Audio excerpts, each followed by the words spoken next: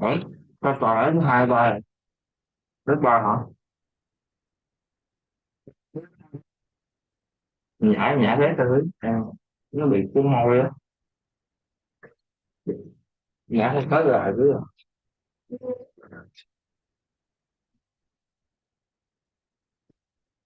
rồi tao bị môi chứ không phải là bị sọc à.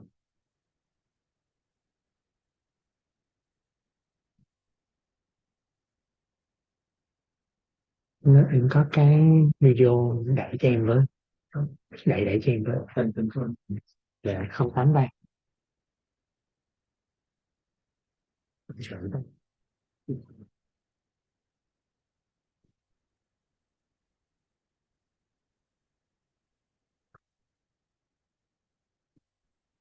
Còn đã và 773 à, 4556 rồi. Dạ đúng rồi.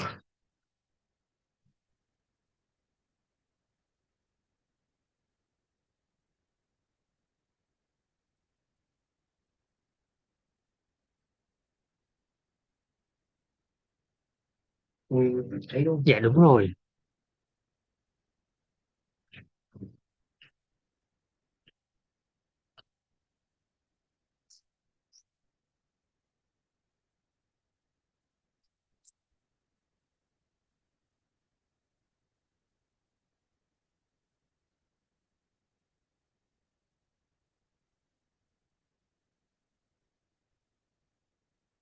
Với 702 thì chán cân quá.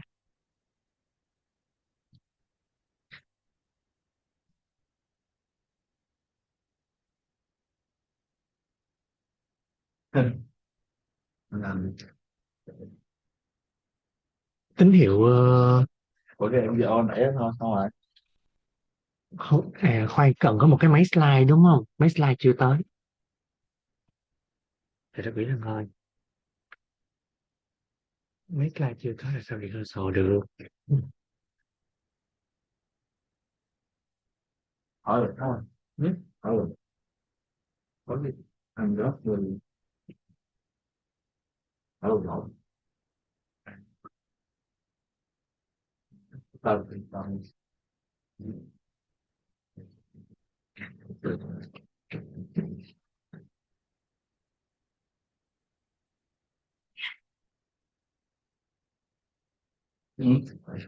Con cậu chưa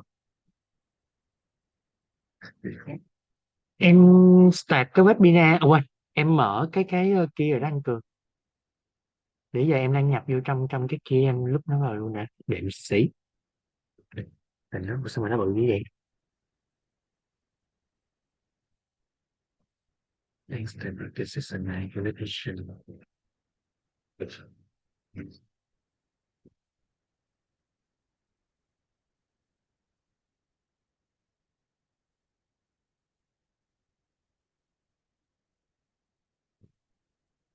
mình quay đi mình dán cái không chơi dán mình lấy cái cười thì cười cái là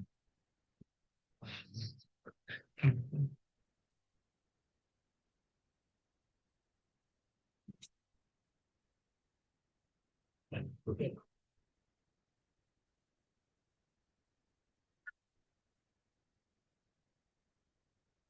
Uống cái nào? Uống sáu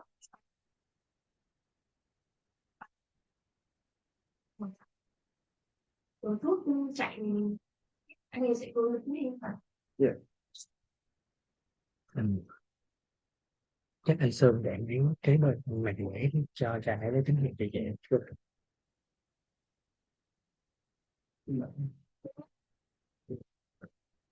Nó cười thế đó Rồi rồi, em thấy cho anh like rồi. em bỏ Hả? bỏ cái like đi. Spot like. Khoan em đem cho anh host đã. Ừ. Đúng không? Em để anh con thôi, đem ra anh host đi.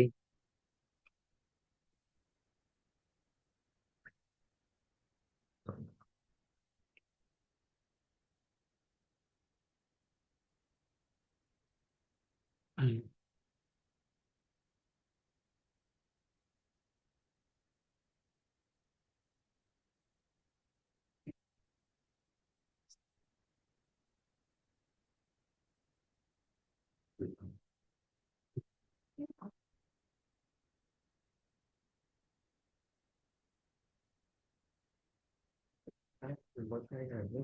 Ờ, anh xài cái wifi của khách sạn, cái BCS á anh, cho nó BSC á, cho nó mạnh. Host là Bullman chữ P viết hoa, A còng 148.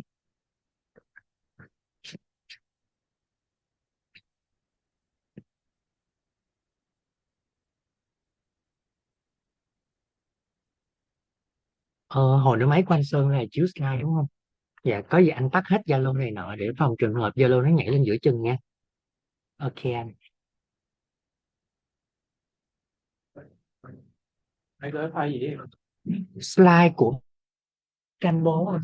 Slide Cambo á, tại vì sáng giờ chưa thấy chị Thanh lên, chưa chị Thanh chưa gửi lại cho em nên là có cái nào lẻ là em update từ từ vậy á. Hôm qua mấy anh kêu em lấy slide dự phòng. Hôm Không, qua slide thôi. Là master slide. Mấy cái bài thì không cần. Master slide có rồi, để em gửi master slide. Master slide em chỉnh rồi. Master slide gì tối em gửi là phải. Em gửi chưa ta? Master slide final FN đúng không? Đúng rồi, nhưng mà cái đó chưa có xóa mấy cái slide xà lơ ở trong đi. Để update thì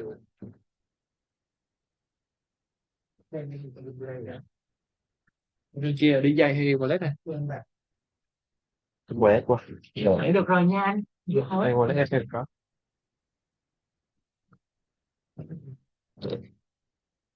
Anh Cường ơi, em mới được video. Ok về.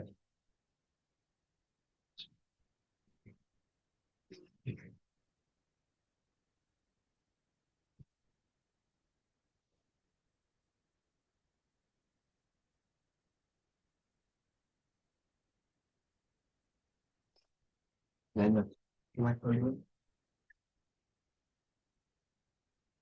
Chưa cái trực. Rồi buông em chơi. Cái này wallet em có.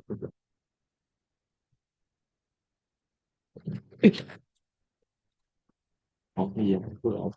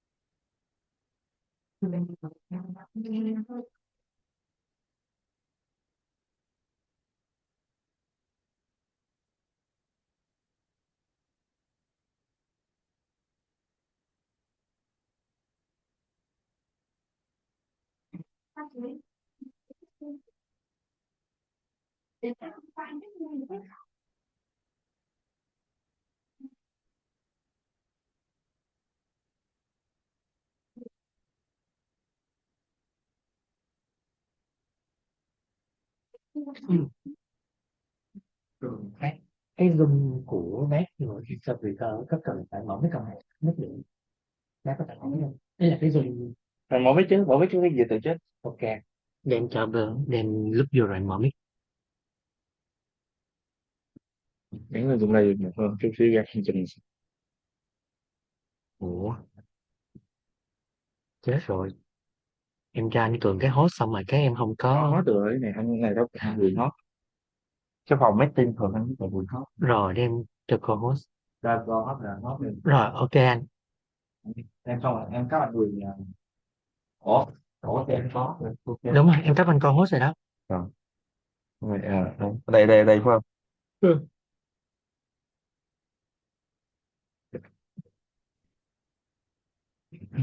Integration.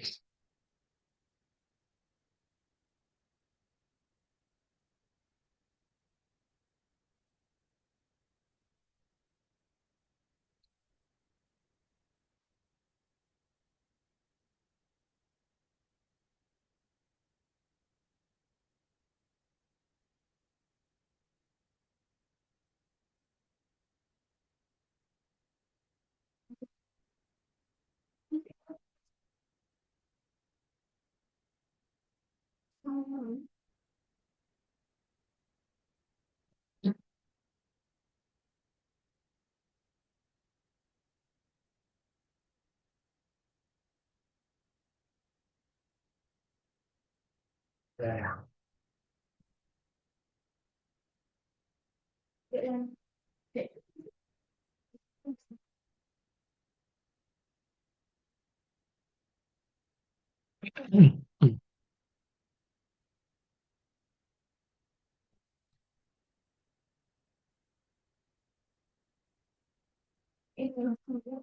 Kiểu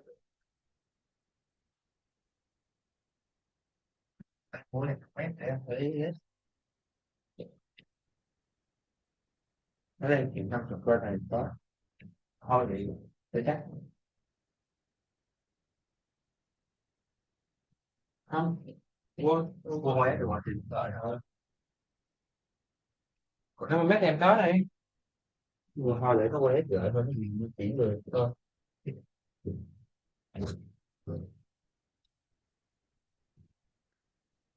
Gì lỡ nốt với em thôi.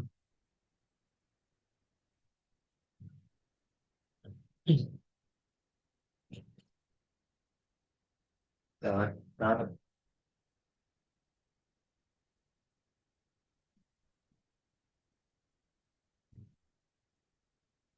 Ủa, được mở. Xem cái này nó xíu rồi. Được. Rồi.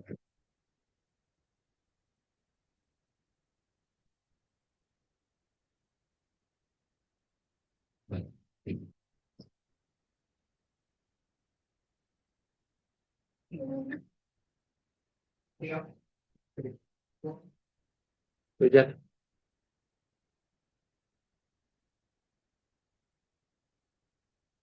Tôi nhận. Chưa, ở đây nó cũng chưa hết.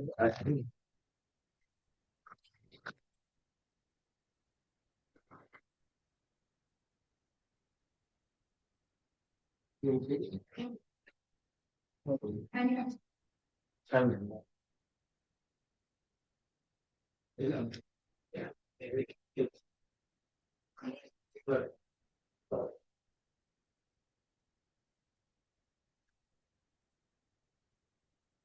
Đấy, rồi. Đó. Đó, món đây.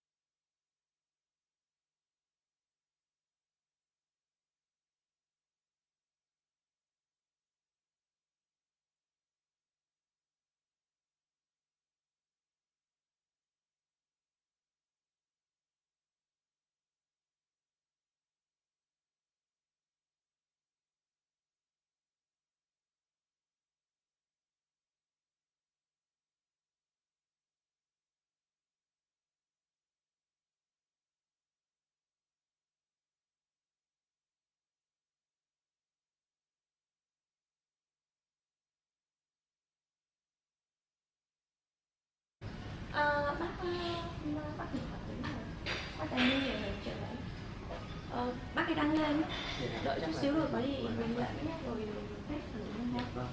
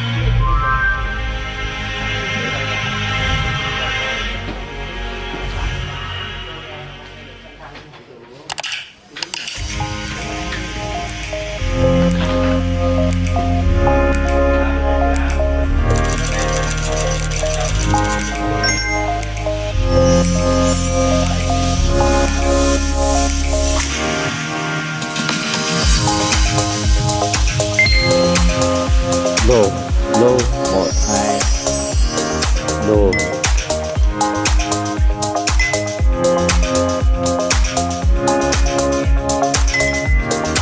lô một hai lô lô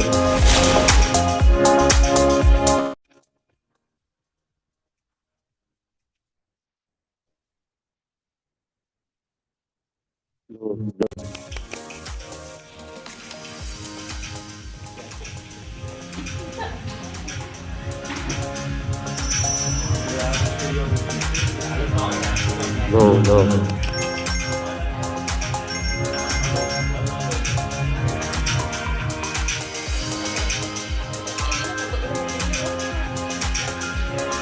Sẽ lớn xíu.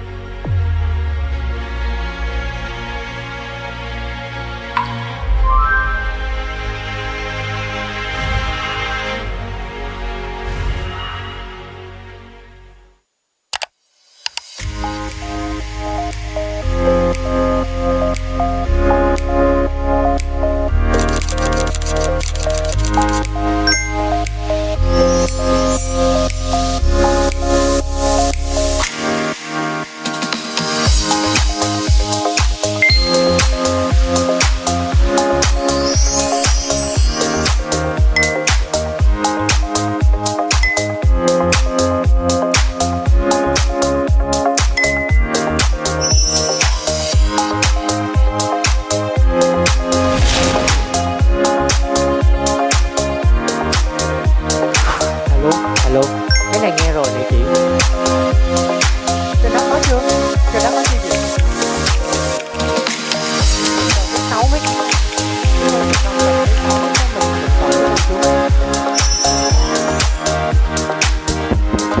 Alo. Dạ dạ.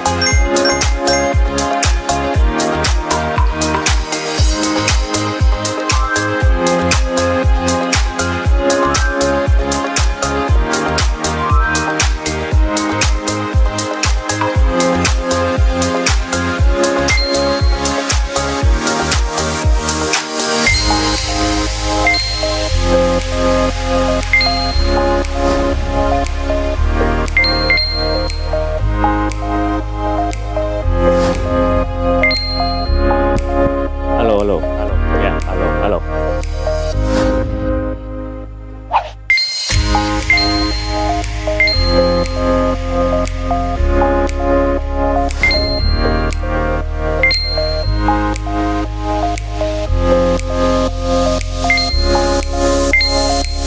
Alo.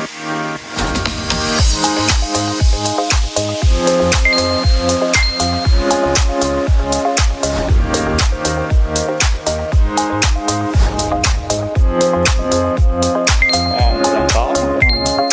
Lô lô lô.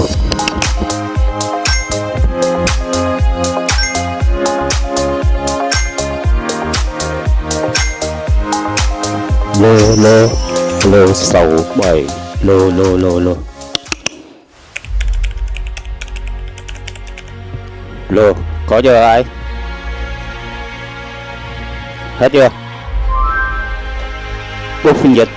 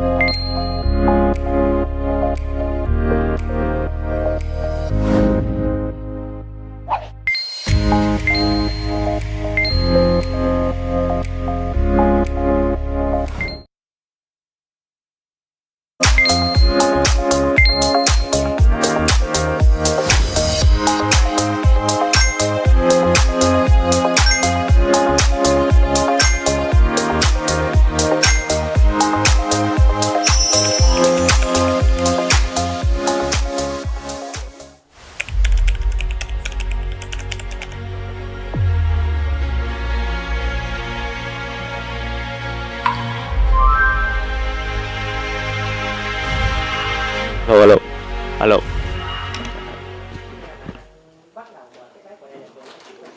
Ok ok.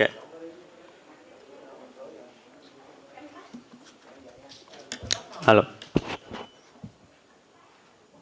Muốn thử cái chỗ mà từ đầu luôn hả? Ok. Kính thưa quý vị, đại biểu, quý vị khách quý bác sĩ, điều dưỡng và kỹ thuật viên. Chúng tôi là Nguyễn Minh Trường, đại diện công ty SMT Việt Nam và khu vực Đông Dương. Cùng với bà Nguyễn Thị Hồng Hạnh, công ty cổ phần trang thiết bị y tế Hạnh Nguyên, xin hân hoan chào đón quý vị bác sĩ, quý vị khách quý đến với chương trình SMT Day 2026 Stronger Hearts for Vietnamese Patients. Lời đầu tiên, chúng tôi xin chân thành cảm ơn quý vị khách quý, quý bác sĩ đã dành thời gian trong ngày buổi sáng thứ Bảy ngày hôm nay để tham dự chương trình của chúng tôi. Kính thưa quý vị, chương trình của chúng tôi dựa trên đang viết để nói sơ bộ trước để cái ý tưởng ha. Kính thưa quý vị, từ chúng tôi bắt đầu vào thị trường Việt Nam vào khoảng 5 năm trước đây, và trong vòng 5 năm từ những con số không tròn trĩnh, và sau 5 năm chúng tôi đã trở thành một trong những công ty cung cấp sản phẩm Supraflex Cruise và Supraflex Star trên toàn bộ lãnh thổ Việt Nam, và là một trong những nhà cung cấp hàng đầu hiện giờ. Theo thống kê sơ bộ, hiện nay chúng tôi đang nằm trong top 5. Để được cái thành quả như thế không có gì, và chúng tôi phải xin vô cùng cảm ơn sự ủng hộ của quý bác sĩ và quý bệnh viện. Rồi, cái này cho Trường một tí nữa Trường ráp xong cho nó gọn ha. Còn bây giờ là Trường sẽ đến cái phần mà giới thiệu ha. Thưa quý vị, chúng tôi xin phép được giới thiệu thành viên ban hội đồng trong chương trình ngày hôm nay. Đầu tiên, về phía chủ tọa, xin giới thiệu giáo sư tiến sĩ bác sĩ Trương Quang Bình, Chủ tịch Hội đồng khoa học của Bệnh viện Đại học Y Dược Thành phố Hồ Chí Minh và Chủ tịch Hội Xơ vữa động mạch Việt Nam. Chúng tôi xin trân trọng giới thiệu giáo sư tiến sĩ bác sĩ Gianluca Campo, giáo sư về tim mạch tại Bệnh viện Đại học Y Ferrara, giám đốc phòng thông tin can thiệp và giám đốc trường tim mạch của Đại học Ferrara, Italy. Thưa quý vị, về phía ban tham vấn, ban chủ tọa ngày hôm nay, chúng tôi xin được phép giới thiệu bác sĩ chuyên khoa 2 Lý Ích Trung, trưởng khoa tim mạch can thiệp Bệnh viện Chợ Rẫy, Thành phố Hồ Chí Minh. Chúng tôi xin phép được giới thiệu thạc sĩ bác sĩ chuyên khoa 2 Nguyễn Trung Quốc, phó giám đốc của Viện Tim Thành phố Hồ Chí Minh. Chúng tôi xin phép được giới thiệu bác sĩ chuyên khoa 2 Nguyễn Đỗ Anh, trưởng khoa tim mạch can thiệp Bệnh viện Nhân dân Gia Định, Thành phố Hồ Chí Minh. Và kính thưa quý vị, về thành phần của công ty SMT, ngày hôm nay chúng tôi xin phép được giới thiệu Mr. Gaurav Goel, Chief Commercial Officer của SMT đến từ Thụy Sĩ. Chúng tôi xin phép được giới thiệu Mr. Anil Suri, phó giám đốc khu vực châu Á Thái Bình Dương của công ty SMT. Và kính thưa quý vị, để mở đầu chương trình ngày hôm nay, chúng tôi xin phép được trân trọng giới thiệu thầy Trương Quang Bình phát biểu mở đầu cho chương trình ngày hôm nay, và em xin phép được kính mời thầy ạ. Cái lúc mà kính mời thầy thì có show lên cái ok không phải không? Lúc đó là cứ ok, anh hiểu rồi. Ok, và sau đây chúng tôi xin phép được mời giới thiệu ông Anil Suri, phó tổng giám đốc khu vực châu Á Thái Bình Dương, anh phát biểu chào mừng cho chương trình ngày hôm nay. Yeah, ok. Và kính thưa quý vị, bởi vì hôm nay là chương trình sinh hoạt khoa học và chia sẻ kiến thức lâm sàng, thì mở đầu chương trình sẽ là chương trình Championship. Không nha, sorry, nhầm. Sau khi mà thưa Anil phát biểu, thầy Bình mời giáo sư Campo lên phát biểu. Ok. Đúng rồi, ok. Cái này là lúc này là Trang ơi, lúc này là anh nói luôn đúng không Trang? Anh mời luôn đúng không? Anh mời Campo luôn hay là ok, anh mời Campo luôn. Hay là thầy Bình phát biểu xong thì nhường lại micro cho ban chủ tọa.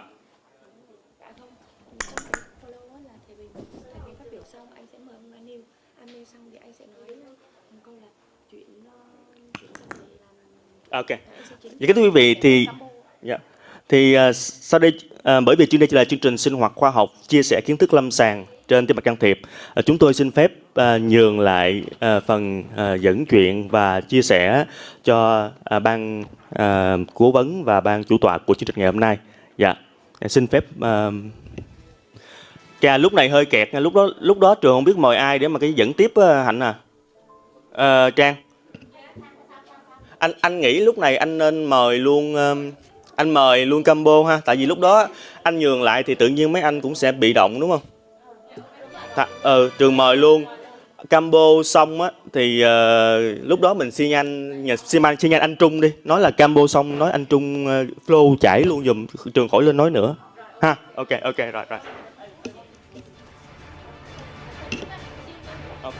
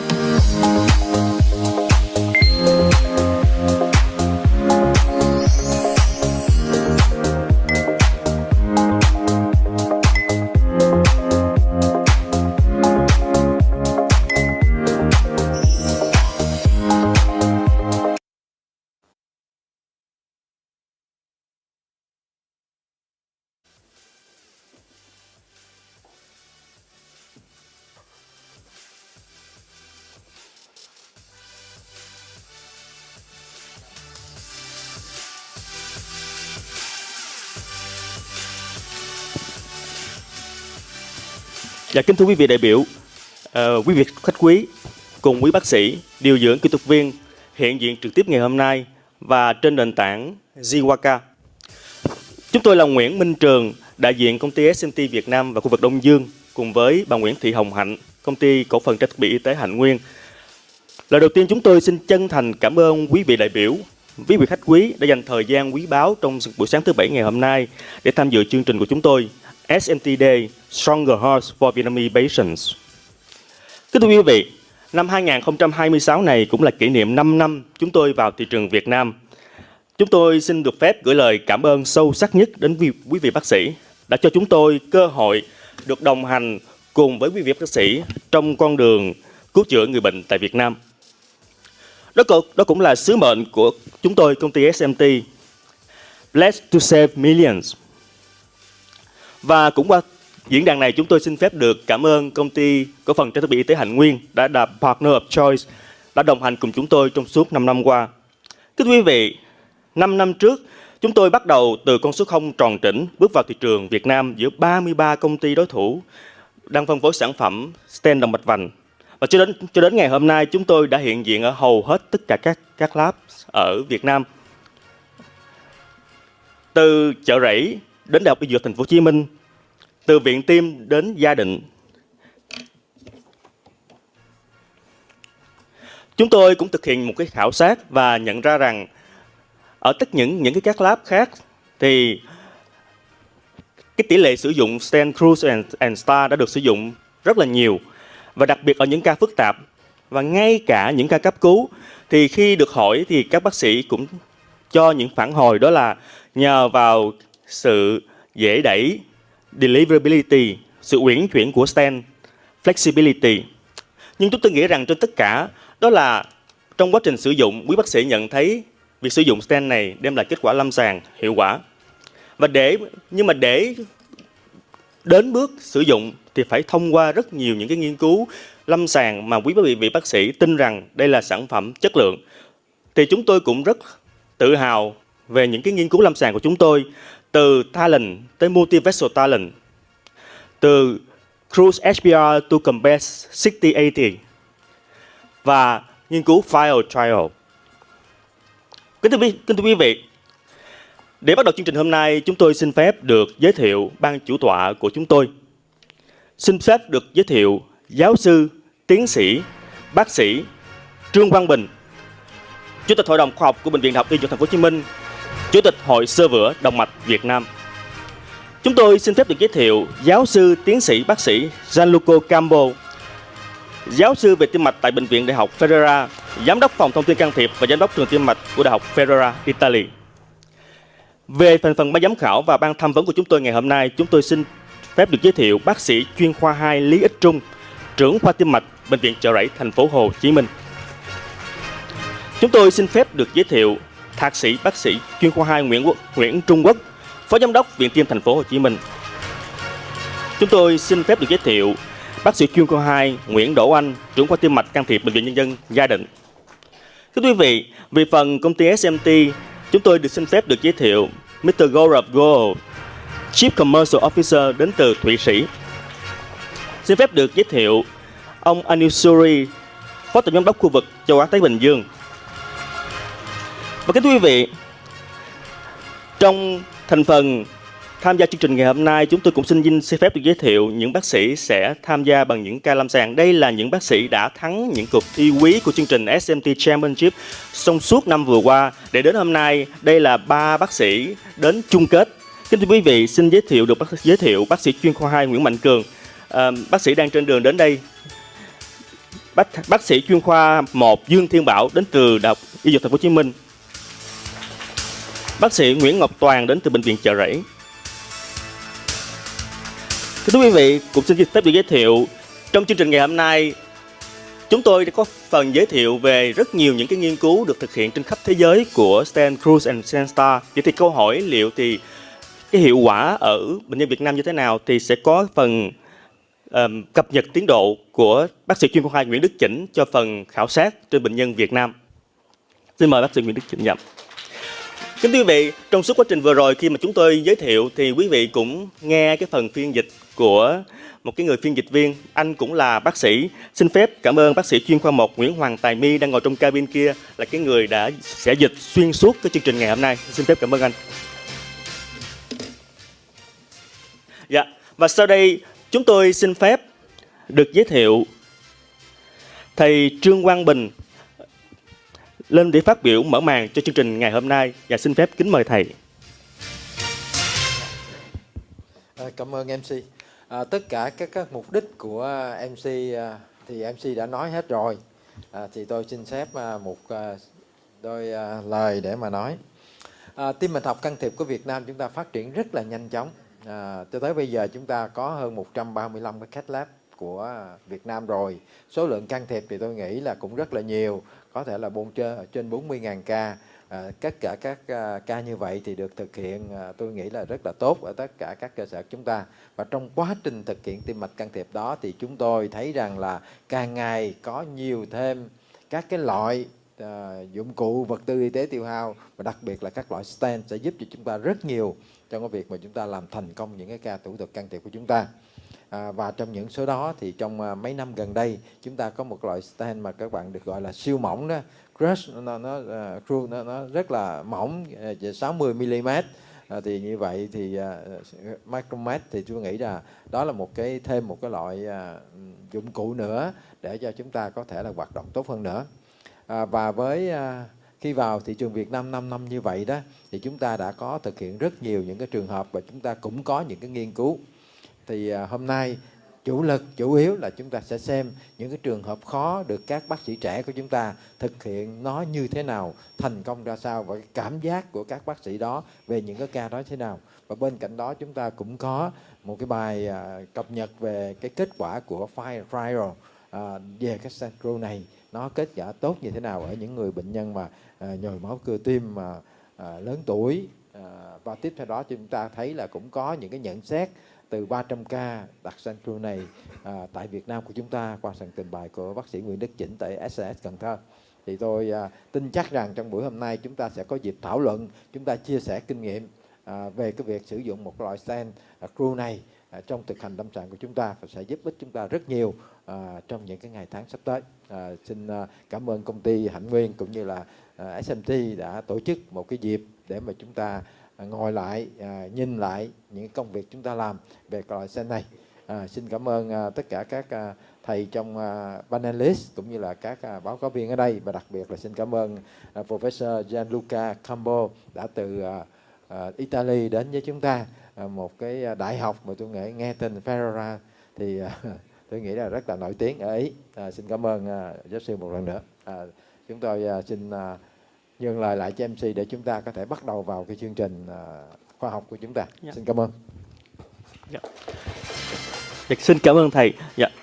Sau đây xin phép được mời ông Anil Suri lên vài lời phát biểu để cảm ơn quý thầy và quý đại biểu đã đến tham dự chương trình ngày hôm nay.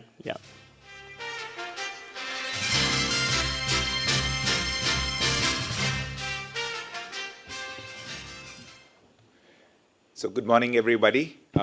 My name is Anil Suri. I'm responsible for the Asia-Pacific region of SMT, and I'm based in Mumbai, in India. It's always a pleasure to be back in Vietnam. The first trip I had to Vietnam was 23 years ago in 2003. Since then, I've been visiting this beautiful country with this most amazing people and just outstanding food, and of course, interacting with all of you. So I think it's probably my 10th, 11th visit to Vietnam, maybe a country that I have visited more than any other, so my second home. So thank you for having me back again here. I would like to formally welcome everyone and thank our chairperson, our panelists, and our case presenters, and everybody present here for making it on the Saturday. I also want to congratulate the case presenters. I think all of you have done a lot of hard work and went through a lot of rigorous exercise of evaluation to come here today. I also want to acknowledge all the other presenters who went through the journey over the last 1 year of various case presentations, and I think it has really been an enriching experience. I also want to extend thanks to our partners, Hanwin Company. Of course, big thanks to our interpreter, who's also a physician from Chore Hospital. So thank you for doing and making sure that the proceedings go well for everyone. And last but definitely not the least, Mr. Min, our SMT team, for putting this program together. So thank you all once again, and I hope the day is interactive, is informative, is productive, and useful. And just one last thing from an SMT perspective, of course, our mission is to save millions of lives, and it's our continuous endeavor to provide affordable devices. And when I say affordable, it still means that it does not compromise quality.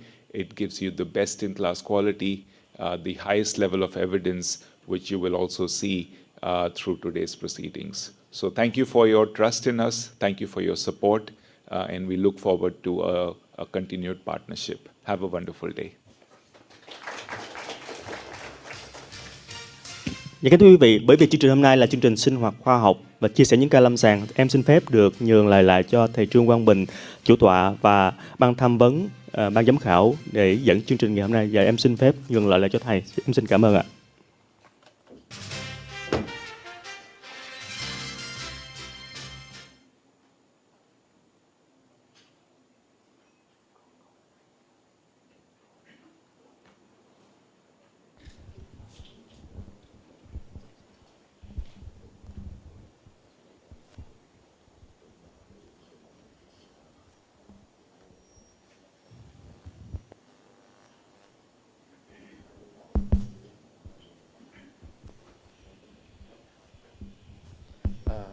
Chúng ta sẽ bắt đầu chương trình khoa học với cái bài trình bày của giáo sư Gianluca Campbell. I would like to invite Professor Campbell with the first presentation today is the update of the FIRE trial in the myocardial infarction patient who are very elderly. Thank you. Thank you so much, dear colleagues. Good morning. It's my second time here in Vietnam. It is a great pleasure to be here and to have the opportunity to discuss with you and to show new data, not only from the FIRE trial, but also from the other randomized clinical trial using supraflex screws in very complex conditions, in particular in multivessel disease. In particular, my first slide obviously starts from the design of the FIRE trial. The FIRE trial is a randomized clinical trial including patients aged 75 years old or older, admitted to hospital for acute MI, with an indication to invasive management. In particular, at coronary artery angiography, patient had to show multivessel disease, and the randomization of the trial was between physio-guided complete revascularization and culprit-only revascularization. So the idea of the trial was to show the superiority of complete revascularization against culprit-only strategy. The trial is quite important for many reasons. First, because older patients are every day more frequent in our cath lab, in our activity, and older patients are incredible associated with high ischemic risk, but also high bleeding risk. We don't have data regarding this population, and obviously, if the strategy may work in this specific condition, obviously it will work in any other patient and situation. Regarding the strategy that we apply, just a brief slide to summarize what we did in the patient of the trial. When a patient is randomized to complete revascularization, first, the culprit lesion was treated with supraflex screws. Second, non-culprit lesions were evaluated with the physiology wire-based or angiography-based FFR, and if flow limiting were treated with supraflex screws. Regarding the design of the stent, it's quite important to remember why we decided to use supraflex screws. Screws is an ultra-thin platform, and it's quite important to remember this: 60 micron for all the diameters, with a biodegradable polymer eluting sirolimus. Ultra-thin platform is quite important because we will see in the next slide is associated with a very low rate of stent restenosis, and biodegradable polymer is quite important because it is associated with a very low chronic state of inflammation in the anterior wall, so a very low rate of stent thrombosis. On top of this, supraflex screws is generated with the LDZ link, which is very important to improve flexibility and deliverability, as you may appreciate in the case from my cath lab. So this very long stent going down in a very tortuous and with calcification mid-LAD. The characteristics of the population are, as expected, a population at very high risk. So mean age was 80 years old, a lot of patients with diabetes, a lot of female patients, the worst clinical presentation, a very complex coronary artery disease. When we treat this patient with complete revascularization, we achieved a great benefit in terms of reduction of death, stroke, MI, and revascularization at 3 years.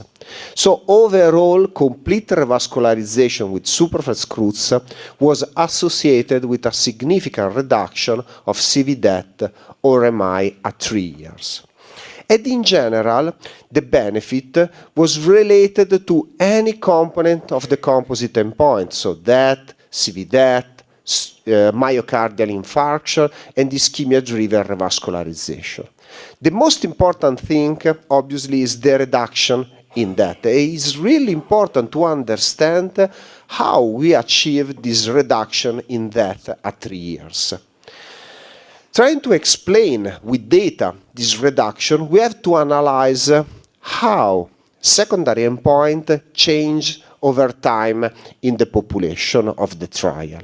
In particular, we observed a significant reduction of MI during the first year. So treating non-culprit lesion, we stabilize non-culprit lesion, we are able to reduce the occurrence of MI in the first year.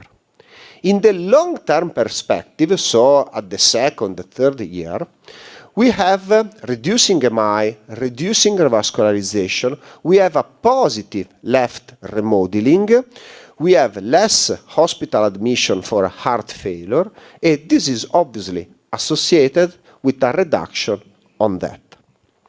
To achieve this result, the performance of the stent was quite important, because to reduce MI, to reduce revascularization, we need a stent with a very low rate of stent restenosis. So, as you remember at the beginning, we talked about ultra-thin platform. Ultra-thin platform is crucial to observe this very low rate of stent restenosis. The rate of stent restenosis is below 2% and is one of the lowest rate that you may appreciate as compared with first generation DS, second generation DS. So despite a very complex population, older patient, complex coronary anatomy, the rate of stent-related adverse events is quite low. And this difference is not related to clinical presentation. So if you treat a patient with ST segment elevation MI during primary PCI, or no ST segment elevation MI patient in your urgent procedure, the result does not change. So the performance of the stent and the positive effect of complete revascularization is the same.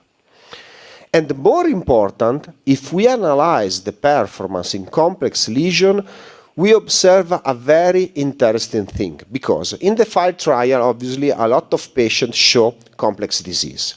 We have 44% of the patient with long lesion, more than 30 millimeters.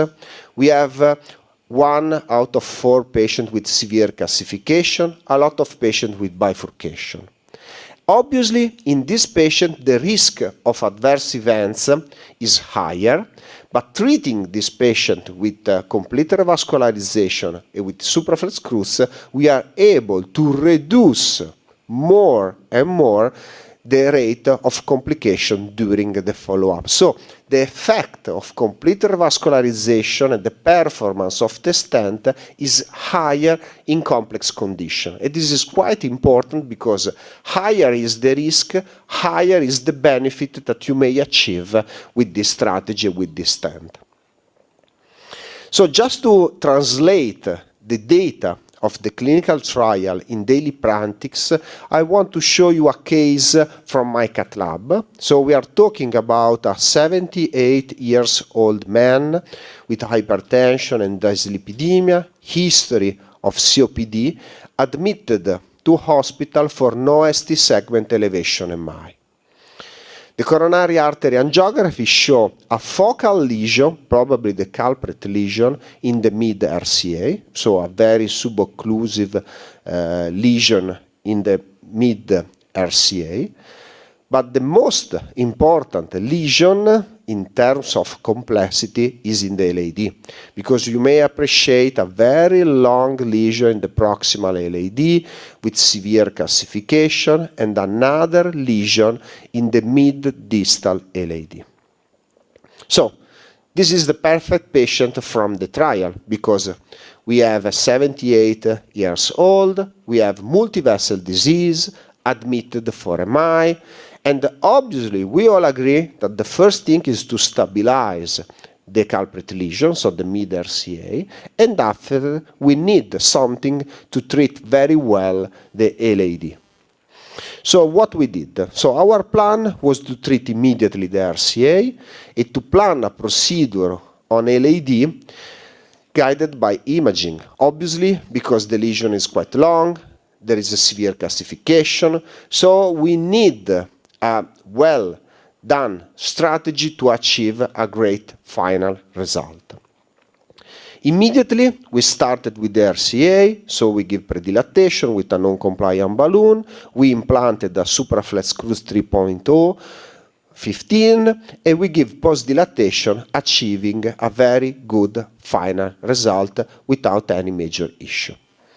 But the key of the cases is to discuss about LAD. This is the OCT run before any treatment, and you may appreciate in the OCT run, you can see here, a lot of severe calcification across the vessel. In particular, you may appreciate here a lot of calcium, so 360-degree calcification all around the vessel. Here there is a very tight stenosis with a lot of calcium. So obviously the information that we have from OCT are severe calcification, need a very good preparation of the lesion, and after this we may implant 3 different stents, and we have from OCT the right sizing of the stent. We proceeded as planned, so we performed predilatation, IVL, so shock wave preparation of the lesion, and we implanted 2 stents. Why this? Because in the proximal part we may implant a very long supraflex screws, because the supraflex screws can be post-dilated without any issue related to stent fracture, and we can increase the diameter of 3.5 stent up to 4.5 without any major issue.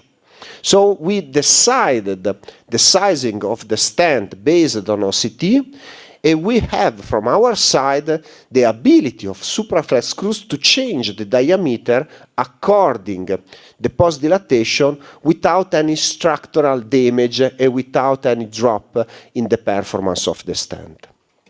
So that's the stent implantation, and that's the final result. So a very well result in the LAD as shown by coronary artery angiography and in particular as shown by OCT run. You may appreciate the very good result, no dissection, a very good expansion of the stent, good apposition. So we are very happy about the final result in this complex disease with severe calcification. Coming back to the randomized clinical trial, we move from the FIRE trial to the other two most important trials with supraflex screws, so the multi-vessel talent and after some slide also from the Tuxedo 2 trial. The multi-vessel talent trial is quite important because we are talking about a trial in patients with 3-vessel disease. So we are talking about modern PCI technique, and we are talking about a head-to-head comparison with Synergy. So this is important because Synergy has a lot of data, and we want to compare the performance of supraflex screws with one of the most used stent in the world. The design of the study was quite simple. The inclusion criteria was 3-vessel disease. All patients were treated with modern PCI, so physiology guidance, IVUS optimization, treatment of CTO, optimal medical therapy, and patients were randomized to supraflex screws and Synergy. First, the primary result, no difference between Synergy and Cruz. This is quite important. So supraflex Cruz is able to guarantee the same performance as compared to Synergy. But if we go in the detail and we analyze very well the data, we have a very important information. Look at the blue line. The blue line is the supraflex screws, and look at the performance when you divided the patient based on complexity. So here on your left, you have patient at low complexity, intermediate complexity. At your right, patient at high complexity. The rate of adverse event does not change. So we have the same performance of the stent despite an increase in complexity. And this data is quite consistent with the data from the FIRE trial. In the FIRE trial, higher is the complexity, higher is the risk, higher is the advantage that you may achieve with this stent. And again, multi-vessel talent show the same thing. With the other platform, you pay something in terms of adverse event when patients are more complex, when coronary artery disease is more complex. With supraflex Q, you don't pay nothing in terms of adverse events. So the other point, so now we talk a lot about performance, efficacy, reduction of adverse events, but obviously another important point is the safety of the stent. So we move from stent restenosis to stent thrombosis, okay? And when we talk about stent thrombosis, again, we have very good news regarding this platform, because in the FIRE trial, so all patients with MI, all patients with multi-vessel disease, a lot of comorbidity, the rate of stent thrombosis was one of the lowest that you may appreciate as compared to any other platform. And the rate of stent thrombosis was low at the beginning and in particular at long-term follow-up. This is related to biodegradable polymer, because biodegradable polymer is able to give a very low chronic state inflammation in the arterial wall, so we don't have any trigger for stent thrombosis. When we talk about stent thrombosis, obviously we have to talk about high bleeding risk patient. Why high bleeding risk patients are a challenge for our daily practice? Because high bleeding risk patients are patients where DAPT, so aspirin plus ticagrelor, aspirin plus clopidogrel, cannot be used to reduce the risk of stent thrombosis and myocardial infarction. So you need something different. And this is the stent technique and the implantation technique. So to generate evidence in agreement with the modern definition of high bleeding risk, we put all together the data from the FIRE trial, the CRUZ HBR registry, and the COMPARE 6080 trial. This trial is quite important because it's a head-to-head comparison with Ultimaster. Ultimaster platform is the platform tested in the Master DAPT trial, the largest trial in HBR patient, and Superflex CRUZ was non-inferior as compared to Ultimaster in HBR patients. So we have data from a large randomized clinical trial, and we have the data from the present meta-analysis putting all together more than 1,600 patients with HBR characteristic.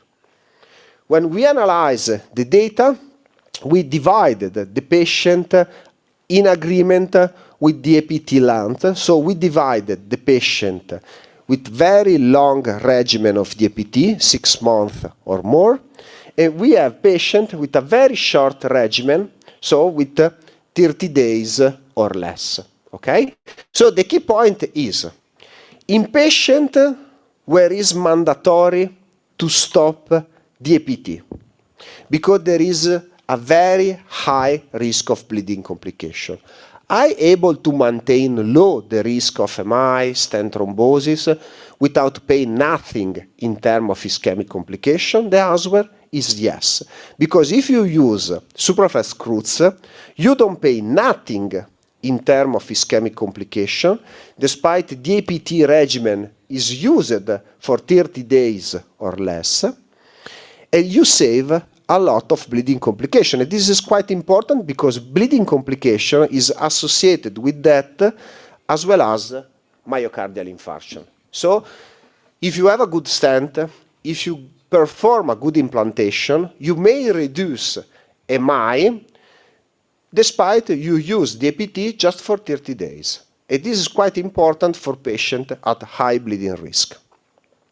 And in particular, the data of stent thrombosis is quite strong because we did not observe any difference in the rate of stent thrombosis despite a very short DAPT regimen. So again, we have a platform showing data, very strong data, in terms of performance and safety.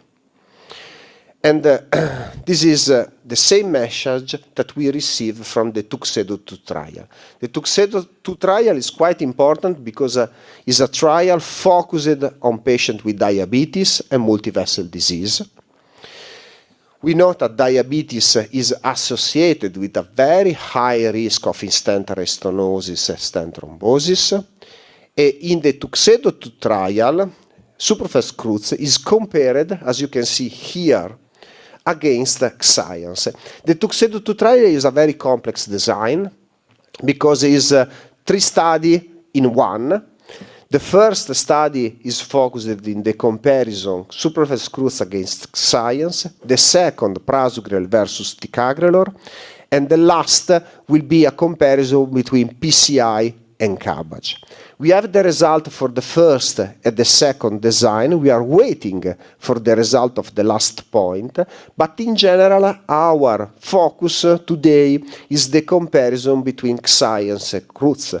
So, in patients with diabetes and multivessel disease, the performance of CRUZ is similar or not to the performance of science? This is the question, and the answer is quite clear, no difference.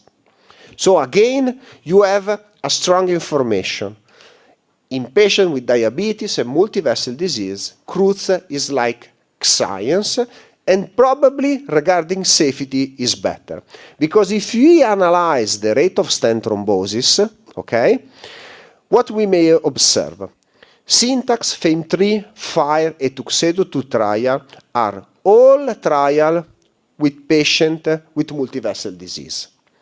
Here there is first generation DS, second generation DS, science, and here you have patient with MI treated with Superflex CRUZ, patient with diabetes treated with Superflex CRUZ.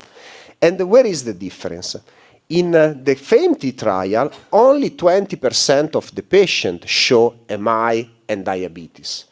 On the contrary, in the FIGHT trial, all patients have MI. In the Tuxedo 2 trial, all patients have diabetes. And despite this, the rate of stent thrombosis is the lowest. So again, when the population is complex, when the coronary artery anatomy is complex, the performance of the stent is great with very low rate of complication. So to conclude another case, in HBR patient, just to put in the context the information, and we are talking about a 77-year-old man, hypertension, dyslipidemia, diabetes, moderate kidney dysfunction, atrial fibrillation, okay? So all the risk factor for bleeding complication. The patient is admitted for nostemi, so no ST segment elevation MI, and this patient is a HBR patient, so we have to manage the ischemic risk. The patient is admitted to hospital for MI, but we have to talk also about dual antiplatelet therapy and high bleeding risk. The coronary artery angiography was not good because you may appreciate a very complex lesion in the mid portion of the RCA with severe calcification again. And you may appreciate in the left coronary artery system a lesion in the circ and a lesion in the diagonal branch. And again, a lot of calcification. So the first point is to fix the disease. To reduce bleeding complication, we have to use radial access. In particular, we have to work with the stent platform because it is our main weapon to reduce complication in terms of ischemic events. We started from RCA, and again, OCT show a very complex disease. In this case, the disease is worse as compared to the first case because we have a lot of calcium, so we have concentric calcium, but we have also, you may appreciate here, some calcified nodule protruding inside the vessel, okay? And this is the worst condition because you have here a lot of calcium, so circumferential calcium, and here you have a protruding nodule. So this is the culprit lesion. It's a calcium with thrombosis protruding inside the vessel. Again, in this case, the preparation of the lesion is the key point. You need a very good preparation of the lesion to achieve a good result. And again, in this result, IVL is quite helpful. Why is helpful?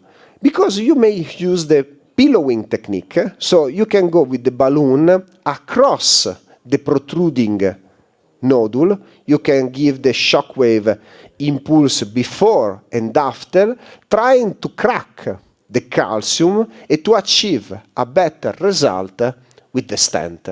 But the preparation of the lesion is crucial because no stent can work in the good way if you don't give a good preparation of the lesion.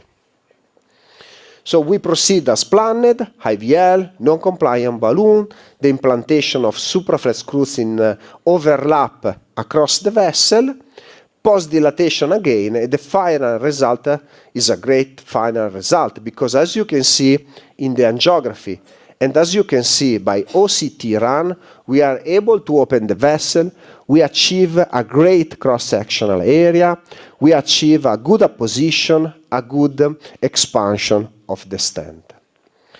We did the same on the left coronary system, so we implanted the supraflex screws in the circ and the supraflex screws in the diagonal branch, achieving complete revascularization in a very complex patient. And the last point of the discussion is what to do with the APT. This is a very complex patient. Advanced age, chronic kidney disease, a lot of cardiovascular risk factor, a lot of stent. Obviously, this is a patient that normally you treat with aspirin in ticagrelor for 1 year, but you can do it. You can do it in this patient because he's a patient at high bleeding risk, he's a patient with oral anticoagulation, so needing oral anticoagulation for atrial fibrillation. So what you can do? You can reduce the APT, you can give aspirin just for the first day and to use clopidogrel for 6 months and giving oral anticoagulation long life. To do this, you need specific data regarding the safety of the stent.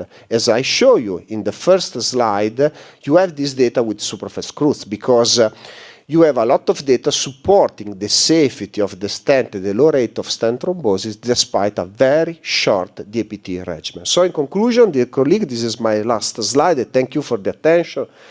When we talk about complex patient, obviously we need our expertise.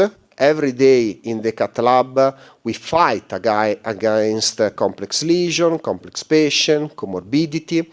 And obviously, the selection of the technique and the material that we do are based on scientific evidence and on our experience. The feeling regarding this technique is that we have a lot of data showing the performance of the stent, the very good performance of the stent in the worst patient, because we are talking about older patient, HBR patient, multivessel disease. No stent has data so strong and so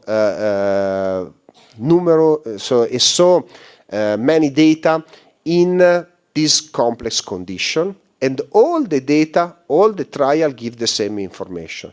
The performance of the stent in terms of in-stent restenosis and stent thrombosis is very good. In particular, regarding the safety, we may appreciate one of the lowest rate of stent thrombosis despite very short DPT regimen. Thank you for your attention.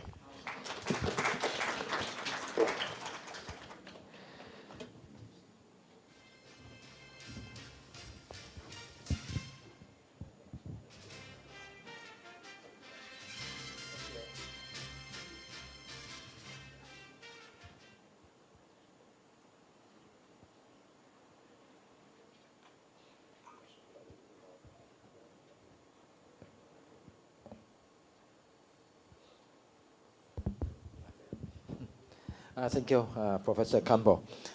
Qua cái bài trình bày của Professor Campbell, mình thấy là qua những cái nghiên cứu là file trial, xong rồi chúng ta coi nghiên cứu là multivessel talent, cũng như là ở cho bệnh nhân mà high bleeding risk, và cuối cùng đó là một cái bệnh nhân trên đái tháo đường, pseudo trial.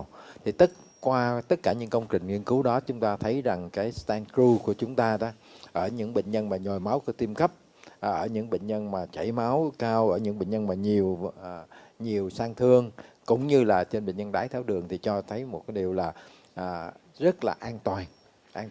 An toàn ở đây cho chúng ta thấy là cái gọi là stent thrombosis á, nó rất là thấp, mình không phải thấp nữa mà very low. Cũng như là cái chuyện mà in-stent restenosis cũng rất là thấp. Và tiếp theo nữa đó là ở những bệnh nhân mà chúng ta thấy là nguy cơ chảy máu cao đó, thí dụ như những bệnh nhân mà vừa có đái tháo đường, hoặc là những cái chuyện của bệnh thận vân vân, và đang sử dụng thuốc kháng đông đường uống đó, thì chúng ta thấy rằng với cái loại stent true này đó, siêu mỏng này đó, giúp cho chúng ta thấy rằng cái kết quả về mặt thiếu máu cục bộ xảy ra thì cũng như các khác, nhưng mà giảm được cái nguy cơ chảy máu rất là nhiều, và chúng ta có nhiều cơ hội để chúng ta dùng cái short DAPT có thể là cỡ 1 tháng thôi. Như là trong cái trường hợp mà trình bày thì chúng ta thấy chỉ sử dụng aspirin, tức là triple therapy chỉ 1 tuần thôi, và dual therapy tức là clopidogrel cộng với endosulfan chỉ có 6 tháng thôi, và sau đó chúng ta chỉ sử dụng NOAC một mình thôi, và kết quả rất là tốt.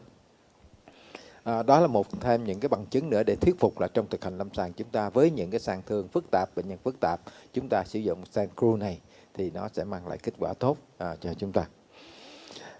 Một lần nữa xin cảm ơn Professor Campbell.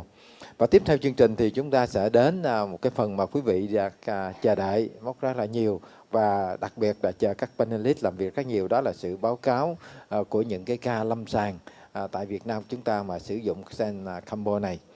Báo cáo đầu tiên là từ bác sĩ Nguyễn Mạnh Cường. Tuy nhiên bác sĩ Nguyễn Mạnh Cường là có việc bận cho nên không có đến được. Và để báo cáo thay cho bác sĩ Nguyễn Mạnh Cường, đó là bác sĩ Mai Hoàng Jin sẽ báo cáo một cái bài chúng ta cái chiến lược mà tái thông mạch vành cho những bệnh nhân ACS mà có tổn thương nhiều nhánh. Xin mời bác sĩ Mai Hoàng Jin.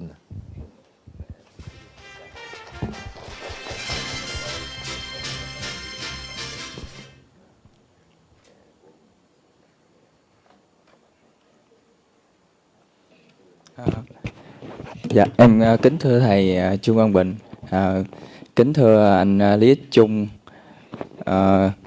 kính thưa anh Nguyễn Trung Quốc và kính thưa anh Đỗ Anh, cùng toàn thể các anh chị đồng nghiệp và các anh chị trong công ty của Sprolet và các bạn. And dear Professor Campbell, I'm Dr. Mai Hoàng Jin from Cần Thơ ADH Hospital. I will be reciting a credit book on behalf of Dr. Kung. He is unavailable today. I would like share a credit book with the topic revascularization strategy for multifactorial disease in ACS. There was a 66-year-old man admitted to emergency department due to recurrent episode of chest pain. It's lasting about 15 to 20 minutes, accompanied by sweating and shortness of breath. He had a history of smoking, hypertension, and asthma. Vital sign and physical examination was normal in the emergency department. Noteworthy juvenile IX injury from 434 to 512. Approximately 20% dynamic change, and LDL-C level was 3.42, and all the blood tests were normal. The renal results so that ECGs was normal. No significant suggestion. Regarding to echo, no motion and ejection fraction was reserved 60%.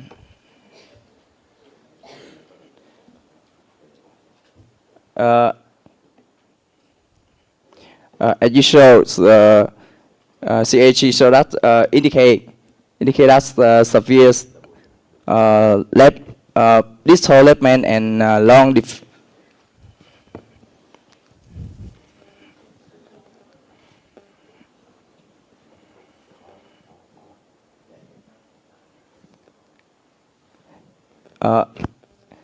along diffuse stenosis both of LD and LCs.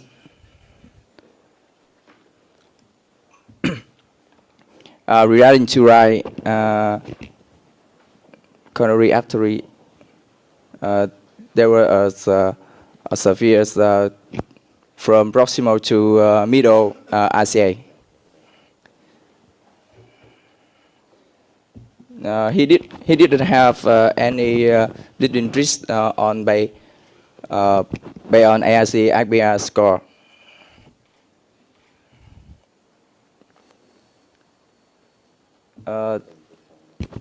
The final diagnosis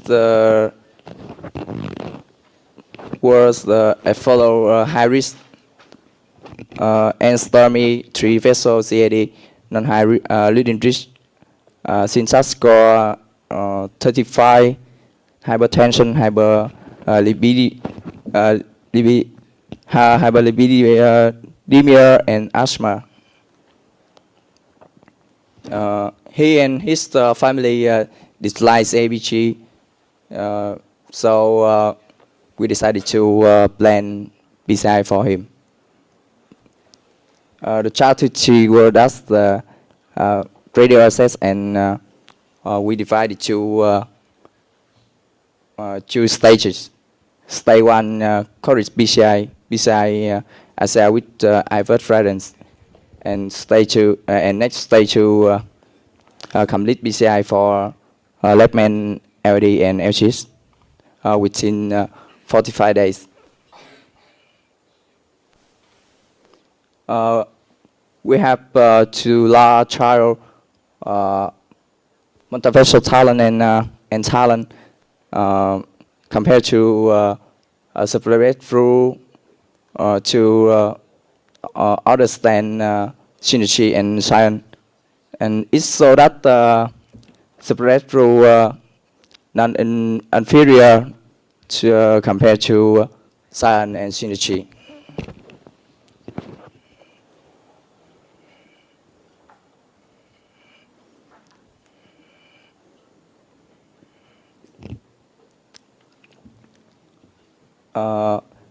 BCI ASEA with the efforts written during procedure during IVERT procedure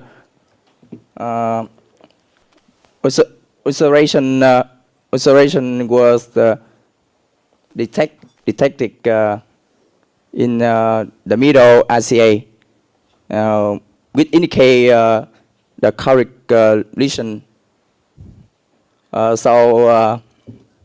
So my team decided to BCI for ASEA. We deploy direct stand separate through G.5 48 from the proximal to middle ASEA for him, and both dilatation with the NC balloon G.5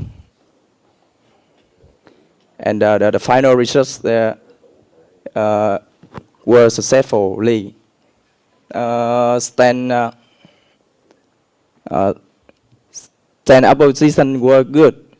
Now at the session, and the residual stenosis were significant. After 20 days, he readmitted to complete BCI for left main and LD and LCS.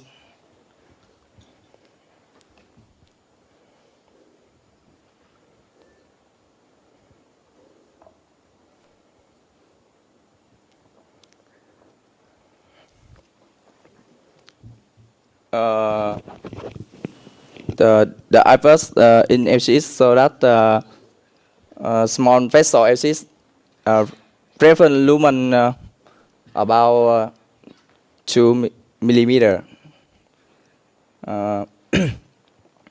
However, the diameter of LCS may be larger, 3 millimeter.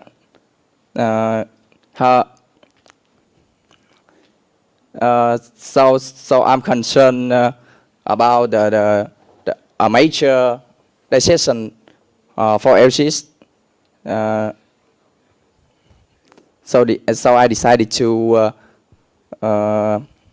semi balloon for a semi balloon 2 millimeter for LCS to reparation. And thereafter, I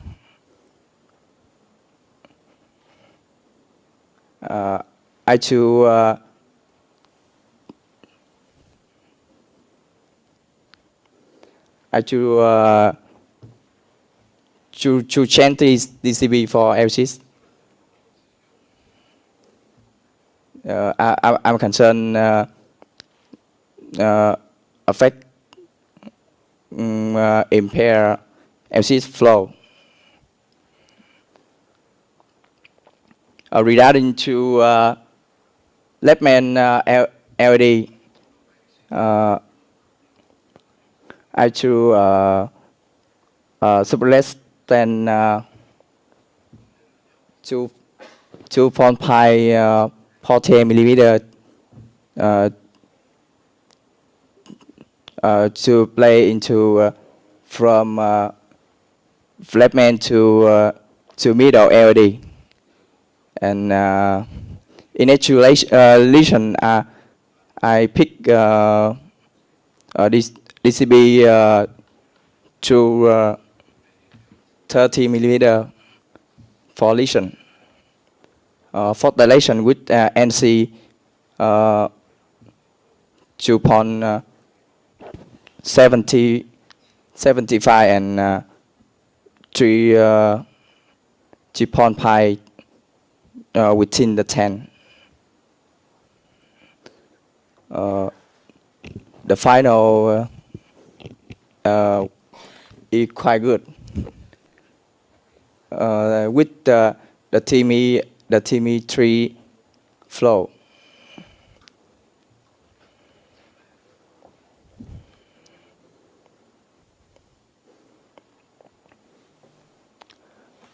After both dilatation with the LED MSA was 5 millimeter, whereas and left main LC was A114.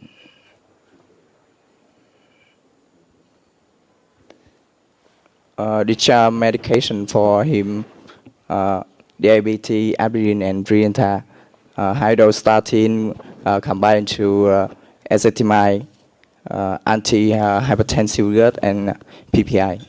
Thank you for your attention. Dạ, em cảm ơn mọi người.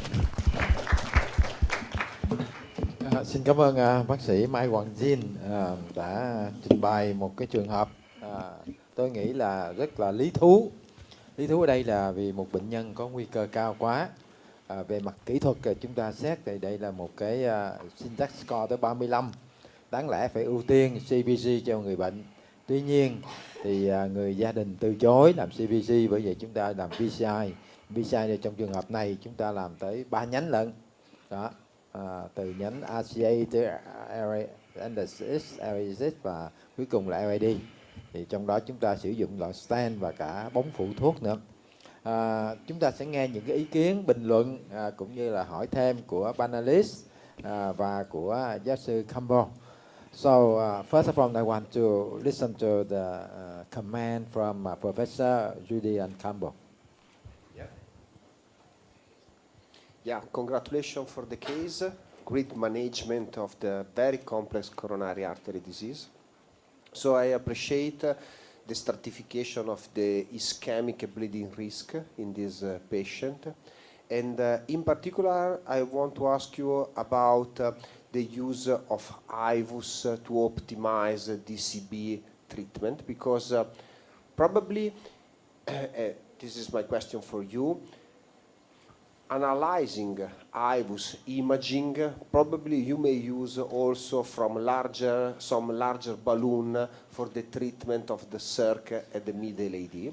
Because when you want to optimize the outcome with the DCB treatment, it's quite important to give at least a 1-to-1 ratio between the balloon and the sizing of the vessel, because it's really important to give the elution of the drug directly in the media, directly, deeply in the arterial wall, to maximize the benefit and to avoid the proliferation. So, just a brief comment between the selection of the sizing of the balloon and the possible effect in the long-term outcome for this patient.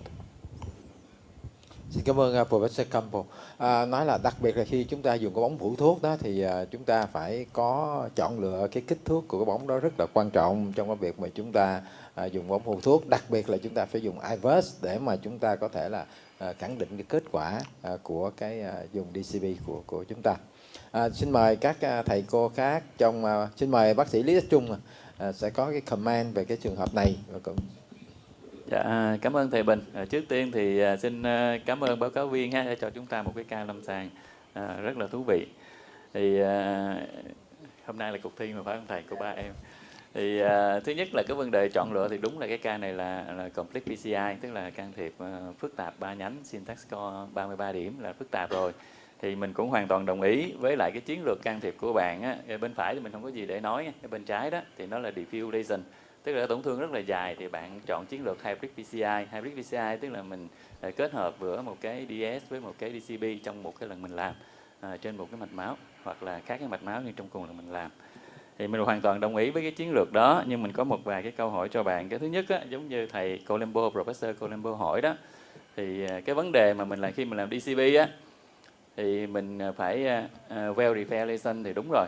Thì khi mà mình chuẩn bị tối ưu như vậy đó, thì dưới cái guide của hướng dẫn của iVerse á, mình phải chọn cái đường kính bóng so với lại cái mạch máu làm sao, mình chuẩn bị sao, rồi sau đó mình mới dán cái bóng thuốc. Và khi mình chọn kích thước của bóng thuốc và cách mình bung cái bóng thuốc như thế nào, thì chắc là mình xin hỏi bạn chút xíu về cái đó. Thứ nhất là cái tỷ lệ chọn bóng để chuẩn bị tổn thương nha. Sau khi chuẩn bị xong rồi thì chọn cái tỷ lệ bóng thuốc so với đường kính mạch máu thông phảo và cách mình bung bóng thuốc như thế nào.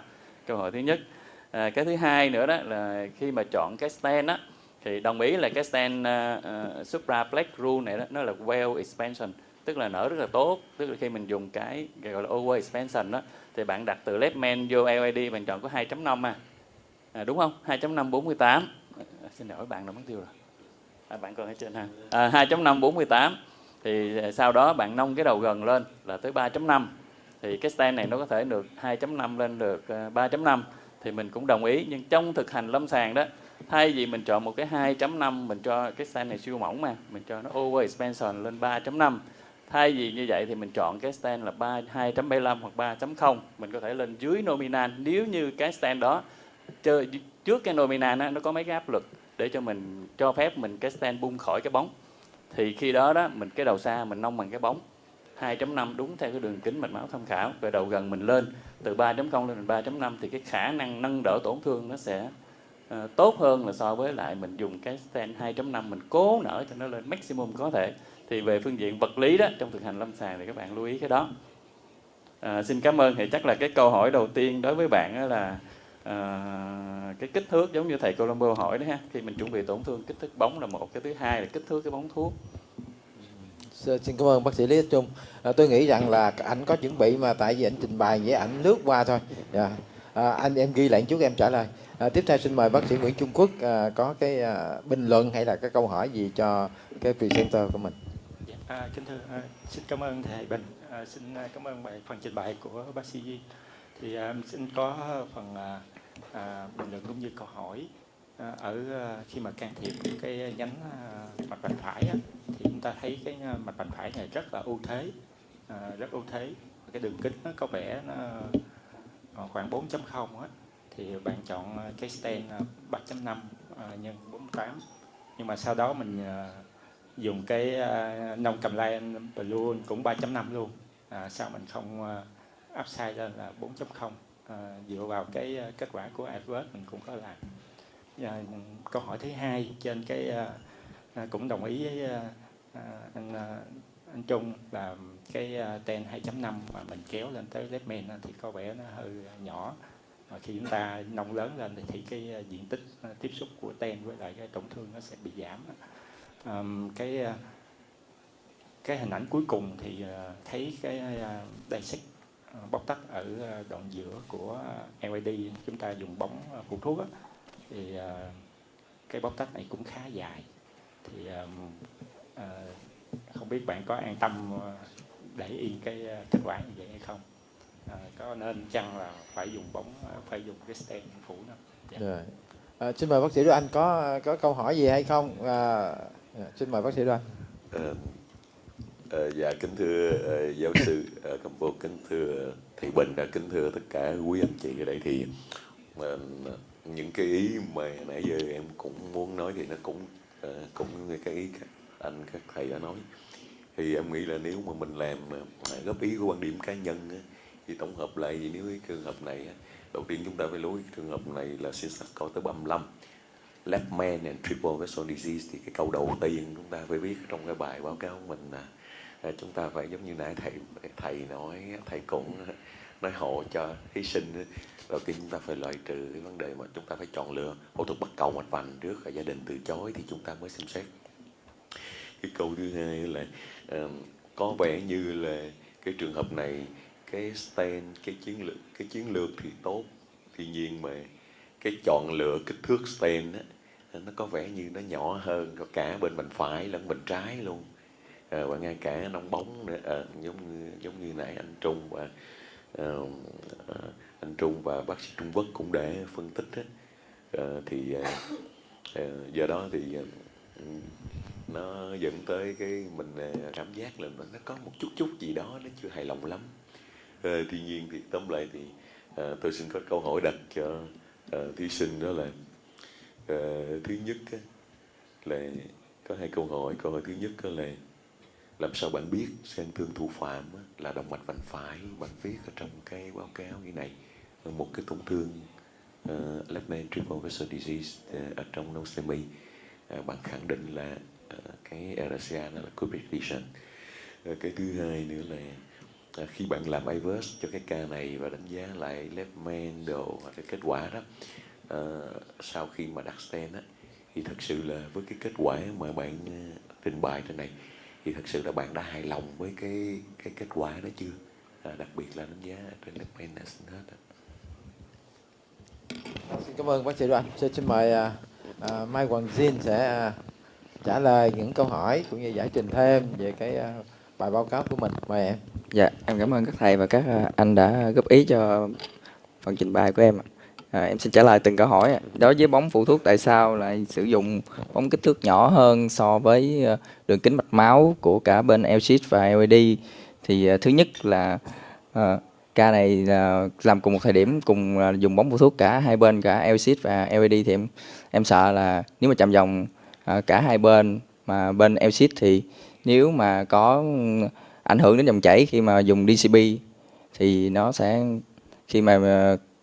khi dùng đặt ten mà để cứu vãn thì LCD sẽ khó là chọn ten, tại vì không có điểm đáp đầu xa của LCD, nên là cái đường kính lumen mạch máu của LCD thì rất là nhỏ, nãy khoảng tầm dưới 2 chấm. Nên là bên em chọn chiến lược là dùng cái bóng semi để chuẩn bị sang thương, và sau đó là nong bóng DCB cho bên LCD. Còn đối với LED thì đường kính mạch máu đầu xa của LED cũng khoảng tầm 2 chấm rồi.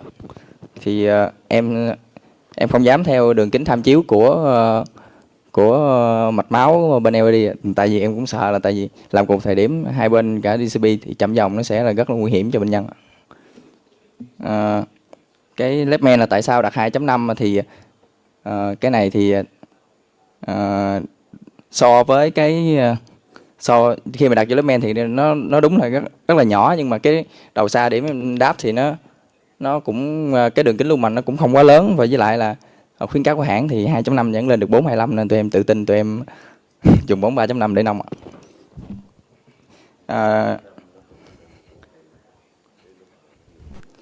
Dạ.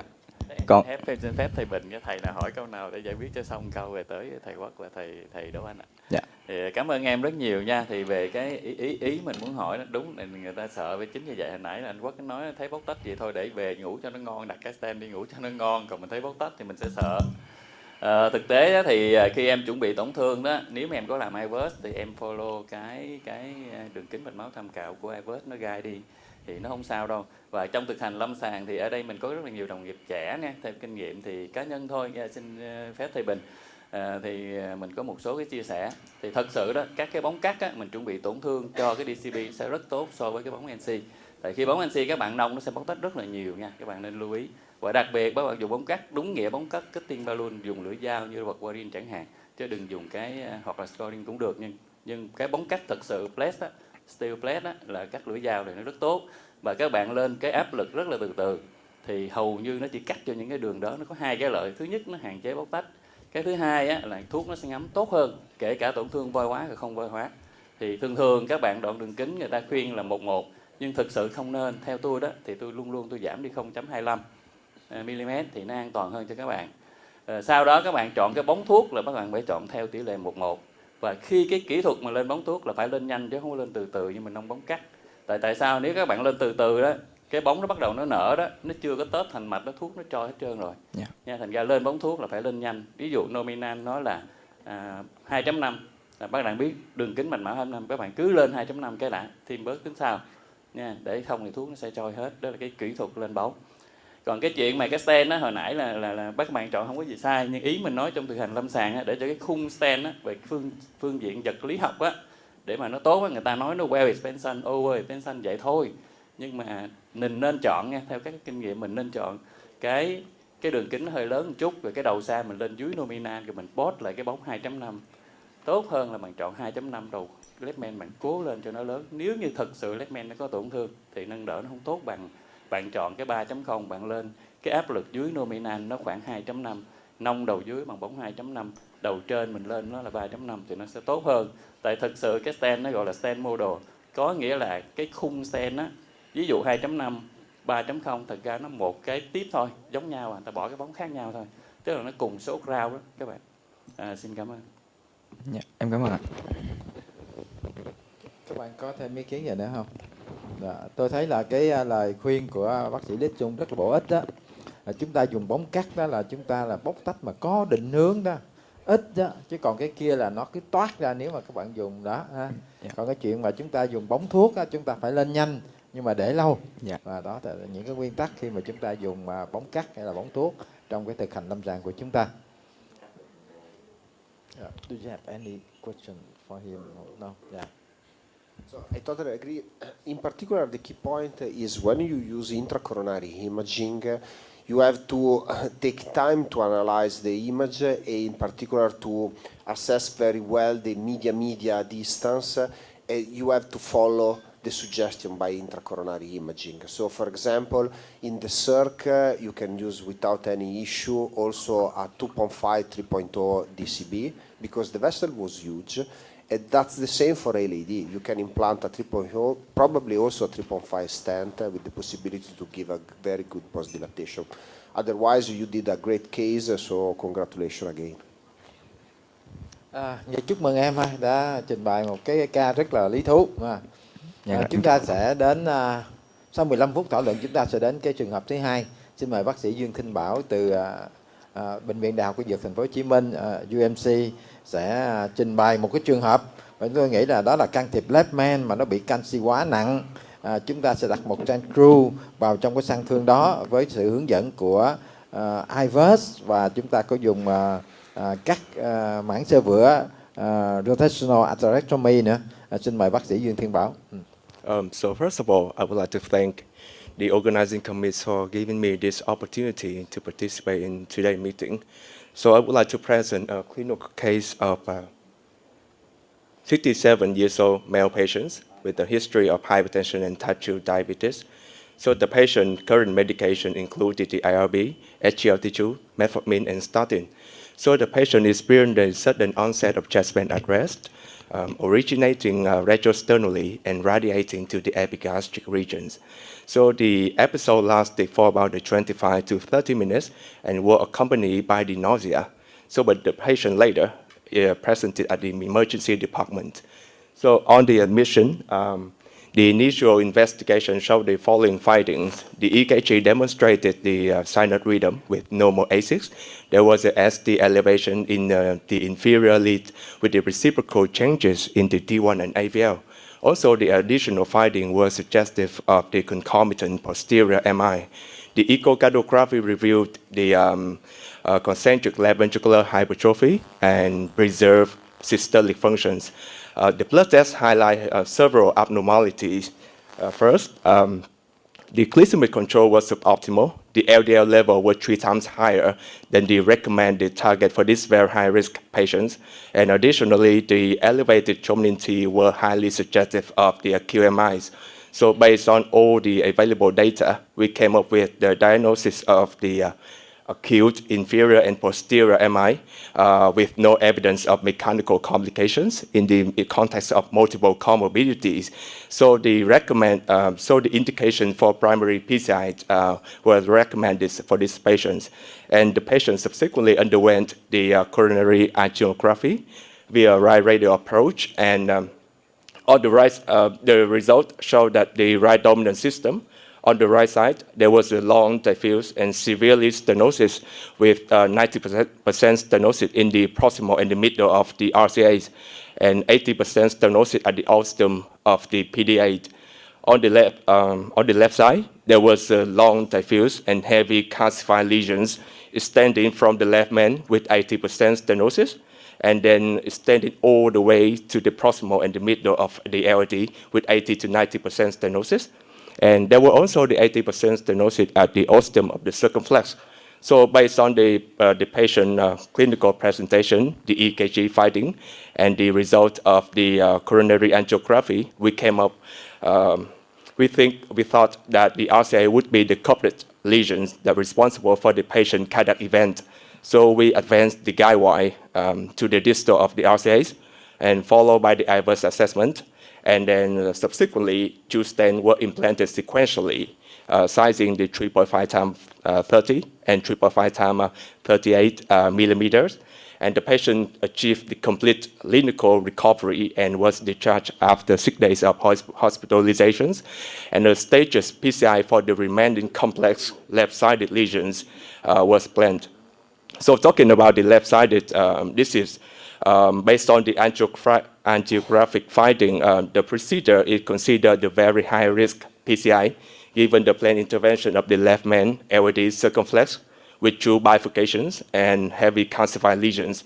So our initial strategy is to advance both the guide wire to the LAD and the circumflex, and followed by the IVUS assessment for evaluate the calcium burden, but also the lesion preparation strategy. So the EBU 3.0 7 French were used, and the initial guide wire that would be the Cyan Blue and Run Blue. So we successfully advanced. We successfully advanced the guide wire to the distal of the LAD and the circumflex, but unfortunately the IVUS catheter that could not be advanced across the lesions. So according to the algorithm for the management of heavy calcified lesions in Euro intervention, so if the imaging intravascular imaging catheter that could not be advanced across the heavy calcified lesion, then the rotational atherectomy is considered the appropriate lesion preparation strategy. So we advanced the microcatheter caravel to the distal of the LAD and facilitate for the rotablator guide wire exchange. But prior to the rotational atherectomy, we withdraw the guide wire from the circumflex. And immediately after that, we perform the rotational atherectomy using the 1.75 millimeter burr with the total of 6 runs, and the total time of rotablation was 130 seconds, and then we slow it down to the 140K round per minute for another 28 seconds. So after the rotablation atherectomy, we successfully rewire to the distal of the circumflex, and the IVUS catheter now could be easily advanced to the distal of the LAD. So the IVUS assessment of the LAD revealed the long, diffuse, heavy calcified lesions characterized by the 360 calcium arc with multiple nodular calcifications. We measure the minimal lumen area at the most stenosis lesion in the LAD were 2.9 square millimeters, and the ostium of the LAD were 3.1 square millimeter with the black burden of the 75%. We also measure the distal reference diameters of the LAD, that would be the 2.8 millimeters, but we also could observe the reverberation artifact, which is the indicative of the effective rotablations. We also measure the MOA of the left main. We could see the diameters of the lumen diameter, that would be the 4.5 millimeter, but the vessel, that would be the 5 millimeters. We also performed the IVUS assessment of the circumflex. It indicates that the MOA of the most stenosis lesions in the circumflex, that would be the 1.78 square millimeters, with the black burden of 77%. And at the osteo of the circumflex, we could observe that there was a nodular calcification here, but the MOA, that would be the 6.27 millimeters. So based on the IVUS finding, a further lesion preparations is required, and we perform it using the two sequentially NC balloon sizing 2.75 and 3.9 times 15 millimeters. But prior to the further lesion preparation, we advanced the third guide wire to the distal of the diagonal for the side range protection. So right after the lesion preparation, the two stents sequentially implanted in the LAD extending to the left main. The first one, we're using the 2.75 times 48 millimeters in the LAD, and then another stent that would be the 3.5 times 38 millimeters. So after stenting, we performed the post-dilation using the two previous NC balloon that we're using for the lesion preparation. And immediately after the post-dilation, we performed the IVUS assessment. So we could see that the MSA of the lesion in the LAD improved from the 2.9 to the 10.9 square millimeter, and the ostium were the similar result at the lesion of the LAD. However, in the left main stent segment, the MSA, that would be the 12.46 square millimeter, but we could see that there was an incomplete stent appositions. So we performed the first POT using the 5.0 times 15 millimeters for the left main stent segment. But immediately after the POT, the angiography showed that there was the stenosis in the ostium of the circumflex. So we withdraw the guide wire of the circumflex and then successfully rewire using the filter STR. And then we open the ostium of the circumflex using the 2.25 times 12 millimeters NC balloon. And then followed by that for the lesion preparations for the entire circumflex using the NC 3.0 15 millimeters. And then followed by that, we performed the kissing balloon inflation using the 3.5 in the LAD and the 3.0 in the circumflex. And after the first KBI, we're going for the DCB. Sorry, what? Yeah, we're using the DCB for the circumflex using the 3.0 times 25 millimeters, and then followed by another KPI, and then perform the final POT in the left main stent segment. So here the final result based on the IVUS finding, we could see that, in the LAD lesion, the MOA at the beginning were 2.9 square millimeter. It improved to the 10.9 square millimeters. The ostium of the LAD at the beginning, that would be the 3.1, but improves significantly 4 times to the 12.66 square millimeters. And in the left main, at the beginning, we saw that there was an incomplete stent apposition immediately after stenting, but with the two POT technique, we could achieve the nearly apposition of the stent in the left main stent segment. So another noticeable lesions in the LAD, there was a lesion in the LAD that have the nodular calcification, but with the rotational atherectomy and the use of the cruise stent, because we know that the cruise stent have the highest radial strength, but also with the good deliverability and the low risk of longitudinal deformations, is particular advantage for this long, diffuse, and heavy calcified lesion. In here, we can see that when we use the crude stent with the well-repaired lesion preparations, the MOA in this lesion improves substantially from 2.1 to 5.16 square millimeter with the complete stent apposition. So here the final result, we achieved the telemetry flow on the angiography. So to conclude, my clinical case, step-by-step IVUS guide approach is essential to achieve the optimal stent deployment, particularly in the complex coronary lesion like this, long, diffuse, heavy calcified. But with the IVUS and early and meticulous preparations, especially in the heavy calcified lesion like this, it helped to improve the PCI outcome and reduce the procedural complexity and overall cost. The stent cruise demonstrated good deliverability, conformability, and structural integrity, particularly in these left main and severely calcified lesions. So thank you for your listening and attention.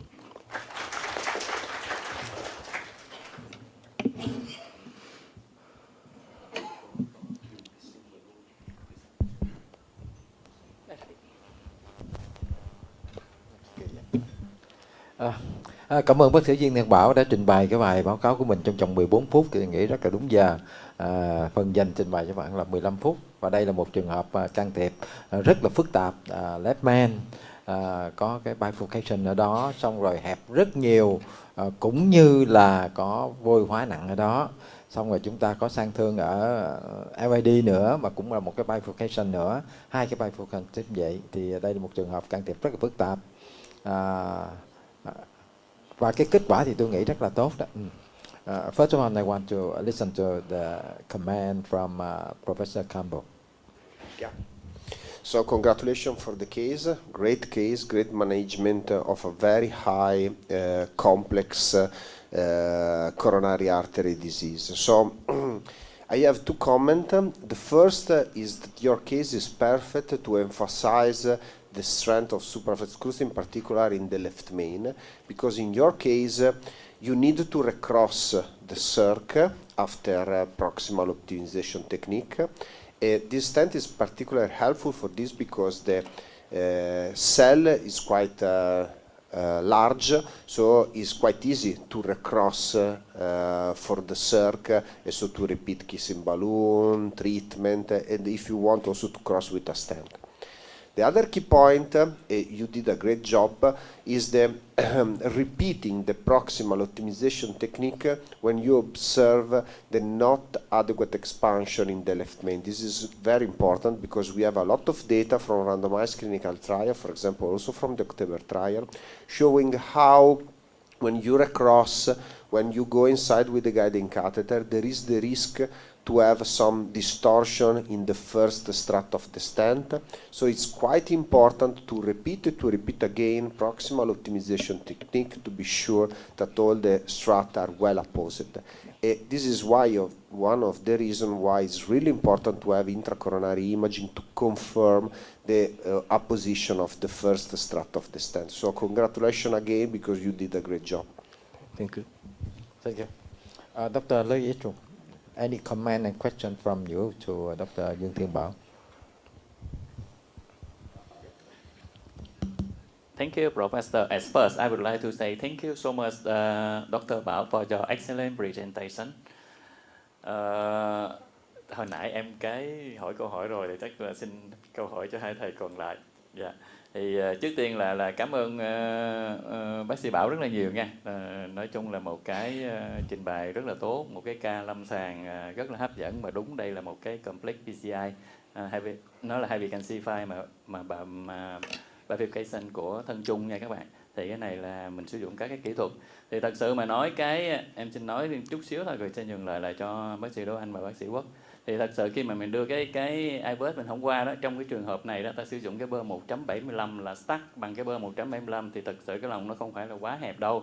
Mình đưa IVUS không qua, chẳng qua một là do canxi nốt nha các bạn, hai là do mạch máu nó kinh nó xoắn, thì mình đưa IVUS không qua, chứ thực sự trên hình angio cái này không phải là hẹp khít, mà IVUS không qua là vì có canxi nốt và nó hơi kinh chút xíu. Do đó ta có thể stack bằng cái bơ 1.75. Nếu thực sự nó hẹp đến đổi mà khít mài bớt không qua thì mình start 1.75 nó hơi khó đó. Thường là start bằng 1.25 và 1.5 thôi. Xin cảm ơn. Thì chắc là xin nhường lại cho thầy Đỗ Anh ha. Xin mời thầy.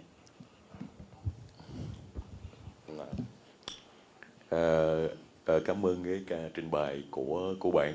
Thật ra đây là một cái ca mình thấy là rất phức tạp. Tôi nghĩ cái chiến lược chọn lựa mà để can thiệp cái trường hợp này rất là, tức là vừa hợp lý mà vừa thông minh, mà vừa cái kỹ thuật nó cũng trình diễn những cái kỹ thuật mà mình làm phải rất là quen tay, rất là hoàn hảo nữa mới có thể làm được cái trường hợp này. Tôi chỉ có một cái ý trong cái trường hợp này nè. Trong cái trường hợp này thì mình thấy cái tổn thương ở bên trái đó chính là tổn thương thân chung và vôi hóa nặng, LED dài và nó có canxi nốt. Vậy thì với cái chiến lược chúng ta làm mà chúng ta tối ưu hóa bằng hình ảnh học, chúng ta điều trị sang thương canxi nốt bằng iVert, bằng Rota, chúng ta có những ảnh rất là đẹp. Tuy nhiên cái chiến lược lâu dài cho điều trị một cái canxi nốt bằng canxi noodle bằng stent, bằng chúng ta đặt stent thì nó vẫn là một cái vấn đề mà còn thách thức. Vậy thì chúng ta có thể có một cái chiến lược khác trong trường hợp này hay không? Bạn nghĩ gì nếu chúng ta áp dụng chiến lược hybrid complete revascularization cho những cái tổn thương mà non-left main LD cubic lesion ở trong cái trường hợp ấy? Tức là chúng ta có một cái tổn thương bên RCA, dĩ nhiên chúng ta sẽ can thiệp primary PCI để giải quyết, để cứu cho cái vùng cơ tim. Còn lại đối với một cái tổn thương mà nhìn nó rất phức tạp và nó có canxi nốt, vôi hóa vậy và tổn thương thân chung đó, mình nhìn cái lidavan của mạch máu này, cả LCX, cả diagonal, cả LD, nó rất là phù hợp cho một chiến lược hybrid complete revascularization. Tôi sẽ mổ bắt cầu ở thì 2, cái này cũng là được. Chúng ta công nhận ở trong guideline như một cái chọn lựa thứ hai.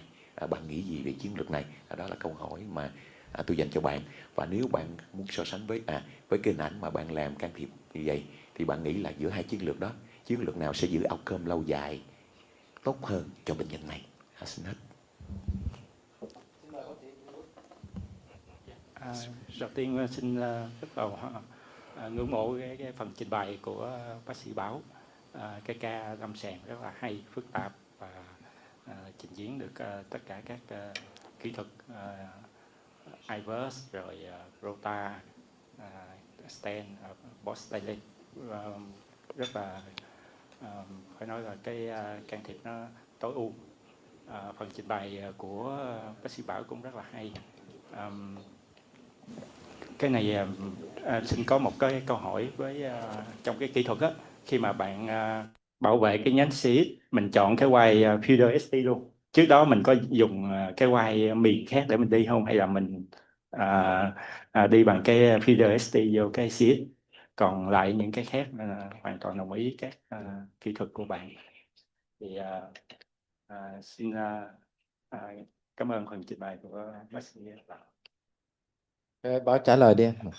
Dạ kính thưa quý thầy, thì về câu hỏi đầu tiên về chiến lược tái thông mạch vành, thì bệnh nhân này nhập viện vì một cái nhồi máu cơ tim cấp ST trên lên, thì mình đã được can thiệp sang thương thủ phạm là RCA rồi, RCA rồi. Thì về cái chiến lược tái thông mạch vành cho những cái sang thương không phải thủ phạm còn lại sau một cái bệnh nhân nhồi máu cơ tim cấp ST trên lên đó, thì cái chỉ định của PCI thì nó sẽ được khuyến cáo là class 1A. Tuy nhiên thì cái ca này thì bệnh thân chung 3 nhánh mạch vành phức tạp. Bên cạnh cái việc chỉ định thì ekip cũng đã có tiến hành giải thích cho người bệnh, cũng là tư vấn, thì người bệnh đồng ý là thực hiện PCI. Còn về cái vấn đề mà chiến lược hybrid thì em xin cảm ơn phần bình luận của quý thầy. Em cũng đồng ý với việc là có thể cân nhắc sử dụng hybrid, đặc biệt là với những cái sang thương mà phức tạp và hẹp dài lan tỏa như thế này. Tuy nhiên là về thứ nhất là cái ca này có sử dụng rotator, và ban đầu là sử dụng khoảng 160, rồi sau đó là có giảm xuống khoảng 140 để mà giúp mài mòn cái mảng xơ vữa. Từ đó thì có thể giúp cái lòng mạch máu nó sẽ mở rộng ra hơn được một chút. Và chính vì vậy, và Bên cạnh đó là trước đó là cũng có nhiều cái trường hợp can thiệp sử dụng stent cruise trên đối tượng bệnh nhân mà sang thương vôi hóa nặng như vậy rồi, và thấy rằng là sử dụng cái mình nằm bóng thì thấy là cái độ áp thành và cái thành công về mặt thủ thuật khá là tốt. Ngoài ra nữa là dọc theo cái LD thì có cũng khá là nhiều nhánh bên, và mình biết rằng là stent cruise thì tại vì em dùng là 2.7548 cho cái ở đoạn LD á, thì mình có biết là nó là cái cell của nó khá là lớn, thì nó cũng giúp hạn chế mất nhánh bên. Thì chính vì vậy thay vì DCB thì ekip cũng quyết định là sử dụng stent screw ngay cho cái vị trí sang thương đó. Bên cạnh nữa là cái này là sang thương phôi hóa nhiều, em chỉ sợ rằng là trong cái lúc sửa soạn sang thương lỡ như mà nó có bóc tách, và đặc biệt mà nó lan rộng xuống dưới nữa thì nó sẽ làm khó hơn về về mặt thủ thuật. Dạ. Còn về cái vấn đề rewind lại cái circumflex thì thực ra thì ekip cũng có tiến hành cố gắng rewind lại sử dụng cái Xeon Blue, nhưng mà nó không thành công. Và về cái việc mà lựa chọn theo feeder STR thì ở trong cái can thiệp CTO thì người ta cũng khuyến cáo rằng là mình nên lựa chọn cái wire nào mà cái thủ thuật viên đó là thành thạo nhất và làm quen nhất, thì thủ thuật viên họ sử dụng STR. Dạ, xin hết. Về cái chuyện mà chúng ta có làm hybrid intervention cho bệnh nhân này hay không đó, chúng ta can thiệp cái nhánh bên phải là điều bắt buộc rồi, tại vì trong bệnh cảnh STEMI là phải làm thôi à. Mặc dù nó là 3 nhánh xong rồi có left man rất là nặng nề, rất là phức tạp như vậy, nhưng mà chúng ta phải can thiệp cái nhánh bên phải đó, và chúng ta can thiệp được. Còn cái chuyện sau đó thì chúng ta có thể là cũng có thể làm cái CPG cho người bệnh, tại vì sang thương left man bifurcation chỗ đó, và đồng thời chúng ta thấy là vôi hóa rất nặng. Thì quy trình ở tại bệnh viện Đại học Y Dược Thành phố Hồ Chí Minh này là chúng tôi phải có mời bên phẫu thuật tim mạch tới xem và cho ý kiến và giải thích cho người bệnh, sau đó thì người bệnh sẽ chọn lựa giữa PCI với lại là CPG. Cái điều đó là cái chuyện thường quy. Tuy nhiên những bệnh viện khác thì tôi không biết, chỗ SAS Cần Thơ thì như thế nào, không có phẫu thuật viên để mà giải thích, các bạn chỉ nói rồi người ta nếu đồng ý thì sẽ chuyển đến bệnh viện khác để mổ, đúng không? Còn mổ CVG, còn nếu mà người ta không đồng ý thôi thì bạn can thiệp luôn. Nhưng mà chúng tôi nói là cái đó là chỉ có một người chúng ta giải thích thôi, một bên đó là bác sĩ nội tim mạch, bác tim mạch can thiệp giải thích thôi, thì chúng ta cần phải có người phẫu thuật viên để giải thích nữa, để anh ta mới thấy là nó không có bị gọi là thiên vị về một phía nào về cái tiến trình chúng ta can thiệp. Thì ở đây cũng xin nhấn mạnh lại là khi mà tính syntax score như thế này cao này đó, thì nếu mà nó là dưới 22 thì thôi, chúng ta cũng không cần ý kiến ngoại khoa. Nhưng mà khi syntax score từ 22 trở lên thì nó giữa CBC với PCI, thì chúng ta và đặc biệt là trên 32 nữa, thì chắc chắn là chúng ta phải tham khảo ý kiến, hoặc là phải cho người bệnh tiếp xúc với bác sĩ phẫu thuật tim mạch để anh ta giải thích nó kỹ lưỡng hơn, và cuối cùng là người bệnh nhân sẽ chọn lựa để mà chúng ta có thể thực hiện. À, có trả lời hết chưa? Bác sĩ Lý Trung chắc là cũng muốn hỏi thêm, xin mời bác sĩ Lý Trung. Dạ, em xin cảm ơn thầy Bình rất nhiều ạ. Thì đúng là khi mà tổn thương đa nhánh phức tạp mà syntax score nó cao á, thì ta nên hội chẩn mà ba bên á, tức là nội tim mạch can thiệp và kể cả bác sĩ phẫu thuật tim nha. Thưa thầy Bình, ở chợ Rẫy tụi em cũng vậy ạ. Dạ.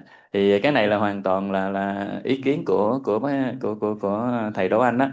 Thì ý nói với mình là hybrid intervention á, tức là can thiệp mà phối hợp á, một cái là PCI, rồi còn lại là CVG. Cái thứ hai là các bạn phân biệt nữa, đó là hybrid PCI nha, cái kia là hybrid intervention này nó khác, là vừa kết hợp can thiệp PCI kết hợp với CVG. Rồi trong cái trường hợp này thì chắc là mình nghĩ Đại học Y Dược là các thầy là quý đồng nghiệp sẽ thấy rất là kỹ lưỡng. Thì cái chiến lược cái ca này thì theo em thì hoàn toàn hợp lý. Thì thật sự cái hybrid PCI trong trường hợp này đó thì mình đã làm rồi, mình đã kissing bóng thuốc bên CX rồi, mình làm như vậy là mình giảm thiểu được cái can thiệp phức tạp rất nhiều trên bệnh nhân rồi thưa thầy, tại vì nó là vôi hóa mình rota rồi. Nếu mình sử dụng hai ten chỗ bifurcation đó thì nó sẽ rất là phức tạp. Thì các bạn đọc chiến lược là DCB từ cái lỗ CX xuống, mình kissing DCB vô đó, thì theo em là hoàn toàn hợp lý. Mình giảm thiểu được cái tính phức tạp trong cái trường hợp này, mà mình sử dụng cái DCB cũng đúng sai luôn đó, tới 3.0. Thì ở đây mình định hỏi, mình xin phép hỏi thôi, thì cái DCB đó khi em kissing vô cái mình left man mà, thì khi em kissing như vậy đó, bóng thuốc nó phải đủ thời lượng, mình offload ngay thời điểm đó.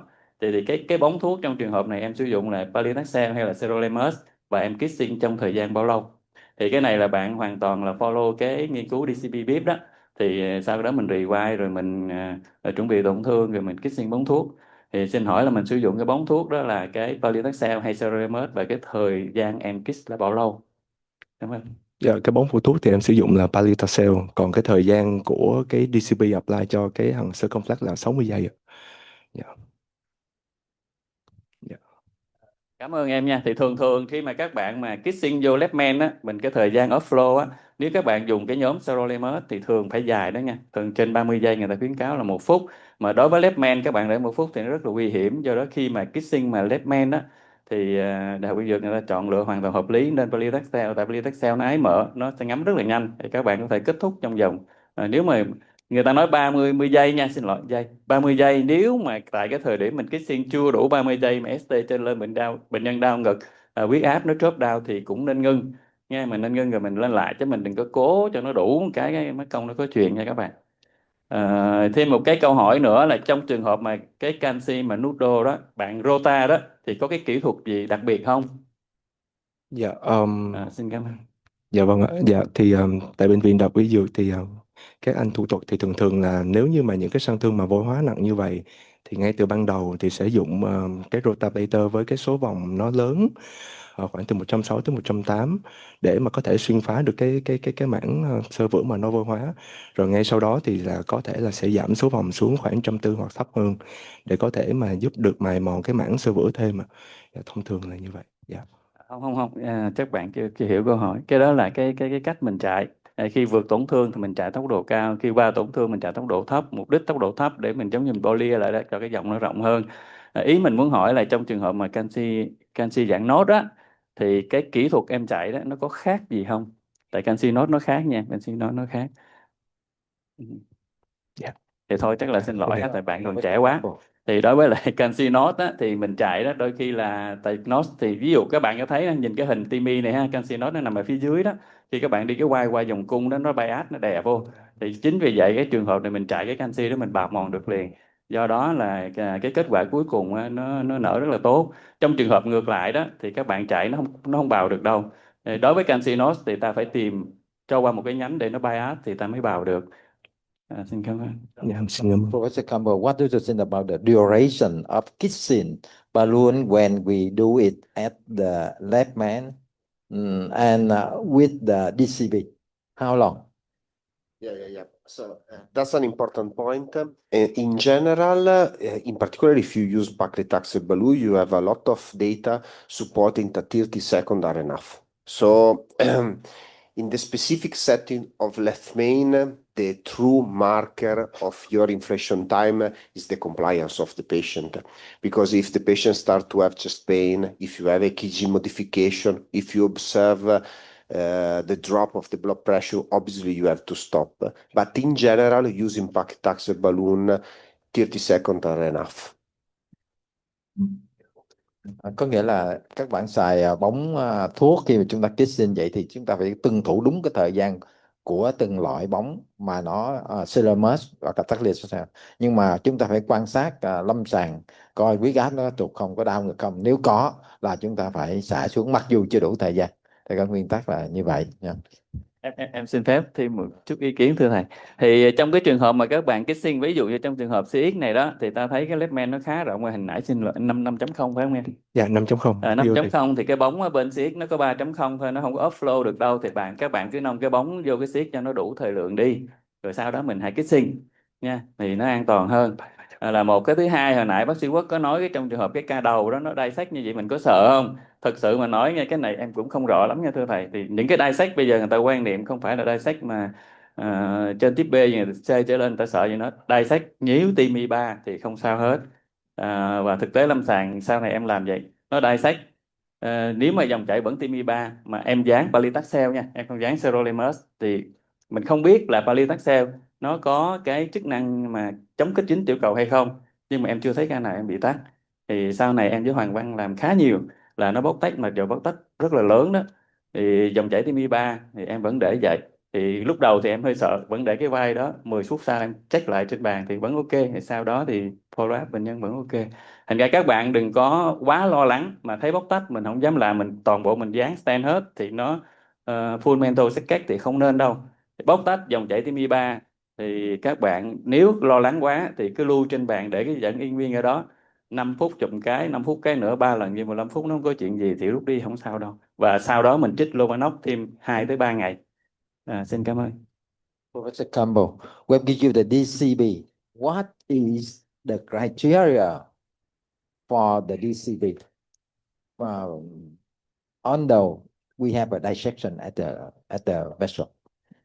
Yeah, regarding so the parameter, there are a lot of consensus document talking about this, and in general, the agreement is that if you have a good flow, and in particular, the dissection is not going in the first minutes after the deflation of the balloon, you can be confident about the long-term result that the vessel will stay open in the following day. In general, the regeneration process starts immediately after the dissection, so it's quite important to observe the first minutes after the dissection. The major criteria is: you have some limitation in the flow? Yes, no. You observe a growing dissection in the first minute after the deflation of the balloon? Yes or no? And finally, it's quite important if you have imaging, if you can repeat imaging, also to observe the characteristic of the dissection, because if the dissection is involving just 1/4 of your cross-sectional area, if the dissection is not deeper inside the media intima, so there is just a superficial dissection, there are additional imaging criteria supporting that the dissection is safe and the probability to have some complication is very low. Thank you. Các thầy cùng panelist có hỏi câu hỏi nào nữa hay không? Yeah. Nếu không có thì chúc mừng bác sĩ Viên Thiên Bảo đã có một bài trình bày tôi nghĩ là rất là hay, và cái ca đó rất là phức tạp và đã thành công. Cảm ơn em. Thưa quý thầy cô anh chị, thì bây giờ thì chúng ta có giải lao 15 phút, xong rồi chúng ta quay trở lại để nghe cái trường hợp thứ ba. Xin mời các bạn sẽ có giải lao. We have tea break about 15 minutes. Okay.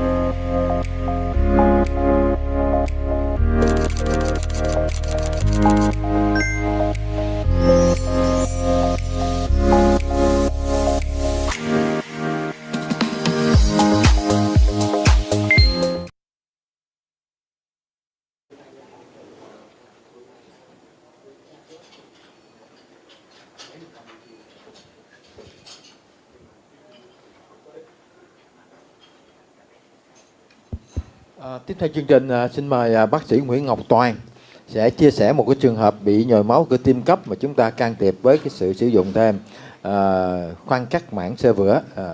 Xin mời bác sĩ Nguyễn Ngọc Toàn.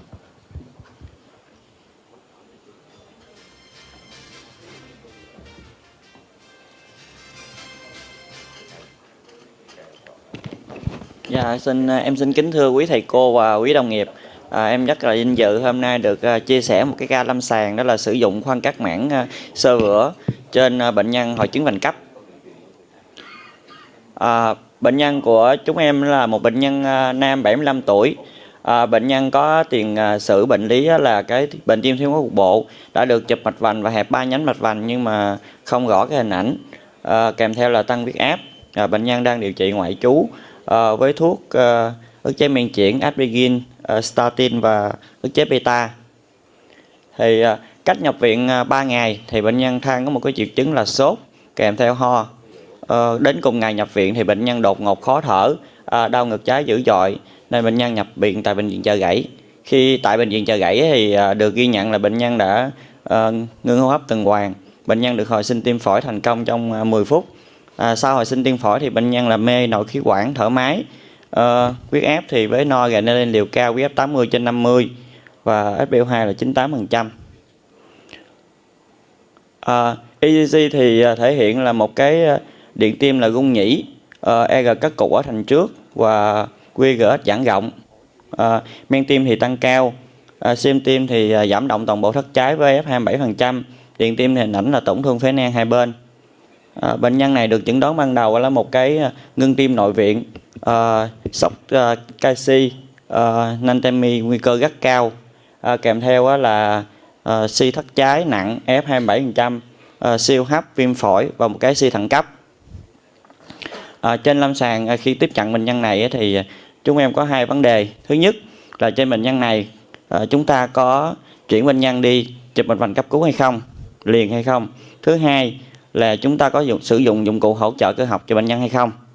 Thì để trả lời cho hai câu hỏi này thì chúng ta sẽ xem lại một chút về guideline. Đó là theo hướng dẫn của SC thì khi mà bệnh nhân nguy cơ rất cao thì cái việc mà chuyển bệnh nhân đi chụp mạch vành ngay lập tức là cần thiết. Tuy nhiên trên bệnh nhân này có ngưng tim nội viện, đang toan chuyển hóa, huyết áp rất là thấp và đang sử dụng liều vận mạch rất là cao. Vì vậy chúng em đã hội chẩn liên chuyên khoa gồm có là ICU, nội tim mạch để hỗ trợ xem xét về cái dụng cụ thiết bị hỗ trợ cơ học cho bệnh nhân này như thế nào. Thì về việc sử dụng dụng cụ hỗ trợ cơ học, tuần hoàn cơ học, dụng cụ hỗ trợ tuần hoàn cơ học thì ở những bệnh nhân mà hội chứng vành cấp kèm theo là sốc nặng thì chúng ta nên xem xét. Tuy nhiên chúng ta sẽ sử dụng loại dụng cụ hỗ trợ tuần hoàn cơ học nào và thời điểm chúng ta sử dụng là khi nào. Trên bệnh nhân này chúng ta sẽ sử dụng trước khi chúng ta tiến hành chụp mạch vành hay là sử dụng sau khi chúng ta tiến hành chụp mạch vành. Mỗi cái đều có một cái ưu điểm riêng. Ví dụ như chúng ta sử dụng trước khi tiến hành chụp động mạch vành thì có thể kéo dài thời gian cửa bóng trên bệnh nhân này. Nếu chúng ta sử dụng sau khi tiến hành chụp mạch vành thì có thể kéo dài được, rút ngắn được thời gian cửa bóng. Tuy nhiên thì huyết động của bệnh nhân sẽ không hỗ trợ. Ở đây là một bệnh nhân trường hợp là sốc canxi thì việc mà sử dụng dụng cụ hỗ trợ tuần hoàn cơ học thì hiện nay làm có là Impella, VASMO. Trong trường hợp này thì bóng rối xung động mạch chủ thì không còn vai trò nhiều. Vì tại bệnh viện Chợ Gãy thì hiện tại thì không có Impella, nên sau khi hội chẩn liên chuyên khoa gồm có ICU và nội tim mạch thì chúng tôi quyết định là sử dụng VASMO trước khi tiến hành chụp mạch vành trên bệnh nhân này, vì bệnh nhân này đang toan chuyển hóa rất là nặng, đang sốc canxi, phải sử dụng liều vận mạch rất là cao. Chúng tôi quyết định là sử dụng cái dụng cụ hỗ trợ cơ học trước khi tiến hành chụp mạch vành. Và theo tác giả Hồng Choi thì cái việc mà sử dụng cái dụng cụ hỗ trợ tuần hoàn cơ học trước khi tiến hành tái thông mạch vành trên bệnh nhân, xét về tất cả các tiêu chí đều có lợi hơn so với sử dụng cái tuần hoàn cơ học sau khi tái thông mạch vành. Sau khi mà sử dụng ECMO VA được đặt trên bệnh nhân và chúng tôi tiến hành chụp động mạch vành cho bệnh nhân thì ghi nhận là hệ mạch vành ưu thế phải, động mạch vành phải thì hẹp nhẹ, left main thâm nhiễm. Có một cái đặc điểm là LED tắt từ lỗ và không nhận bằng hệ, không ghi nhận bằng hệ từ bên trái hay bên phải, và đoạn LCX đến OM thì hẹp rất là nặng.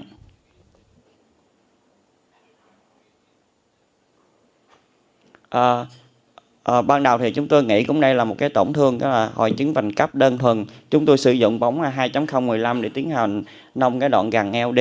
Tuy nhiên sau khi nông đoạn gần LD có dòng và cái bóng 2.0 của chúng tôi không qua được cái đoạn giữa của LD. Sau khi kịp kiểm tra thì dòng chảy là TIMI 23.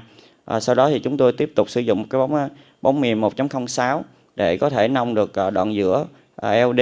Tuy nhiên bóng 1.0 cũng không qua được sang thương đoạn giữa LD.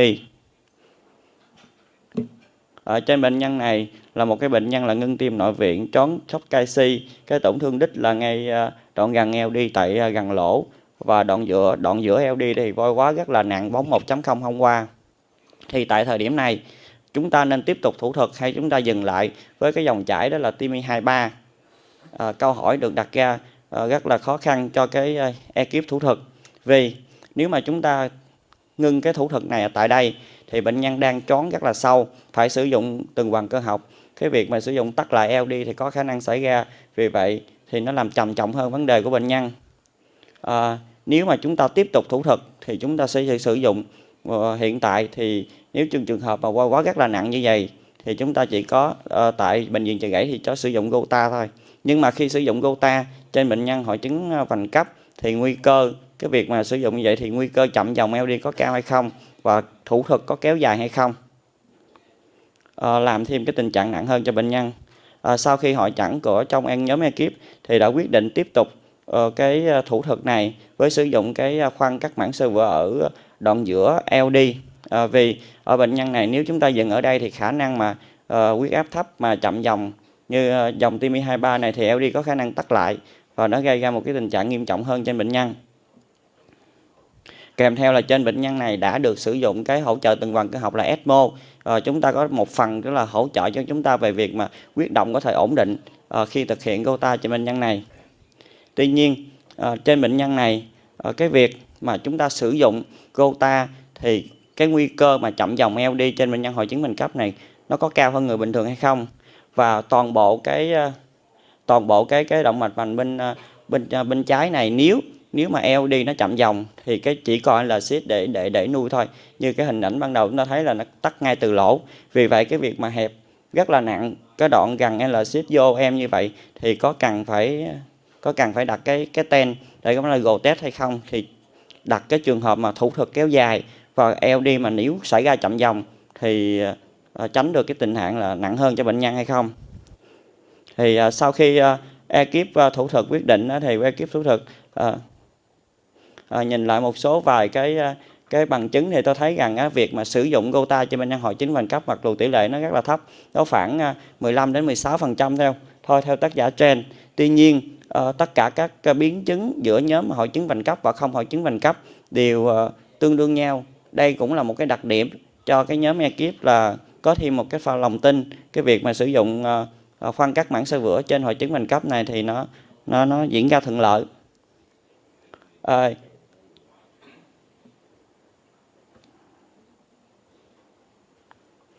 Thì đây là chúng ta nhìn lại hình ảnh trên bệnh nhân này, có một cái tổn thương đích nằm ngay đoạn gần LD gần lỗ, một cái tổn thương roi quá rất là nặng, bóng 1.0 không thể vượt qua ở đoạn giữa, và một cái tổn thương hẹp rất là nặng ở từ LCX vô em. Về kế hoạch của nhóm ekip là sẽ đặt một cái ten gọi là Go test bảo vệ cái dòng từ LCX vô em từ lỗ, và sau đó sử dụng Gota ở đoạn giữa LD. Chúng tôi sử dụng một cái ten phụ thuốc 2.7514 đặt vào LCXOM từ lỗ. Sau đó chúng tôi thực hiện tiến hành đi quay với chúng tôi sử dụng cọt xe và để hướng dẫn đi quay Gota. Tuy nhiên là cọt xe không qua được cái sang thương không qua được các chấn thương ở đoạn giữa LD. Vì vậy chúng tôi tiến hành phải đi quay extra support, quay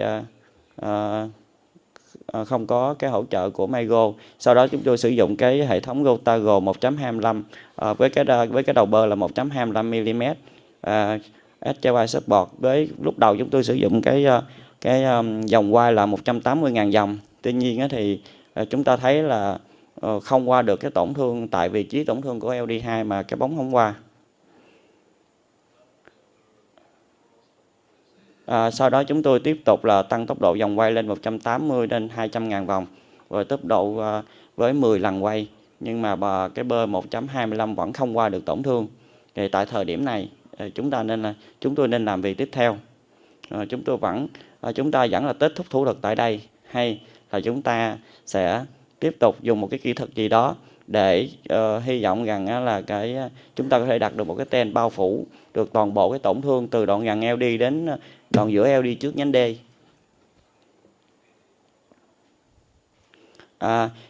Sau khi mà khoan được một đoạn của LD thì chúng tôi sẽ sử dụng cái kỹ thuật là halfway, tức là cái đầu bơ đã khoan được một đoạn của LD.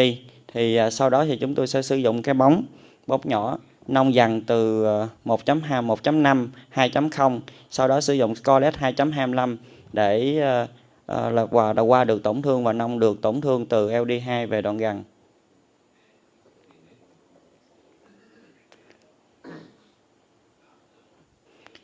Sau khi mà chúng tôi nông được cái bóng scoreless 2.25 từ đoạn giữa về đoạn gần LD thì chúng tôi sử dụng một cái Tengus 2.75-24 đặt vào đoạn gần LD. Tại sao mà chúng tôi sử dụng một cái bóng ngắn mà đặt ngay từ đầu mà không đặt từ dưới lên? Tại vì tổng chiều dài của sân thương này chúng tôi dự tính là khoảng 36 đến 38 mm. Mà nếu mà chúng ta sử dụng một cái ten rất là dài, đặt từ một cái ten duy nhất đặt từ lỗ LD đặt vào thì trên cái nền mạch máu rất là vôi hóa, rất là nặng, thì khả năng là chúng tôi đẩy ten rất là khó khăn và kéo dài thời gian thủ thuật. Khi mà kéo dài thời gian thủ thuật như vậy thì có khả năng là gây ra những cái chậm dòng khi mà chúng tôi tiến hành làm khi mà khó khăn như vậy. Cho nên ban đầu chúng tôi sử dụng một ten gauge 2.75-24 với đặc điểm cái ten đó là có cái thanh chống rất là mỏng, vượt qua dễ dàng được cái đoạn gần của LD để giữ dòng của LD đoạn gần. Sau đó chúng tôi sử dụng một cái ten phụ thuốc khác là 2.52 để đặt nối vào cái ten gauge 2.75-24. Sau đó chúng tôi sử dụng bóng NC 3.014 nông lại LD từ đoạn giữa đến đoạn gần. Và đây là kết quả cuối cùng.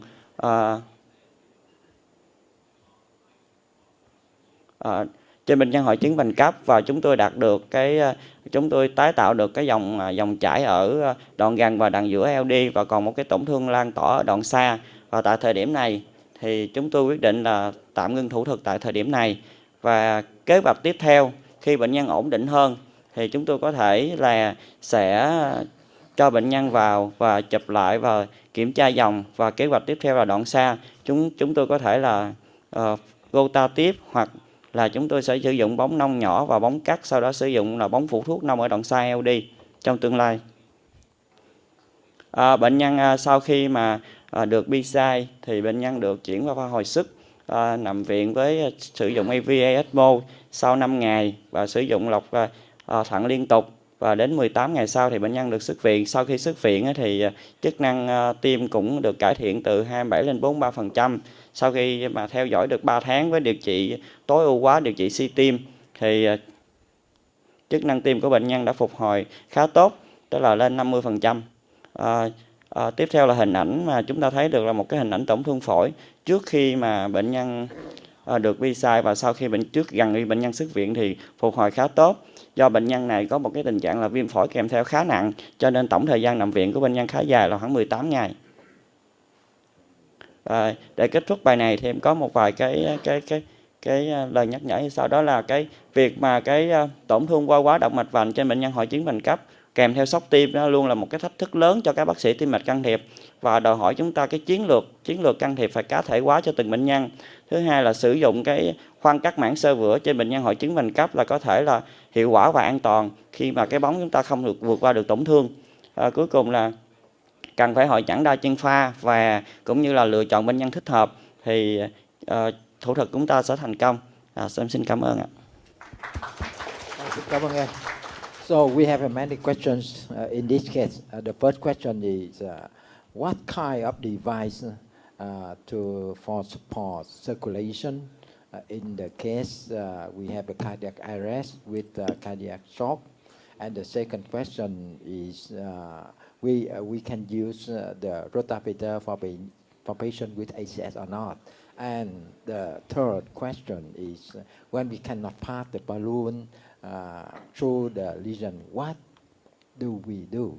Yeah, so may you answer that question. I really appreciated the management of the cases. So first, regarding cardiogenic shock, as you will know, in patients like this, extracorporeal oxygenation, so ECMO, and Impella are the only thing that you can have and use to improve the condition of the patient. Without mechanical support, the procedure is the patient cannot be done.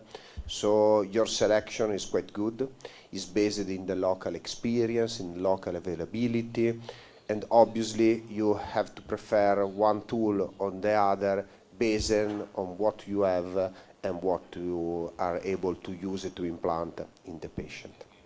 Regarding the use of rotablation in patients with acute MI, it will be more frequent in the future because we are observing a change in the clinical presentation of acute MI, in particular in Europe and US, where patients are older. A lot of patients is presenting not for the thrombotic complication of a soft plaque, but for the thrombotic complication of a calcified nodule. This is really frequent.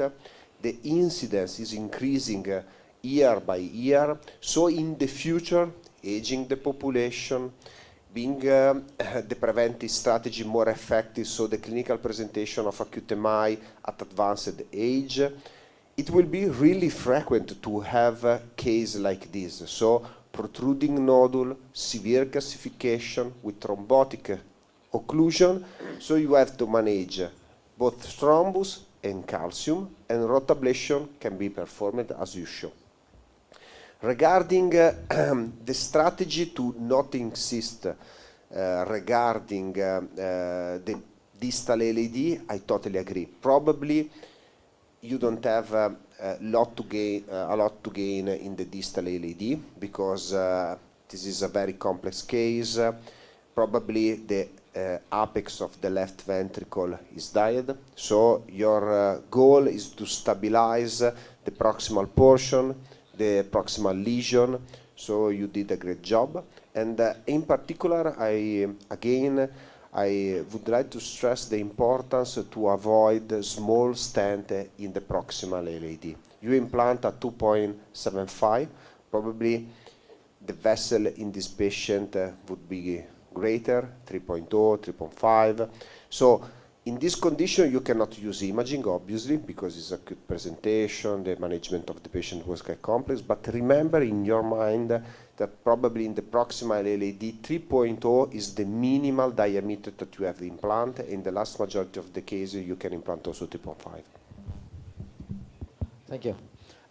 Bác sĩ Lê Trung, em có cái bình luận hay là câu hỏi gì dành cho bác sĩ Toàn không ạ? Dạ, cảm ơn thầy. Thank you so much for your comment, Professor Campo. Cái ca này thì chắc em xin nói một vài điểm để các bạn lưu ý chút xíu. Thì đây là cái trường hợp mà rota rất là đặc biệt, một quạt rác sốc mà mình phải chạy ECMO. May mắn là ca này huyết khối nó không có nhiều. Thì cái bóng 1.0 nó đã không qua. Cái này thật sự không phải một bóng, nó nhiều bóng lắm, nó vẫn không qua.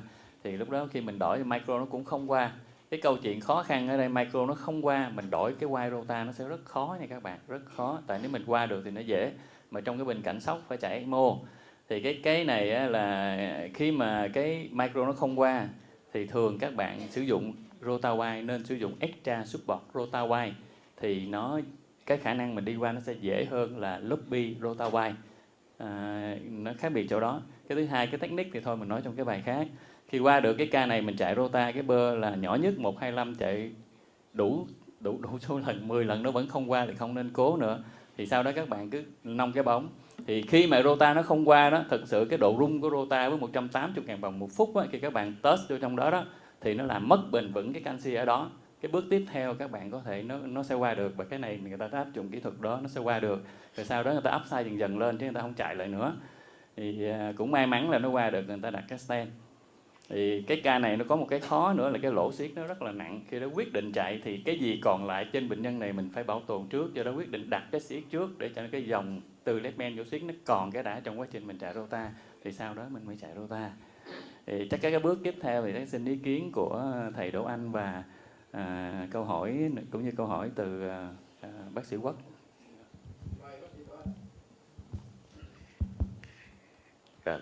Kính thưa cho đoàn, kính thưa quý đồng nghiệp, thì cái đó là cảm ơn bạn đã trình bày một cái trường hợp rất là hay và rất là đặc biệt. Tôi cũng nghĩ là không những chúc mừng bạn, chúc mừng ekip của bạn, mà tôi nghĩ chúc mừng cả bệnh nhân nữa. Tại vì tôi nghĩ một cái trường hợp này là bệnh nhân là rất là may mắn. Bệnh nhân vào và ngưng tim ở nội viện, và ngưng tim nội viện tại bệnh viện Chợ Rẫy. Chứ tôi nghĩ mà trường hợp này mà ngưng tim ở một bệnh viện khác, giả sử như ở bệnh viện chúng tôi hoặc là những bệnh khác, thì tôi nghĩ là bệnh nhân cũng không có cái cơ hội mà để có thể sống sót. Vì trong trường hợp này chúng ta áp dụng rất nhiều kỹ thuật cao, và chúng ta phải rất là rành rẽ, sử dụng rất là thuần thục các kỹ thuật này, cộng với may mắn thì bệnh nhân này có thể sống sót. Tôi có dành một vài câu hỏi cho bạn. Là câu hỏi thứ nhất là đúng như bạn nói là chúng ta sẽ dùng hỗ trợ huyết động MCS trước, rồi sau đó chúng ta sẽ can thiệp sau. Tuy nhiên chúng ta làm ECMO ở trên một cái bệnh nhân mà sốc thì luôn luôn nó chuyện chúng ta biết là ECMO thì nó sẽ tăng hậu tải rất nhiều trên bệnh nhân sốc này. Tại sao trong trường hợp này mình không làm băng tinh, cái như mình không chọc giò, mà mình dùng cái phương tiện đó đơn giản là mình có thể sử dụng phối hợp với IBB cộng ECMO, mà chúng ta sử dụng ECMO đơn thuần. Cái thứ hai là trong cái kỹ thuật đặt stent này đúng như bạn nói, nếu đặt stent dài lên mơ đẩy nó không qua. Vậy tại sao chúng ta đặt stent ở đoạn gần trước, hay chúng ta đặt stent ở đoạn xa sao? Cái này nó có khác gì không? Tại sao chúng ta không làm giống như thường quy á, phải không? Mình đặt một cái stent ngắn ở dưới rồi ở đoạn xa trước, rồi ta đặt stent ở đoạn gần. Mà chúng ta lại đặt ngược lại, chúng ta đặt một cái stent ở đoạn gần trước khá dài, rồi chúng ta đặt stent ngắn ở đoạn sau. Chắc chỉ có hai câu hỏi nhỏ dành cho bạn. Cảm ơn bác sĩ Đỗ Anh. Xin mời bác sĩ Trung Quốc. Dạ, kính thưa thầy cùng các anh chị quý đồng nghiệp, thì đầu tiên cũng xin chúc mừng ekip đã cứu sống được bệnh nhân. Cũng thống nhất với bác sĩ Đỗ Anh, ca này rất là nặng, chỉ có ngưng tim ở Chợ Rẫy hoặc là một số bệnh viện lớn mới có khả năng cứu sống được người bệnh. Thì trong phần đặt cái stent trước, em xin có câu hỏi, hai câu hỏi. Thứ nhất là cái việc đặt ECMO, chúng ta thực hiện cái thủ thuật ECMO ở cath hay là ở ICU, cái ekip đó là của ECMO riêng hay là ekip của thông tin. Cái câu hỏi thứ hai là cũng được anh Trung giải thích rồi, vì sao mình đặt cái CX, đặt stent trên cái nhánh ramus trước. Thì nếu mà mình không đặt trước thì chuyện gì sẽ xảy ra. Và khi đặt cái CX này thì chúng ta cũng có những cái risk của nó. Nếu mà cái stent mà nó đặt hơi dư vô cái left main thì nó cũng sẽ gây thảm họa sau khi mình can thiệp cái LED. Nó có thể bị vướng và nó sẽ bị biến dạng stent. Với hai câu. Cảm ơn em. Professor Campbell, how many ECMO system do you have in your hospital? In my hospital, we have 3 system only. Last week, I have to buy one more because we don't have enough ECMO for the patient. And the second question, do you have an implanter in your hospital or not? So regarding the number of ECMO system in our hospital, we have a network with the hub center. So we have 2 systems in our hospital, the possibility to have a backup system if necessary from the hub center, and we have Impella system, the new one, so the CP Impella. the cost is quite high. Obviously, there is a huge difference because in Pella, also the data from randomized clinical trials suggested the same. The implantation of Impella is quicker, can be done in the cath lab. So the expertise for the management of Impella system is lower as compared to ECMO system, so it's easier also for the nurses, for the team of the intensive coronary care unit to manage Impella. And there is also another important difference, because if we analyze the data from randomized clinical trial regarding ECMO in cardiogenic shock are negative. On the contrary, the data from Impella are positive. This is related to the experience of the center, to the selection of the patient. This is a very advanced patient, so probably the combination, as the colleague suggested, between ECMO and intra-aortic balloon pump, ECMO and Impella would be great, but also ECMO alone did the job. So this is a specific case where the organization of the system did a great job. Thank you. Cái câu hỏi dành cho bác sĩ Trung tại chợ Rẫy đó thì có bao nhiêu ekip làm cái ECMO? Bác sĩ tim mạch can thiệp làm hay không? Bác sĩ hồi sức tích cực làm hay không? Hay bác sĩ nội tim mạch làm hay không? Tại vì nếu mà chúng ta gọi là khoa làm ECMO và nhà làm ECMO thì nó khác, hay là chúng ta sẽ có một cái trung tâm chuyên biệt về ECMO để mà chúng ta khi có chỉ định thì cái đội ekip đó tới làm và sẽ chăm sóc bệnh nhân đó. Chứ nếu mà chúng ta gọi là mọi người đều làm ECMO hết thì kết quả như thế nào thì không biết. Cái chuyện đó thì bác sĩ Lý Trung có nghĩ đến chưa? Dạ vâng, cảm ơn thầy. Thì thực tế ở chợ Rẫy cho tới thời điểm hiện tại đó, ECMO thì chỉ có 2 nơi thôi. Một là cái khoa hồi sức tích cực chống độc ở lầu 2. Thì cái thứ hai là cái khoa nội tim mạch thì chỉ có 2 nơi thôi. Và khi tụi em cần thì tụi em báo động thì nguyên cái ekip đó họ sẽ xuống tới lab, họ đang kèm cả máy. Và khi làm xong đó thì trở lại những cái đơn vị hồi sức đó người ta hồi sức, chứ tụi em không có giữ. Tại đó người ta sẽ chăm sóc cái bệnh nhân ECMO sẽ tốt hơn tụi em không có đụng vô. Yeah. Tại bệnh viện Đại học Y Dược thì cũng 2 ekip, một ekip ở hồi sức tích cực chung hết và một ekip là hồi sức phẫu thuật tim. Có 2 ekip có thể làm được ECMO, thì không biết các bệnh viện khác thì tổ chức như thế nào. Mà theo tôi nghĩ là phải là chuyên về chuyện này, chứ không phải là chúng ta tổ chức ra làm 1 năm 1-2 ca như vậy thì nó không hay đâu, mà phải là chuyên về cái chuyện đó thì kết quả nó sẽ tốt hơn. Vâng, em xin phép bổ sung. Đúng rồi, ở chợ Rẫy em nói thiếu. Còn hồi sức phẫu thuật tim tại vì riêng hồi sức phẫu thuật tim là của mạng ngoại, tụi em không có đụng vô, dính tới mạng nội. Bên PCI tụi em một là nằm ở lầu 2 hồi sức chống độc tích cực, 2 là nằm ở hồi sức của nội tim mạch. Cái khu mình đó thưa thầy bây giờ phó sư hoạn sĩ mở rộng tới 20 giường rồi thưa thầy. Dạ, em cũng xin giới thiệu thêm vì tại bệnh viện Gia Định thì hiện tại là có một ekip duy nhất ở trên khoa hồi sức tim mạch. Tuy nhiên là tụi em đã triển khai làm tức là ECMO, tức là ECMO cấp cứu ngoại viện nữa. Và hiện tại thì ECMO được làm ở mọi nơi, ngay cả ví dụ như bệnh nhân ngưng tim, chúng em có thể là đội ngũ làm, có thể làm ngay tại phòng cấp cứu, có thể làm ngay tại khoa, hoặc có thể làm ngay tại phòng, hoặc là ở ngoài nơi hiện trường. Cái đội ngũ đó em thấy làm là khá tinh nhuệ, cho nên hiện tại 1 ca hiện tại họ làm rất thường quy. Từ khi 1 ca họ bắt đầu vô làm đến khi bắt đầu chạy được ECMO chỉ trong vòng từ 12 đến 15 phút. Đó là một thời gian cực kỳ nhanh. Hiện giờ 12 đến 15 phút rồi. Rồi, cảm ơn em. Nãy giờ mình nói vậy bình luận thêm cho nó sao lãng cái câu hỏi của bác sĩ Toàn. Và bác sĩ Toàn có thể trả lời các câu hỏi của các panelist. Dạ, em xin cảm ơn quý thầy đã đóng góp cho bài báo cáo của em. Và em xin trả lời cái phần câu hỏi của bác sĩ Đỗ Anh. Đó là ECMO mình có sử dụng thêm cái bóng đối xung động mạch chủ hay không? Thì trên bệnh nhân này, bệnh nhân đã vào sốc canxi rồi. Gần như là bóng đối xung bệnh động mạch chủ ban đầu là gần như là không có tác dụng trên bệnh nhân này. Bóng đối xung bệnh mạch chủ chỉ có giai đoạn trong là mình là gột test PCI hoặc là chón KA thôi. Sau khi mà chúng em đặt ECMO để giữ cái huyết động ổn định để cho em PCI, sau đó chúng em sẽ đánh giá lại nếu có tình trạng mà quá tải thể tích thất trái. Nếu có tình trạng quá tải thể tích thất trái thì có thể xem xét đặt ECMO để hỗ trợ một phần.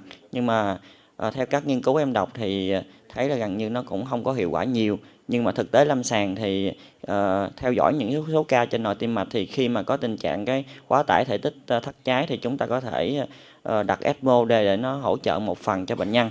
Chứ tụi em không có đặt liền trong thời điểm PCI. Câu hỏi thứ hai là của bác sĩ Đỗ Anh là tại sao chúng ta chọn là đặt cái ten cái đoạn gần trước, không như thông thường là chúng ta chọn cái ten đoạn xa trước mà đặt ten đoạn gần trước. Thì trong trường hợp này chúng em đánh giá ban đầu là một cái tổn thương vô quá rất là nặng. Nếu mà chúng ta chọn một cái ten mà chúng ta thường cái ten lúc đầu chúng ta lúc nào cũng phải chọn dài chứ không ai mà chọn ngắn mà đặt trước hết. Thì khi mà chúng ta chọn một cái ten dài mà đẩy một cái tổn thương vô quá rất là nặng, mà trong khi đó đoạn đầu gần lỗ LD là một cái tổn thương chính có huyết khối, khi mà chúng ta đẩy mà nó không qua hết được cái tổn thương thì chúng ta sẽ lây quay thủ thuật kéo dài trên bệnh nhân này và có thể là gây chậm dòng LD luôn. Thì vì vậy nhóm ekip là quyết định là đặt cái ten đoạn gần từ lỗ LD trước để giữ dòng LD. Trong trường hợp mà chúng ta đặt cái ten thứ hai mà nó khó khăn thì lúc này ở đoạn gần chúng ta đã giữ được dòng LD rồi. Cái ten thứ hai đặt qua khó khăn thì chúng ta có thể sử dụng được những cái dụng cụ hỗ trợ giống như Gillette, Gazilla hoặc là ST1 gì đó để hỗ trợ chúng ta đặt cái ten thứ hai để bao trọn được cái đoạn gần và đoạn giữa LD. Thì cái kế hoạch ban đầu của ekip là chỉ đặt từ cái đoạn giữa LD từ trước nhánh D lên thôi, không có làm quá là đỡ đi ra tới đoạn xa.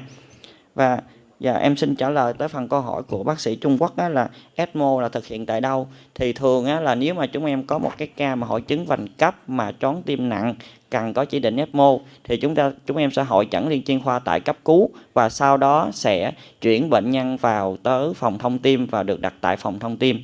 Sau khi đó là chúng em sẽ cho lên bàn và chụp mạch vành chẩn đoán luôn. Và cái thời gian mà theo cho em kinh nghiệm của tại các bệnh viện chợ gãy thì cái thời gian đặt ECMO và thời gian làm PCI là nó khá ngắn, nhưng mà thời gian giải thích người nhà về chi phí thì nó khá dài. Cảm ơn em. So Professor Campbell, do you think we can combine between ECMO and IIBB? Yeah, just one patient, one procedure. Because we think that ECMO will support for the circulation and IIBB will support the heart. Yeah, the combination, so the idea behind the combination of ECMO and IIBB is quite easy because ECMO tend to give an overload to the left ventricle, so the combination with intra-aortic balloon pump is for to have the download. So is the mechanism behind Impella. Impella, why is better for the heart as compared to ECMO, and probably this is the reason why the data regarding Impella in cardiogenic shock are better than the data regarding ECMO, because Impella give a very strong unloading of the left ventricle. A left ventricle with ongoing ischemia needs unloading to recovery. So probably the combination between ECMO and intra-aortic balloon is a good balance to have support to the circulation and unloading of the left ventricle. In theory, we think that we can combine between ECMO and IIBB, but in the trial, in study, do we have any data to set that we can the combination between ECMO and will give us the benefit for the patient or not? Em xin có ý kiến chút xíu về cái vấn đề hỗ trợ tuần hoàn ca học trong những trường hợp mà choáng nặng. Thì thật sự đó, khi mà mình đặt cái VA ECMO nha, đã đặt ECMO thì phải là VA ECMO. Impella is very excellent, but right now in Vietnam not available, Professor. We just have the ECMO and IIBB, balloon boom only. Thì mình đặt cái VA ECMO á, thì nó sẽ tăng cái hậu tải nha các bạn. Nó sẽ tăng cái hậu tải, giống như chính như vậy bác sĩ Đỗ Anh hồi nãy có hỏi. Như vậy thì mình có nên combine với lại IIBB để nó giảm bớt cái chuyện mà tăng hậu tải để làm tăng cái gánh của thất trái. Vậy khi nào cho mình kết hợp? Đầu tiên mình cứ đặt cái IIBB, không phải người ta đặt liền.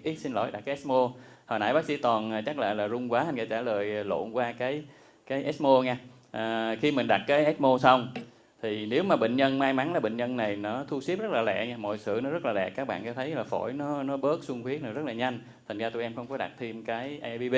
Nếu trong trường hợp ta đặt cái ECMO xong, bệnh nhân lên trên trại, ta thấy cái tăng hậu tải do cái mình chạy ECMO á, nó làm cho cái thất trái nó trương lớn, huyết áp nó không lên được tí nào hết. Khi đó bắt buộc các bạn phải đặt thêm cái IIBB hoặc các bạn làm một cái dẫn lưu thì nó mới đỡ cho cái thất trái, không thì nó không ra đâu. Thì trong trường hợp mà ta đánh giá nếu mà nó không có làm tăng hậu tải để mà ảnh hưởng đến thất trái mà thất trái nó cải thiện thì thôi ta không nên đặt. Cái câu nữa là ở đây đó thì bác sĩ Toàn nói là ta tiếp tục hay kết thúc. Thật ra cái ca này không phải vậy đâu. là khi mà tụi tôi tính dừng á, thì nó sẽ tắt lại cái LED liền, do đó bắt buộc tụi tôi phải làm tiếp, dừng là nó tắt. Thành ra mình không có lấy cái slide đó thôi, dừng nó tắt, bắt buộc phải làm tiếp. Còn cái câu nữa là tại sao đặt cái đoạn gần trước trong trường hợp này, thật sự mà nói đó thưa thầy, là cái rota nó không qua được cái chỗ đó. Tụi em mặc dù có sử dụng cái bóng cắt vô đó, nhưng cái stand đẩy thẳng xuống nó không xuống, do đó quyết định chọn hai cái stand ngắn và ta đặt cái đoạn gần trước. Thật ra cái đoạn gần các bạn thấy nó có độ cong đó, thì mình xóa cái độ cong nó đi, nó rộng thì đẩy cái stand thứ hai nó mới đi. Xin cảm ơn.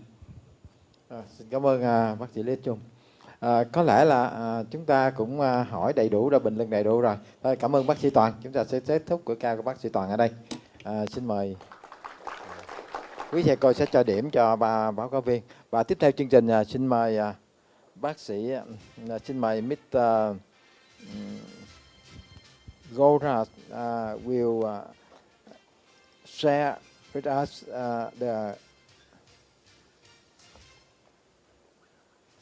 sẽ nói về cái hành trình phát triển lâm sàng bền bỉ của SMT và cập nhật các danh mục sản phẩm mới của công ty SMT.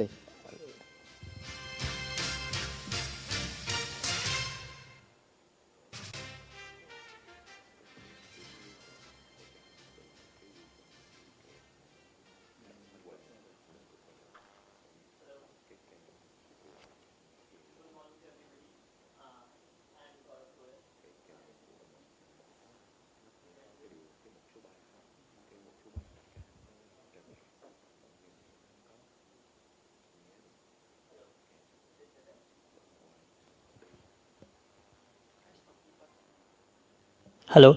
Okay, perfect. Sorry. So hi, good morning. I am Gaurav Goel. I have been with SMT for 10 years now, a little over 10 years, and I handle global sales and marketing, and I'm based out of Zurich. So unlike Anil, this is my first visit to Vietnam. So he has been here 10 times. Professor Campo has been here multiple times. So first of all, I'd like to express my sincere thanks to everybody, and especially to the physicians of the country for trusting SMT and our partner as well. We have a very strong partner, and last but not the least to our team, Min, and our team here. And thanks again for taking time out of your busy schedule and to be present here. Our people are our strength, and we hope to enhance and advance the therapy in country with help of our people and with the relentless pursuit of clinical evidence. Dr. Campo touched a little bit about our randomized clinical trials, so I will just very quickly walk you through our clinical evidence journey.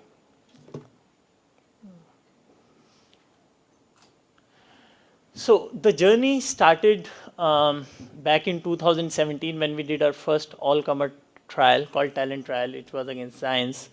And then we continued to dive deep into more complex and complex patients with Cruise HBR, FIRE trial, Compare 6080, Tuxedo, Multivessel, Cruise Senior, and ongoing trials of Matrix 2 and a very long SFLEX Netherlands registry.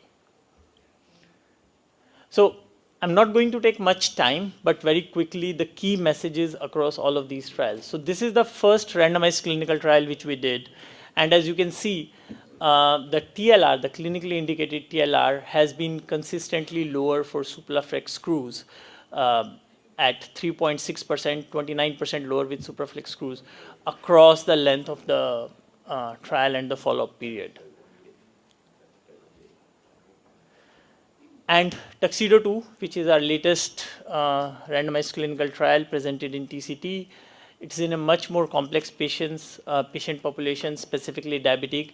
Again, the same thing appears. You have a lower TLR with SupraFlex screws as compared to Xience.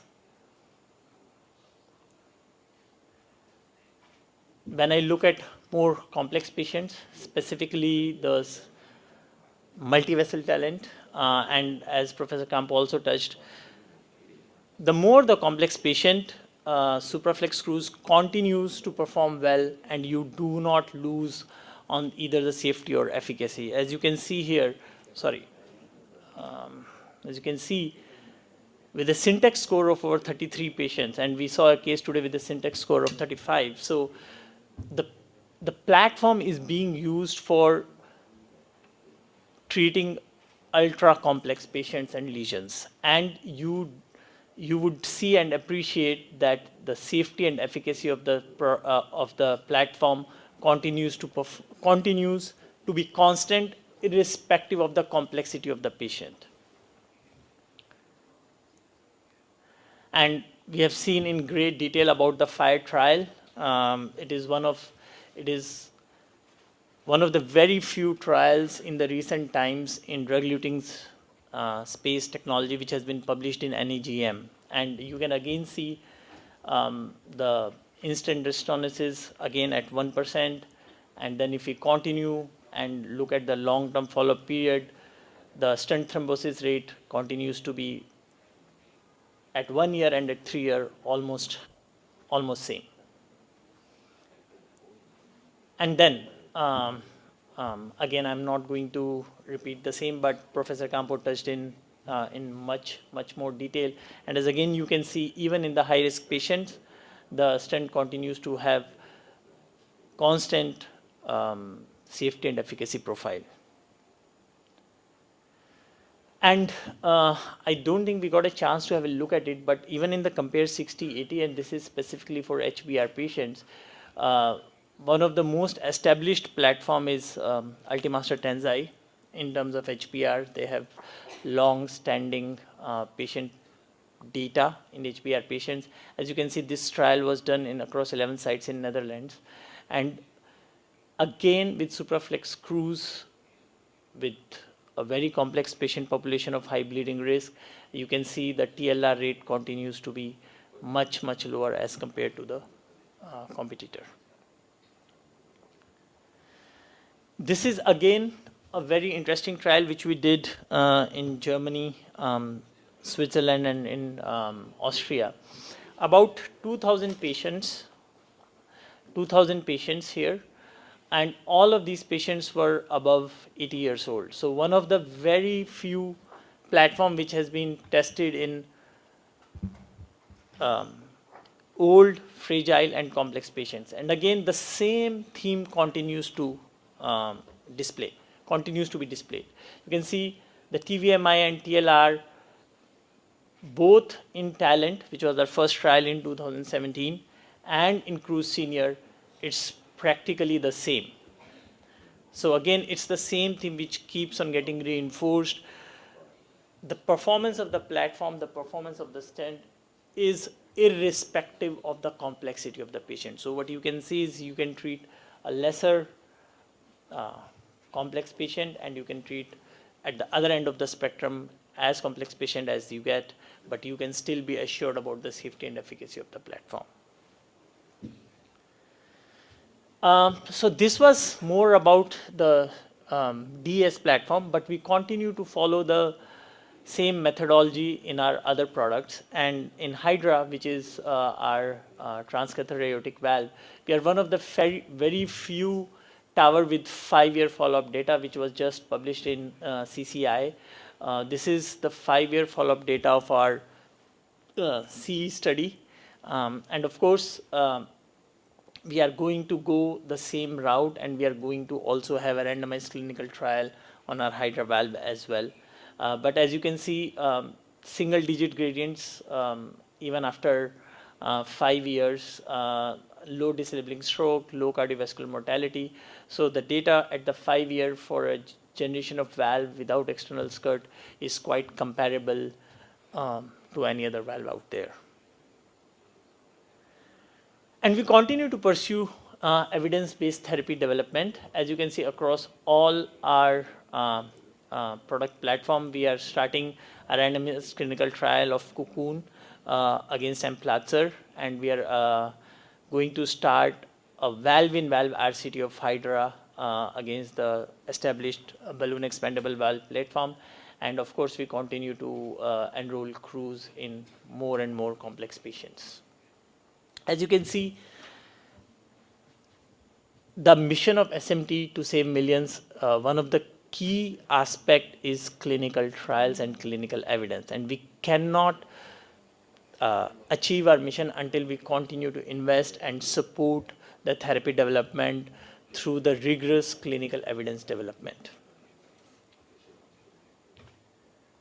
So after looking at the clinical trials and clinical evidence, I want to very quickly tell you what is coming in the pipeline. These are the products which are in advanced stage of development. I'm not talking about the products for which the prototype development is taking place, but I'm talking about the products which are either in regulatory approval cycle or which are very close to getting approved. I saw a lot of cases today about drug-coated balloon. So I'm happy to announce that we will also have a drug-coated balloon, and I'll touch a little bit about this in the upcoming slides. But here, as far as drug-coated balloon, we are going to come with a sirolimus coronary balloon. On Cruise and Star on our DS portfolio, we have, as I see in a lot of cases today, calcium continues to be a big problem, and we have Cruise being used in a lot of calcified lesions. We have implemented an updated process to increase the retention force. We are going to come up with a range of balloon catheters with CTO balloon, pot balloon, high pressure non-compliant, and a balloon, aortic valve balloon as well. On Hydra, we are going to have a new delivery system and of course a new implant with polymeric external skirt.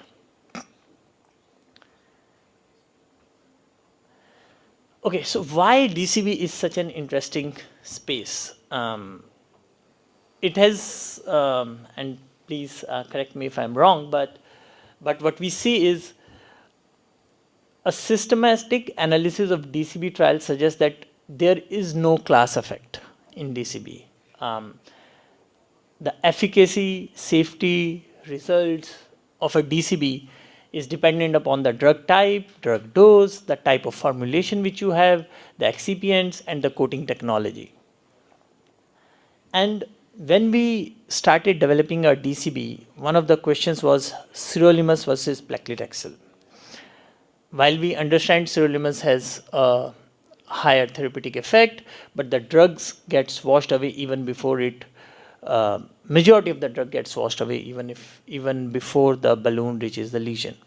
So to solve that, we worked on our strength of polymer, and we came up with a drug-eluting balloon in which we have an advanced formulation technology through which we are able to deliver a higher dose of drug and the higher retention of drug in the tissue.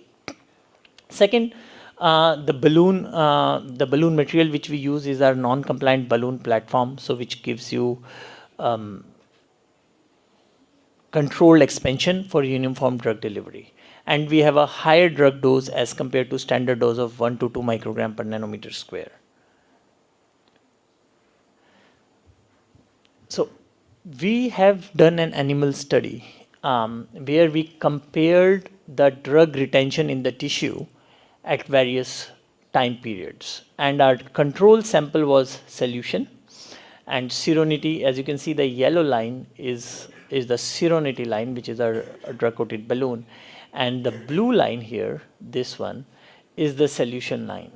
And between these two, you see are the DS line of Xience and Superflex Cruise. And the red dotted line is the minimum of sirolimus, where you want to have at least 1 nanogram per microgram of sirolimus in the tissue. As you can see, along the x-axis is the number of times. So 3 days, 14 days, and then at 1 month,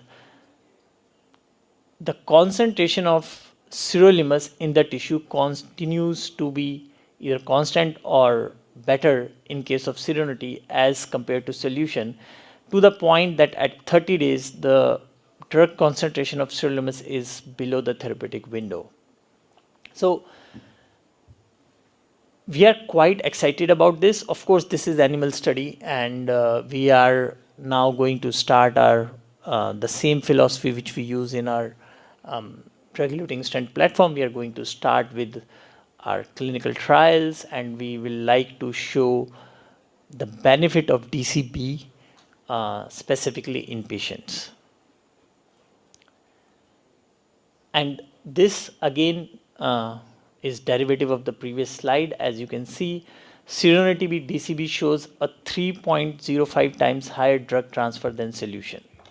The secret sauce here is the polymer in which the drug is coated, which kinds of prevents the wash off of drug by the time it reaches the lesion. And this is just a picture of the high resolution picture of the expanded and finished product. As you can appreciate the smoothness of the coating and the finish of the drug coated polymer and the drug on the balloon. It is intended to use as a angioplasty balloon catheter in both de novo and ISR up to 49 millimeter in length and a reference diameter of 1.5 to 5 millimeter. Now, moving on, that was on the DCB aspect, and the objective here is to be one of the very few companies which have a best-in-class DCB and a best-in-class DES to give the best possible combination to treat the patient in the best possible way. Another improvement which we have done recently as a part of our continuous improvement which we keep on doing, as you can see, sorry, I'm getting used to this clicker.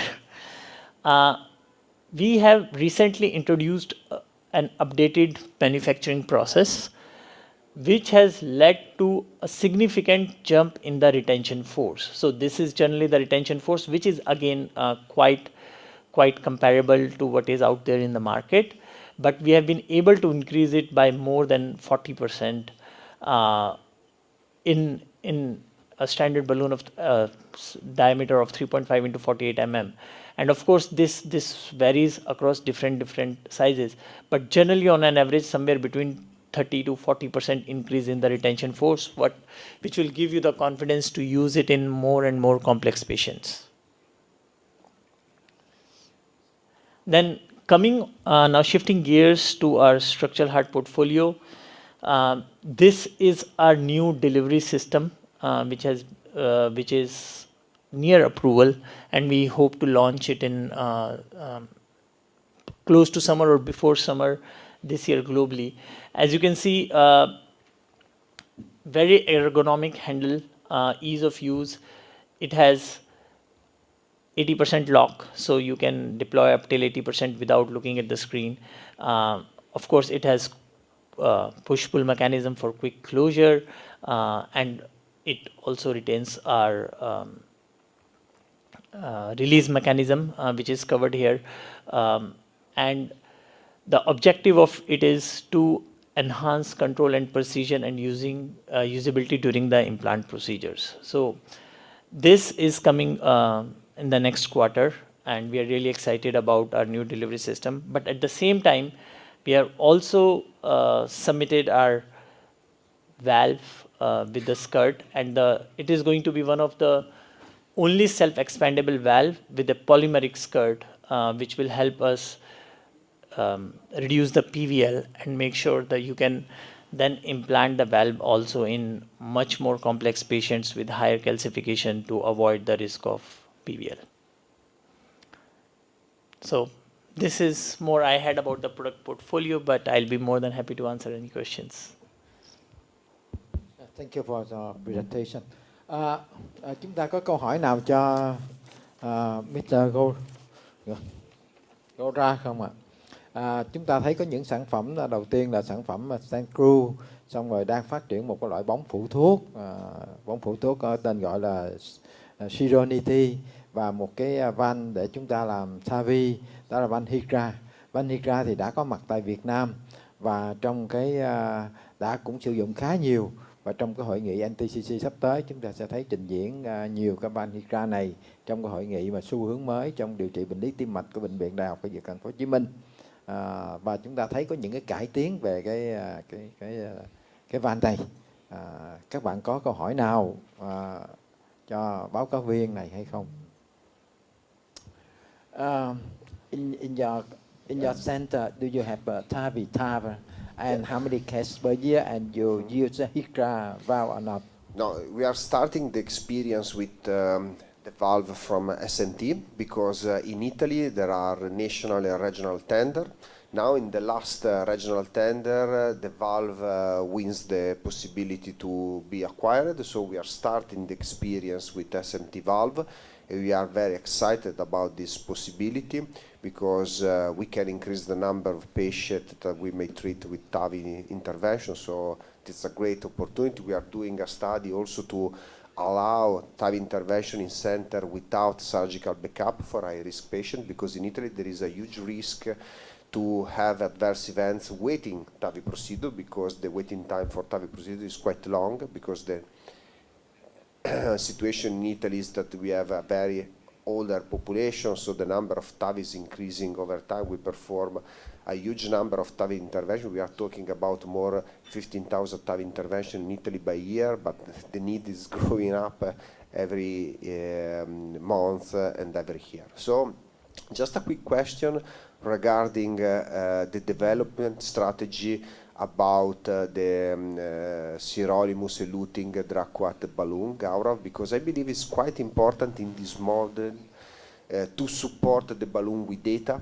So in particular, we know that DCB is a great solution for instant restenosis, but I know that also the use in de novo lesion is quite important. So which is your idea to develop the evidence about the balloon in this specific setting? Because we know, for example, solution, the data for randomized clinical trial are not good. So for example, we have mixed the information regarding paclitaxel eluting balloon, because in some trial the performance is good, in a lot of trial the performance is no good. The head-to-head comparison with DS is negative for paclitaxel balloon. For solution, that's the same. We have some positive data in small study, but the largest trial comparing with DS is negative, so does not meet non-inferiority.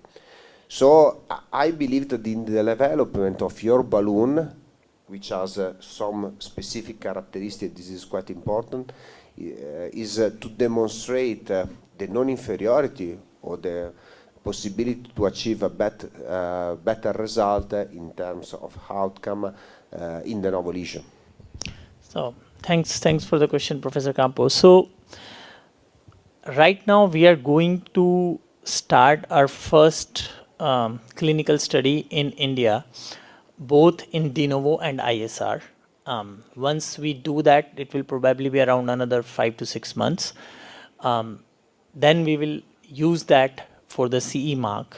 And once we get the CE mark, then we are going to start the IDE trial for US FDA, both in Europe and in US for this. And the objective will be, we are confident with our drug elution profile, we will be able to prove that our DCB works non-inferior to drug-eluting stents, both in ISR it works anyhow, we all know that, but in de novo lesion as well. And the strategy will be very similar to what it has been as compared to DES. So we will, once we get the approval, we'll start working on a very solid structured clinical trial program, randomized clinical trial program to support the evidence of de novo lesions using DCB, at least in smaller vessels. Thank you. So the number of stent crew in Vietnam increased sharply in recent year, and then HICRA valve for the TAVI is the same. And I think that in few months or maybe last year we have Serenity balloon in our country. Yeah. Absolutely. Thank you very much. Yeah. Absolutely. Yeah. Pleasure, and we are very, very excited about this new product as well. Yes. Thank you for your presentation. Thank you. Thank you very much. Tiếp theo chương trình thì xin mời bác sĩ Nguyễn Đức Chỉnh sẽ trình bày về cái tiến độ chúng ta thực hiện một cái nghiên cứu, trong đó sử dụng cho 300 bệnh nhân mà sử dụng stent crew này. Xin mời bác sĩ Nguyễn Đức Chỉnh. Kính thưa thầy giáo sư Quang Bình, kính thưa quý thầy trong chủ tọa đoàn. Hôm nay em bác sĩ Nguyễn Đức Chỉnh đến từ Bệnh viện SH Cần Thơ xin đại diện cho cái nhóm nghiên cứu bao gồm 7 bệnh viện ở khu vực miền Nam để trình bày một cái nghiên cứu sổ bộ đa trung tâm về đánh giá hiệu quả và an toàn của cái stent mà chúng ta nghe từ sáng đến giờ trong thực hành lâm sàng như thế nào. Thì như từ đầu buổi đến giờ chúng ta đã biết đây là một trong những cái stent mới và có rất là nhiều ưu điểm, kích thước stent rất là nhiều cái chủng loại và chọn lựa cho nhiều cái loại sang thương khác nhau. Và trên thế giới thì chúng ta thấy từ đầu buổi đến giờ chúng ta nghe được rất là nhiều cái nghiên cứu về các cái nhóm bệnh nhân được hưởng lợi từ cái stent này, từ những cái nghiên cứu đầu tiên như là nghiên cứu Thailand là thực hiện cho tất cả những bệnh nhân mà có đặt stent và người ta đánh giá lại hiệu quả cũng như là an toàn của stent. Sau đó tiến tới là người ta đánh giá những cái nhóm đối tượng nguy cơ cao, chẳng hạn như là nhóm đối tượng bệnh nhân lớn tuổi, nhóm bệnh nhân có nguy cơ xuất huyết cao, nhóm bệnh nhân đái tháo đường và cái xu hướng gần đây thì người ta xuống thang với thời gian dùng thuốc kháng tập tiểu cầu kép chỉ có 1 tháng. Vậy thì tại Việt Nam của chúng ta thì số liệu như thế nào? Lúc trước thì tôi được học từ thầy Bình là chúng ta sử dụng một cái thuốc hoặc là một cái liệu pháp nào đó thì chúng ta có evidence hay không? Evidence đến từ đâu?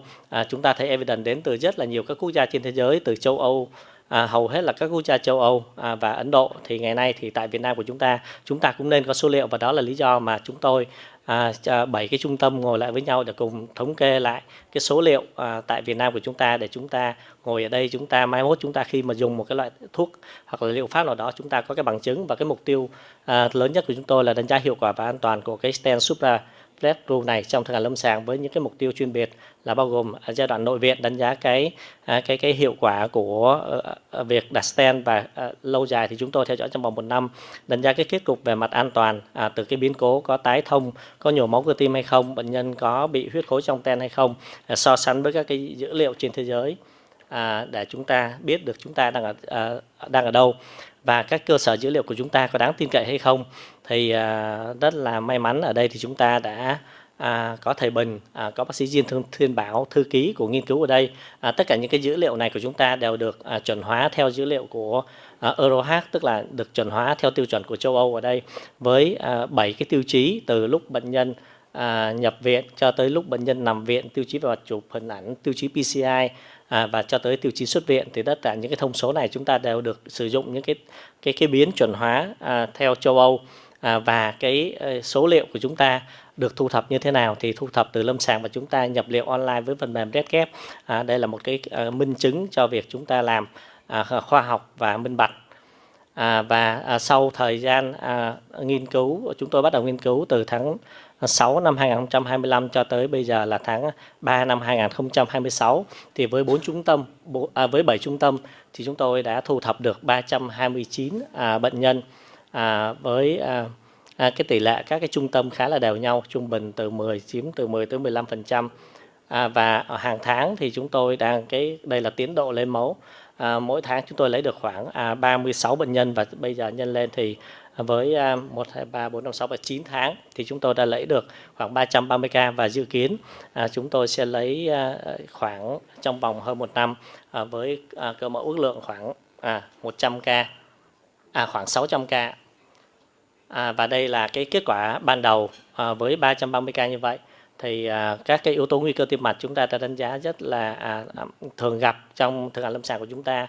Với hầu hết những bệnh nhân ở đây chúng ta thấy có tỷ lệ tăng huyết áp chiếm tới trên 80%, bệnh nhân có hút thuốc lá 60%, và chúng ta thấy là cái nghiên cứu Tuxedo là bệnh nhân có đái tháo đường, tỷ lệ là trong nghiên cứu của chúng ta thì cái tỷ lệ bệnh nhân đái tháo đường cũng rất là cao, chiếm tới 32%, tuổi trung bình là 65.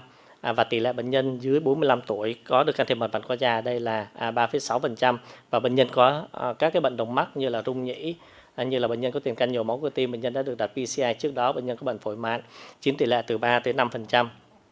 Và đối với những cái bệnh nhân trẻ dưới 45 tuổi thì chúng ta thấy bệnh nhân được can thiệp hầu hết là do STEMI, và các cái nhóm như đau thắt ngực không ổn định thì chiếm tỷ lệ ít hơn. Và nếu mà tính chung hết toàn thể dân số của chúng ta can thiệp 330 ca thì chúng ta thấy các cái tỷ lệ phân bố của các cái nhóm được chẩn đoán để cho bệnh nhân PCI từ STEMI cho đến non-STEMI cũng như là đau ngực không ổn định, chiếm tỷ lệ dao động khoảng 30%, 30% và 20%. Và đa số các trường hợp này thì chúng ta thấy can thiệp cho những cái nhóm đối tượng bệnh nhân có cái clip, tức là mức độ suy tim ở bệnh nhân can thiệp, tức là bệnh nhân tương đối ổn định, chiếm tỷ lệ khoảng 80%. Trong đó nếu mà can thiệp bệnh nhân có choáng tim chỉ chiếm 2,7%, chẳng hạn như là trường hợp của ca lâm sàng của bác sĩ Toàn thì ở trong đây thì chúng ta thấy chiếm tỷ lệ rất là thấp, chỉ 2,7% mà thôi. Và trong cái nghiên cứu này của chúng ta thì bệnh nhân cũng có được một số cái slide sau sẽ thấy được hỗ trợ tuần hoàn cơ học chiếm tỷ lệ bao nhiêu %. Và trong nghiên cứu này thì chúng tôi cũng lưu ý là tỷ lệ bệnh nhân có được chụp mặt vành trước đó khoảng 4%, tức là những bệnh nhân có thể được chụp mặt vành ở một cơ sở nào đó và được chuyển là đi can thiệp mặt vành phức tạp hơn ở một cái trung tâm khác. Và 6,4% bệnh nhân đã được chụp CT trước đó. Có lẽ số liệu này chắc là của trung tâm SEF góp phần, cho nên chiếm tỷ lệ 6,4%. Và thời gian nằm viện trung bình là 7,8 ngày. Tại bệnh viện chúng tôi thì thời gian nằm viện trung bình khoảng 5 ngày. Còn tuy nhiên bệnh viện chúng tôi thì không có những cái thiết bị hỗ trợ cơ học, không có nhiều bệnh nhân nặng như ở chỗ của bác sĩ Bảo, bệnh viện Đại học Y Dược hay là chỗ bác sĩ Toàn, bệnh viện Chợ Rẫy, cho nên cái thời gian nằm viện trung bình có thể thấp hơn. Nhưng mà trong cái nghiên cứu này thì thời gian nằm viện trung bình là 7,8 ngày. Và một cái chỉ số cũng rất là quan trọng đó là chi phí nằm viện cho những cái trường hợp can thiệp như thế này thì trung bình là 120 triệu. Chưa tính bảo hiểm. Nếu bệnh nhân bảo hiểm thì bệnh nhân có thể được thanh toán từ 40 cho tới 80 triệu, thì chúng ta trừ ra thì chưa biết chi phí bệnh nhân phải thanh toán cho quá trình nằm viện. Và đây là các cái yếu tố liên quan tới thủ thuật. Thì ở Việt Nam của chúng ta thì hầu hết các trường hợp bây giờ thì bệnh nhân đã được can thiệp mặt vành qua đường quay thì chiếm cái tỷ lệ ở đây là gần 90%. Chỉ một số ít bệnh nhân được can thiệp đường đùi, chẳng hạn như là bệnh nhân bệnh rất là nặng, bệnh nhân cần hỗ trợ tốt như làm CTO, bệnh nhân làm rotablator, bệnh nhân choáng tim, thì đó là những trường hợp mà bệnh nhân làm đường đùi, và một số ít trường hợp bệnh nhân phải chuyển từ quay sang đùi chiếm tỷ lệ 3%. Và trong cái nghiên cứu này chúng ta thấy cái tỷ lệ bệnh nhân có can thiệp left main cũng chiếm, left main và ban nhẵn cũng chiếm tới 11,6%. Và bệnh nhân có sang thương chỗ chia là 6,7%, sang thương CTO 4,9%. Và trong cái thời buổi can thiệp mặt vành hiện đại như ngày hôm nay của chúng ta thì một chỉ số chúng ta quan tâm đó là bao nhiêu % bệnh nhân được sử dụng hình ảnh học can thiệp. Thì trong cái nghiên cứu này của chúng ta mới thấy là 25,8% bệnh nhân được sử dụng hình ảnh học nội mặt. Nếu mà so với số liệu của Nhật thì có thể chúng ta thấp hơn. Tuy nhiên nếu mà so với Mỹ hoặc là châu Âu thì có thể tỷ lệ này của chúng ta đã cao hơn. Và trong cái nghiên cứu này thì tỷ lệ bệnh nhân dùng rotablator như trong trường hợp của bác sĩ Bảo hay là trường hợp của bác sĩ Toàn rất hiếm thôi, chỉ 1,2%.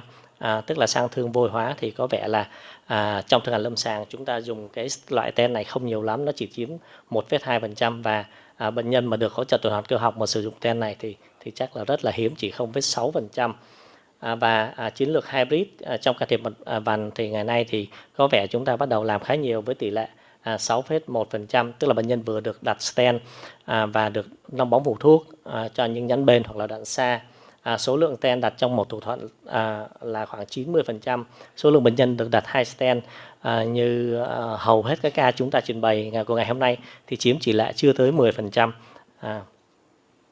Và các cái nhánh mặt vành chúng ta can thiệp thì cũng giống như các nghiên cứu khác thì hầu hết là LED chiếm tỷ lệ tới gần 50%. Bên phải RSA chiếm tỷ lệ 49% và cái nhánh mẫu chỉ chiếm tỷ lệ chưa tới 10%. Có lẽ là trong thực hành lâm sàng của chúng ta thường đánh giá cái nhánh này là nhánh nhỏ, vùng chi phối ít, cho nên đa số chúng ta, một là chúng ta dùng bóng phủ thuốc, hai là chúng ta đi quay bảo vệ thôi, cho nên cái tỷ lệ bệnh nhân được can thiệp qua cái nhánh mẫu này chiếm tỷ lệ chưa tới 10%. Và trong đây thì chúng ta cũng thấy là tỷ lệ bệnh nhân được đặt stent left main với cái tỷ lệ được đặt stent supra này cho left main trong nghiên cứu của chúng ta chiếm cũng tỷ lệ 6%. Và cái hiệu quả và an toàn của cái stent này như thế nào thì chúng ta thấy một con số rất là ngoạn mục. Tỷ lệ thành công về mặt thiết bị là 100%, chúng ta đưa được tới cái sang thương và bung ten nhà thành công chiếm tỷ lệ 100%. Có lẽ là trong cái nghiên cứu này của chúng ta thì cái số loại sang thương tiếp A, tiếp B1 nó chiếm tỷ lệ khá cao, và sang thương tiếp C chiếm tỷ lệ thấp, cho nên chúng ta thấy cái tỷ lệ thành công của chúng ta là 100%.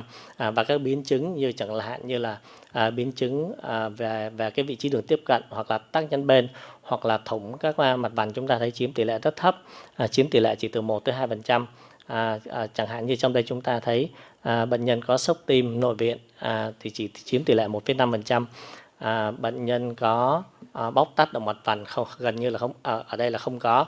Bệnh nhân có tắc nhẫn bên chỉ chiếm 0,2%. Thì đó cũng là một cái ưu điểm của stent chúng ta, với chút mỏng và cái lỗ bên nó lớn, cho nên các cái biến chứng liên quan đến nhẫn bên này nó rất thấp. Và cái tỷ lệ suy tim sau nhồi máu cơ tim trong cái nghiên cứu này chúng ta chiếm 17%. Nó phản ánh là số lượng chúng ta can thiệp bệnh nhân STEMI cũng như là non STEMI chiếm tỷ lệ khá cao, và cái số lượng bệnh nhân bị suy tim sau nhồi máu nó cũng chiếm khoảng 17%. Các cái yếu tố đi kèm khác như là rung nhĩ, đột quỵ hoặc là tổn thương thận cấp cũng như là rối loạn nhịp thất thì thấp, khoảng từ 1 tới 3%. Và một cái con số chúng ta cũng quan tâm đó là tỷ lệ mà chảy máu lớn chỉ chiếm 0,36%, tức là nhỏ hơn 4% theo cái định nghĩa mà nguy cơ xuất huyết cao. Vậy thì trong tương lai thì chúng tôi sẽ phân tích thêm những cái yếu tố liên quan tới cái nguy cơ xuất huyết của bệnh nhân, bao nhiêu phần trăm bệnh nhân có nguy cơ xuất huyết cao, bao nhiêu phần trăm có bệnh nhân nguy cơ xuất huyết không cao, để giải thích những cái con số này. Tuy nhiên đây mới là con số nội viện thôi, và trong thời gian 1 năm thì chúng tôi sẽ cho con số là tỷ lệ chảy máu là bao nhiêu phần trăm. Bệnh nhân xuất viện thì được sử dụng thuốc như thế nào, thì chúng ta thấy hầu hết ở đây là bệnh nhân được sử dụng P2Y12 mặn với ticagrelor và clopidogrel chiếm tỷ lệ thấp hơn, chỉ khoảng 40%. Và chúng ta cũng thấy với những cái trường hợp mà bệnh nhân dùng ticagrelor thì cái nguy cơ xuất huyết thường nó ít hơn so với những cái trường hợp mà ở đây bệnh nhân dùng clopidogrel. Tức là trong thực hành lâm sàng của chúng ta, những cái trường hợp mà chúng ta quan ngại nguy cơ xuất huyết thì các bác sĩ thường lo lắng và hay dùng clopidogrel hơn. Và một cái nhóm thuốc chúng ta cũng quan tâm khi mà bệnh nhân nội viện cũng như là ngoại trú, đó là nhóm thuốc chặn beta dùng cho những cái trường hợp bệnh nhân có nhồi máu cơ tim. Thì hầu hết là được khuyến cáo là với class 1, tuy nhiên tỷ lệ chúng ta sử dụng cái thuốc chặn beta đó mới được 50% ở cái thời điểm bệnh nhân xuất viện, và hầu hết chiếm tỷ lệ cao đó là nhóm bisoprolol, kế tiếp là metoprolol, còn hai nhóm nebivolol và carvedilol chiếm tỷ lệ thấp, chỉ khoảng 4% thôi. Một cái thuốc nữa cũng rất là quan trọng trong cái hội chứng mật cấp, đó là việc chúng ta dùng thuốc kiểm soát lipid máu, cái nhóm statin. Thì ở đây chúng ta thấy là tỷ lệ gần như là bệnh nhân xuất viện 100% là được dùng thuốc kiểm soát lipid máu với rosuvastatin chiếm tỷ lệ khoảng 40% và atorvastatin chiếm 60%. Và bệnh nhân có liệu pháp phối hợp statin cộng ezetimibe ở trong đây chúng ta chiếm chỉ 14%. Thì thực tế là các cái trường hợp bệnh nhân nhập viện có hội chứng vành cấp với cái mức LDL mong muốn giảm trên 50% và dưới 1,4 ở trong nghiên cứu này chiếm tỷ lệ rất cao. Tuy nhiên cái tỷ lệ chúng ta dùng phối hợp còn thấp, có lẽ phản ánh cái thực tế là guideline hiện tại mới khuyến cáo chúng ta dùng statin liều cao với class 1, và khi dùng phối hợp mới là class 2B. Đó là lý do mà chúng ta mới dùng phối hợp với cái tỷ lệ tương đối thấp, mới 14% thôi. Đó là cái kết cục nội viện của chúng ta. Ngày hôm nay thì tôi chỉ xin báo cáo cho tới thời điểm này những cái kết cục nội viện. Còn những cái kết cục lâu dài trong cái nghiên cứu của chúng tôi đó là đánh giá cái hiệu quả và an toàn của sau can thiệp trong vòng 1 năm. Đó là tỷ lệ mà bệnh nhân phải can thiệp lại, tỷ lệ bệnh nhân có nhồi máu cơ tim, cũng như là tỷ lệ bệnh nhân có biến cố chảy máu. Thì xin được hẹn lại năm sau khi mà chúng tôi đã hoàn tất giai đoạn 1 năm theo dõi, và hy vọng là lúc đó chúng ta sẽ có những cái số liệu để chúng ta so sánh với các nghiên cứu trên thế giới, và hy vọng là số liệu của chúng ta, hiệu quả an toàn của chúng ta cũng không kém hơn so với các cái nghiên cứu trên thế giới. Bài trình bày của tôi đến đây là kết thúc. Xin cảm ơn quý thầy và quý đồng nghiệp. Xin cảm ơn bác sĩ Nguyễn Đức Chỉnh. Như vậy thì chúng ta thấy là trên 300 ca mà trong thời gian rất ngắn thôi chúng ta đã có. Và như vậy chúng ta phân tích những cái gọi là characteristics, baseline characteristics của bệnh nhân, xong rồi chúng ta có những cái yếu tố trong thủ thuật và mới về xuất viện thôi. Còn những cái kết quả mà về mặt lâu dài đó thì chúng ta theo dõi 1 năm của những cái này thì chúng ta mới có được kết quả. Thì thông báo với các bạn biết là chúng ta đã có một cái chương trình như vậy, và chúng ta có những kết quả ban đầu thì chúng ta thấy rằng thành công về mặt kỹ thuật đó, thành công về mặt kỹ thuật là rất cao, như là 100%. Và những cái biến cố mà xảy ra trong lúc chúng ta làm thủ thuật đó thì gọi là rất thấp, gọi như là không có. Còn kết quả mà lâu dài coi là chúng ta có bị tái hẹp hay không, stent thrombosis hay không, hay là chúng ta phải can thiệp lại cái nhánh đó, hay bị nhồi máu cơ tim do chỗ chúng ta mà can thiệp đó, thì chúng ta sẽ chờ đợi 1 năm rồi chúng ta sẽ có cái kết quả để chúng ta biết được về mặt hiệu quả lâm sàng của cái loại stent này như thế nào. So, do you have any comment about this trial? Just this registry. We have a multi-center registry for the PCI, both PCI. We have about more than now near 5,000 patients already, and we have just 330 patients with crew, and this is the result. When we have just 6 months, just 6 months. Yeah. Do you have any comment? Congratulations for the idea, because it's quite important to have the possibility to monitor over time the data and the performance of a new device. So that's a great idea. In particular, it's quite interesting to monitor the combination of stent and DCB. And in particular, this is important because when you will assess the adverse events, remember to collect information to discriminate if the failure is related to the segment treated with stent and with balloon, because this is quite important. There are a lot of information showing how in hybrid strategy the source of the adverse events is the segment treated with DCB and not with stent. So in your registry it's quite important to have the possibility during the adjudication of the adverse event to discriminate if it is related to stent or to the DCB. Thank you. Các panelist có cái nhận xét gì về cái nghiên cứu này hay không? Nghiên cứu này là một cái nghiên cứu gọi là registry đó, nhưng mà có lẽ là tiến cứu. Xin mời các bạn. Dạ, cảm ơn thầy Bình. Thì trên quan điểm cá nhân của mình đó, của em á, thì cái nghiên cứu này á, nó cũng là củng cố theo những cái nghiên cứu, ví dụ nghiên cứu Fire Trial đó về cái hiệu quả của cái stent Super Black Rule nha. Thì các bạn thấy thường thường những cái sản phẩm mà tới từ Ấn Độ, thực sự mà nói mình cũng khá là e dè. Nhưng thực tế cái stent này đó thì bản thân chờ đẩy mình sử dụng cũng khá nhiều đó. Thì qua cái nghiên cứu á, người ta so sánh các stent mà nói chung mình nói là stent newer đi, cái generation stent thế hệ mới đó, thế hai mà mới luôn đó, ví dụ như là cái nhóm Cyan hoặc là CDG, các bạn biết rồi đó, những cái stent đình đám đến từ US nha. Thì ta thấy cái kết quả nghiên cứu á, ở những người cao tuổi mà mình gọi là can thiệp chip á, tức là can thiệp tổn thương phức tạp mà nguy cơ cao, thì tổn thương phức tạp ví dụ như tổn thương phân đôi nè, thân chung vôi hóa nặng nè, ngay cả syntax score mà lớn hơn 32 điểm đó, từ 33 điểm trở lên, thì các bạn người ta thấy sau 3 tháng đấy thì ông thầy Cambo ông báo cáo đó, ta thấy cái kết quả mà Fire Trial đó thì nó khá là tốt nha, thì nó không có thua kém. Và qua cái nghiên cứu ở Việt Nam mình đó, cũng cảm ơn thầy Bình rất nhiều, mình thực hiện cái nghiên cứu này, là cái kết quả bước đầu ta thấy nó cũng khá ngoạn mục. Thì trong cái này đó, hồi nãy bác sĩ Chỉnh có nói đó, thì cái rota nó chiếm 1,2% đó, thì bác sĩ Chỉnh có nói là có vẻ như trong rota vôi hóa nặng người ta sử dụng không nhiều. Thật ra nó không phải nha, tại các bạn biết rồi ha, trong can thiệp cái tỷ lệ mà rota đó thì nó chỉ chiếm đâu đó khoảng 1% thôi, thì bạn được 1,2 là nhiều rồi đó nha, chứ không phải là rota ta không dám đặt cái stent này nha, mình đừng có hiểu sai. Tức là cái tỷ lệ trong cái nghiên cứu 7 trung tâm này 300 mấy ca đó, thì tất cả các màn bệnh mà complete PCI nó đều có đủ, kể cả rota người ta cũng sử dụng cái stent này. Thì cái quan ngại nhất, thực sự chúng ta quan ngại là cái stent này nó khá mỏng. Như vậy thì đối với những thương vôi hóa nặng đó, nó có bị coi không? Thì nếu như mà ta chuẩn bị tổn thương tốt thì cái kết quả các bạn thấy người ta báo cáo cũng rất là tốt. Thì theo em thì đối với lại các cái sản phẩm từ SMT nó Ấn Độ nói chung đó, thì xưa giờ mình e ngại, nhưng qua các cái nghiên cứu mà chúng ta thấy đó, thì cái stent này nói chung là nó khá tốt. Thì cái khả năng giãn nở cũng tốt, tiếp cận nhánh bên nó cũng tốt. Mình nói như vậy không phải là mình nói stent này là nó số 1 đâu, nhưng ý em muốn nói nó không thua các cái stent khác. Nhưng cái quan trọng nhất đó, đối với bệnh viện Chợ Đẩy rất là quan trọng, đó là cái giá thành nó thấp hơn những bệnh viện khác rất là nhiều. Đó là một trong những cái ưu điểm nha. Nó tốt, không thua kém, mình không dám nói nó bằng, nó hơn, không thua kém. Nhưng cái giá thành nó thấp, đó là một trong những cái mà rất thuận lợi cho những cái đối tượng bệnh nhân mà người ta tài chính không có tốt lắm. Và đối với bác sĩ á, thì cái mình làm đó thì cái kết quả nó cũng tốt. Xin cảm ơn. Xin cảm ơn bác sĩ Lý Ích Trung.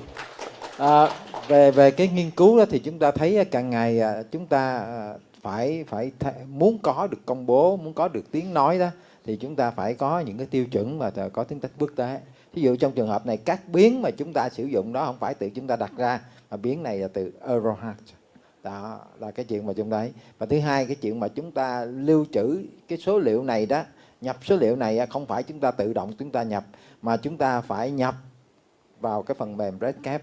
RedCap này thì có người kiểm tra coi chúng ta có nhập đúng hay không, đúng cái đó thì nó mới chọn lựa. Và đồng thời những cái số liệu này báo cáo có thể là hôm nay đã khác rồi, tại vì nó cập nhật real time. Chúng ta thêm một ca vô là nó nhảy cái số khác rồi. Vì thế cho nên thì những cái gọi là registry này đó rất là đáng tin cậy. Tôi hy vọng rằng cái số liệu này nó sẽ tăng lên nhanh chóng và chúng ta sẽ có cái kết quả của cái nghiên cứu này. Xin mời bác sĩ Trung Quốc. Tại vì anh Trung mới nói là bệnh viện Chợ Rẫy đó thì cái giá nó quan trọng, nhưng mà biết là bệnh nhân vô trong chỗ cái viện tim toàn là thứ dữ không thôi, thì người ta có chấp nhận một cái thấp nhau không? Hay người ta đòi là phải là stent dữ nhất, mắc tiền nhất? Xin mời anh Trung Quốc. Dạ, cảm ơn câu hỏi của thầy. Thật ra về cái giá stent thì cũng rất quan trọng đối với một trung tâm cũng như là người bệnh, để cho giảm cái chi phí điều trị. Em xin có một số điểm để hỏi về cái nghiên cứu của thầy. Trong đây chúng ta thấy là sử dụng cái IVUS là hết 1/4 bệnh nhân có sử dụng IVUS. Thì không biết tất cả 7 trung tâm là có trung tâm nào không có IVUS không, mà tất cả đều có IVUS. Cái thứ hai nữa là cái OCT thì không biết những ca mà sử dụng OCT mình loại ra hay là mình có bao gồm ở trong đây không, thì không có, em không thấy. Về hiện tại ở viện tim tụi em cũng có sử dụng cái stent này, thì như các trình bày nghiên cứu mà đối đầu với lại Synergy với lại Science là hai cái stent nó được FDA công nhận và cũng có thương hiệu, thì thấy cái stent này nó không có thua kém, nên tụi em cũng mạnh dạn tin tưởng để sử dụng. Cảm ơn em. So, Professor Campbell, in your center, in your hospital, you have IVUS and OCT. You have both or just OCT only? And when we use IVUS, when we use OCT for PCI? No, that's a great question. So I started my experience with intracoronary imaging. So intracoronary imaging, intracoronary physiology are most favored field of research, as you can see also in the FILE trial. So I have a very long experience with both technique.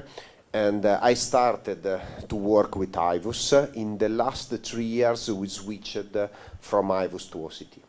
And there is a technical reason related to implantation and treatment of the patient.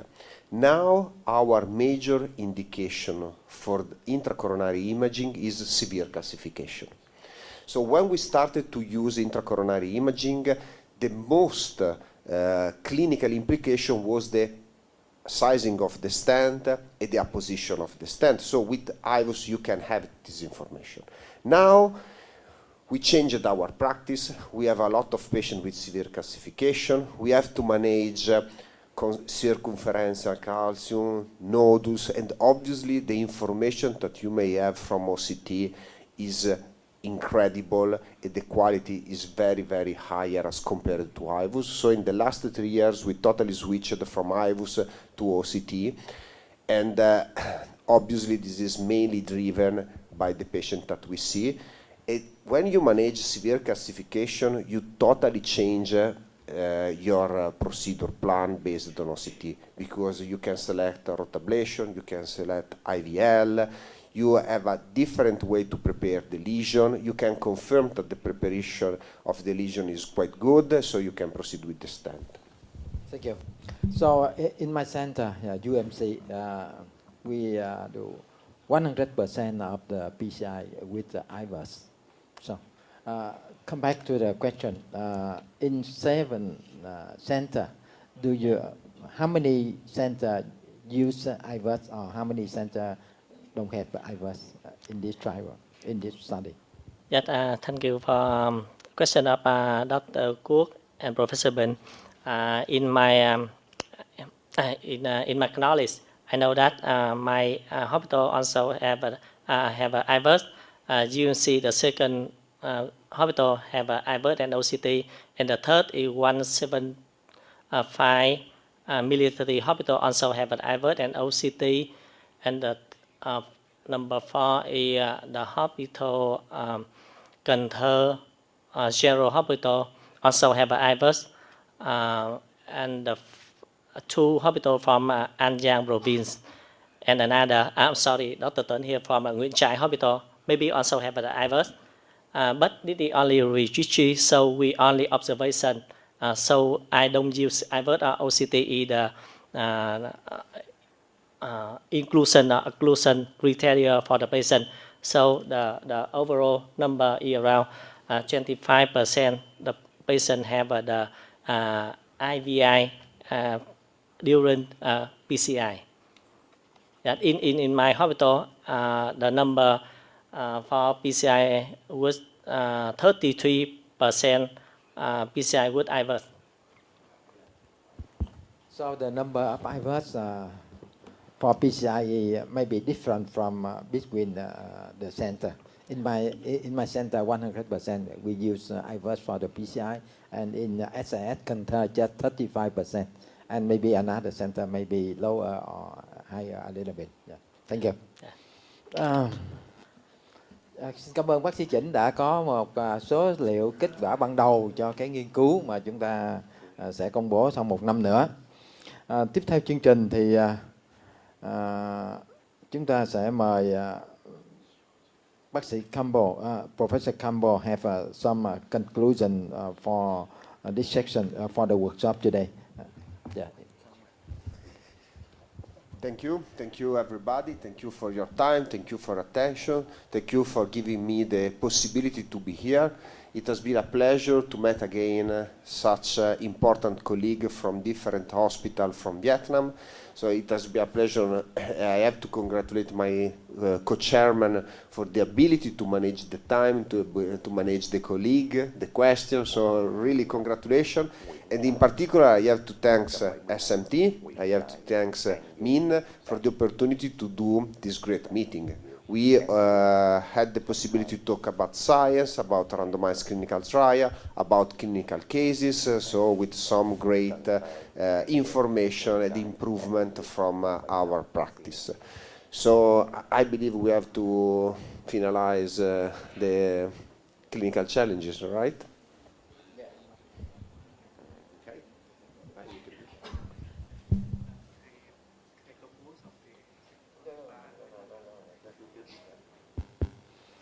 Thưa các bạn, thì Professor Campbell vừa tổng kết một số hoạt động của cái buổi hội thảo này của chúng ta. Thì tôi nghĩ rằng qua cái buổi hội thảo này chúng ta đã được xem rất là nhiều ca lý thú rất là phức tạp mà chúng ta can thiệp thành công. Thì đó là một cái sự phát triển của tim mạch học Việt Nam, tim mạch học can thiệp của Việt Nam của chúng ta. Tôi hy vọng rằng trong tương lai chúng ta sẽ xử trí được những cái ca phức tạp nhiều và nhiều hơn nữa. Và chúng ta cũng thấy rằng cái sự phát triển về tất cả các loại dụng cụ tại Việt Nam chúng ta cũng tiến triển rất là nhanh chóng. Rất nhiều loại stent đã có mặt tại Việt Nam của chúng ta, và chúng ta thấy có rất nhiều tình huống để chúng ta có thể chọn lựa những loại stent đó. Giống như là chúng ta có thêm nhiều vũ khí để mà chúng ta chống lại bệnh mạch vành trong cái việc mà can thiệp của chúng ta. Thì chúng tôi thấy rằng là nổi bật lên là chúng ta có một loại stent mới trong thời gian gần đây, nó hỗ trợ chúng ta rất là nhiều, đó là stent screw với cái thân nó rất là mỏng, và để mà chúng ta có thể là thuận lợi trong cái việc mà đẩy, trong việc mà bung, cũng như là cải thiện được cái tỷ lệ mà thrombosis, stent thrombosis hoặc là cái instant restenosis mà chúng tôi hy vọng là sẽ rất thấp trong cái này. Qua cái buổi trình bày này thì chúng ta cũng biết được thêm nhiều cái số liệu trong nhiều cái nghiên cứu để mà ủng hộ, để mà củng cố cho cái hiệu quả cũng như cái an toàn của stent này. Chúng tôi xin cảm ơn các vị panelist, các báo cáo viên và đặc biệt là giáo sư Campbell đã cùng tham dự và chia sẻ những cái kiến thức của mình trong tim mạch học can thiệp, và đặc biệt là kinh nghiệm về stent screw. Và tiếp theo chương trình thì chúng tôi xin mời MC sẽ công bố cái kết quả mà chúng ta vừa đánh giá qua ba bài báo cáo. Xin mời bác sĩ Trường, Mr. Trường. Dạ. Em xin phép mời panelist lên sân khấu để các anh cùng đọc kết quả và trao giải cho ba anh luôn ạ. Dạ. Xin mời ba thầy ba anh. Dạ. Dạ. Dạ. Và em cũng xin mời thầy Bình và Professor Cambo cùng đứng lên. Dạ. Dạ. Dạ. Em xin mời ba anh lên trên đây luôn ạ. Dạ. Dạ.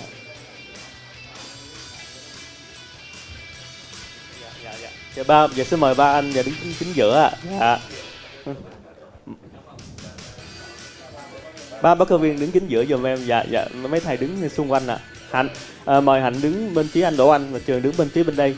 Dạ, dạ em xin phép gửi, dạ em xin phép gửi lại cho thầy để thầy công bố ạ. Dạ thầy.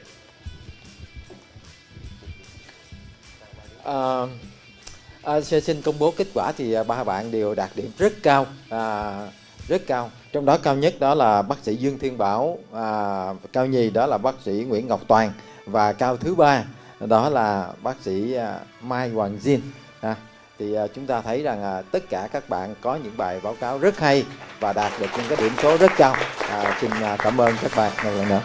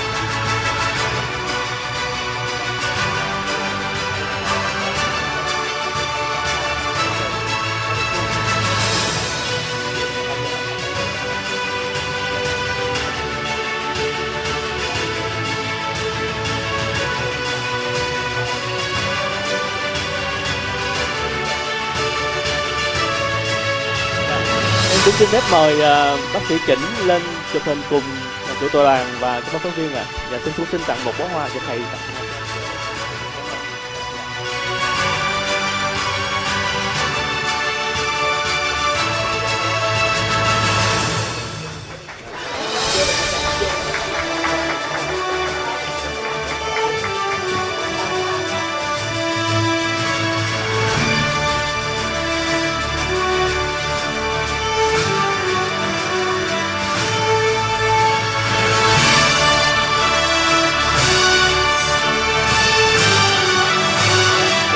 Xin mời Dr. Gorov and Anil lên cho xin một tấm nữa. Dạ, dạ.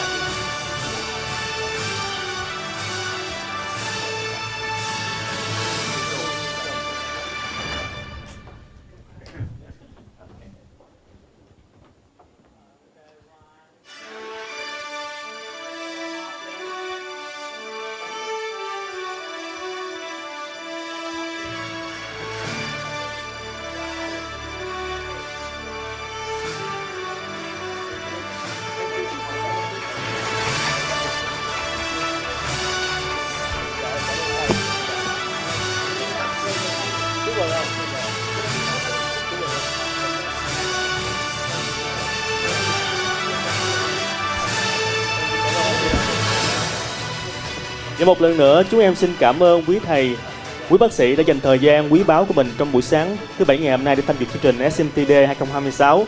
Và xin hẹn lại quý vị năm sau chúng ta sẽ đến với chương trình SMT 2027. Thì một lần nữa xin cảm ơn quý vị đại biểu đã tham dự chương trình ngày hôm nay. Và sau đây thì chúng em xin phép được mời quý vị đại biểu tham dự tiệc trưa cùng với SMT và công ty Hạnh Nguyên. Yeah.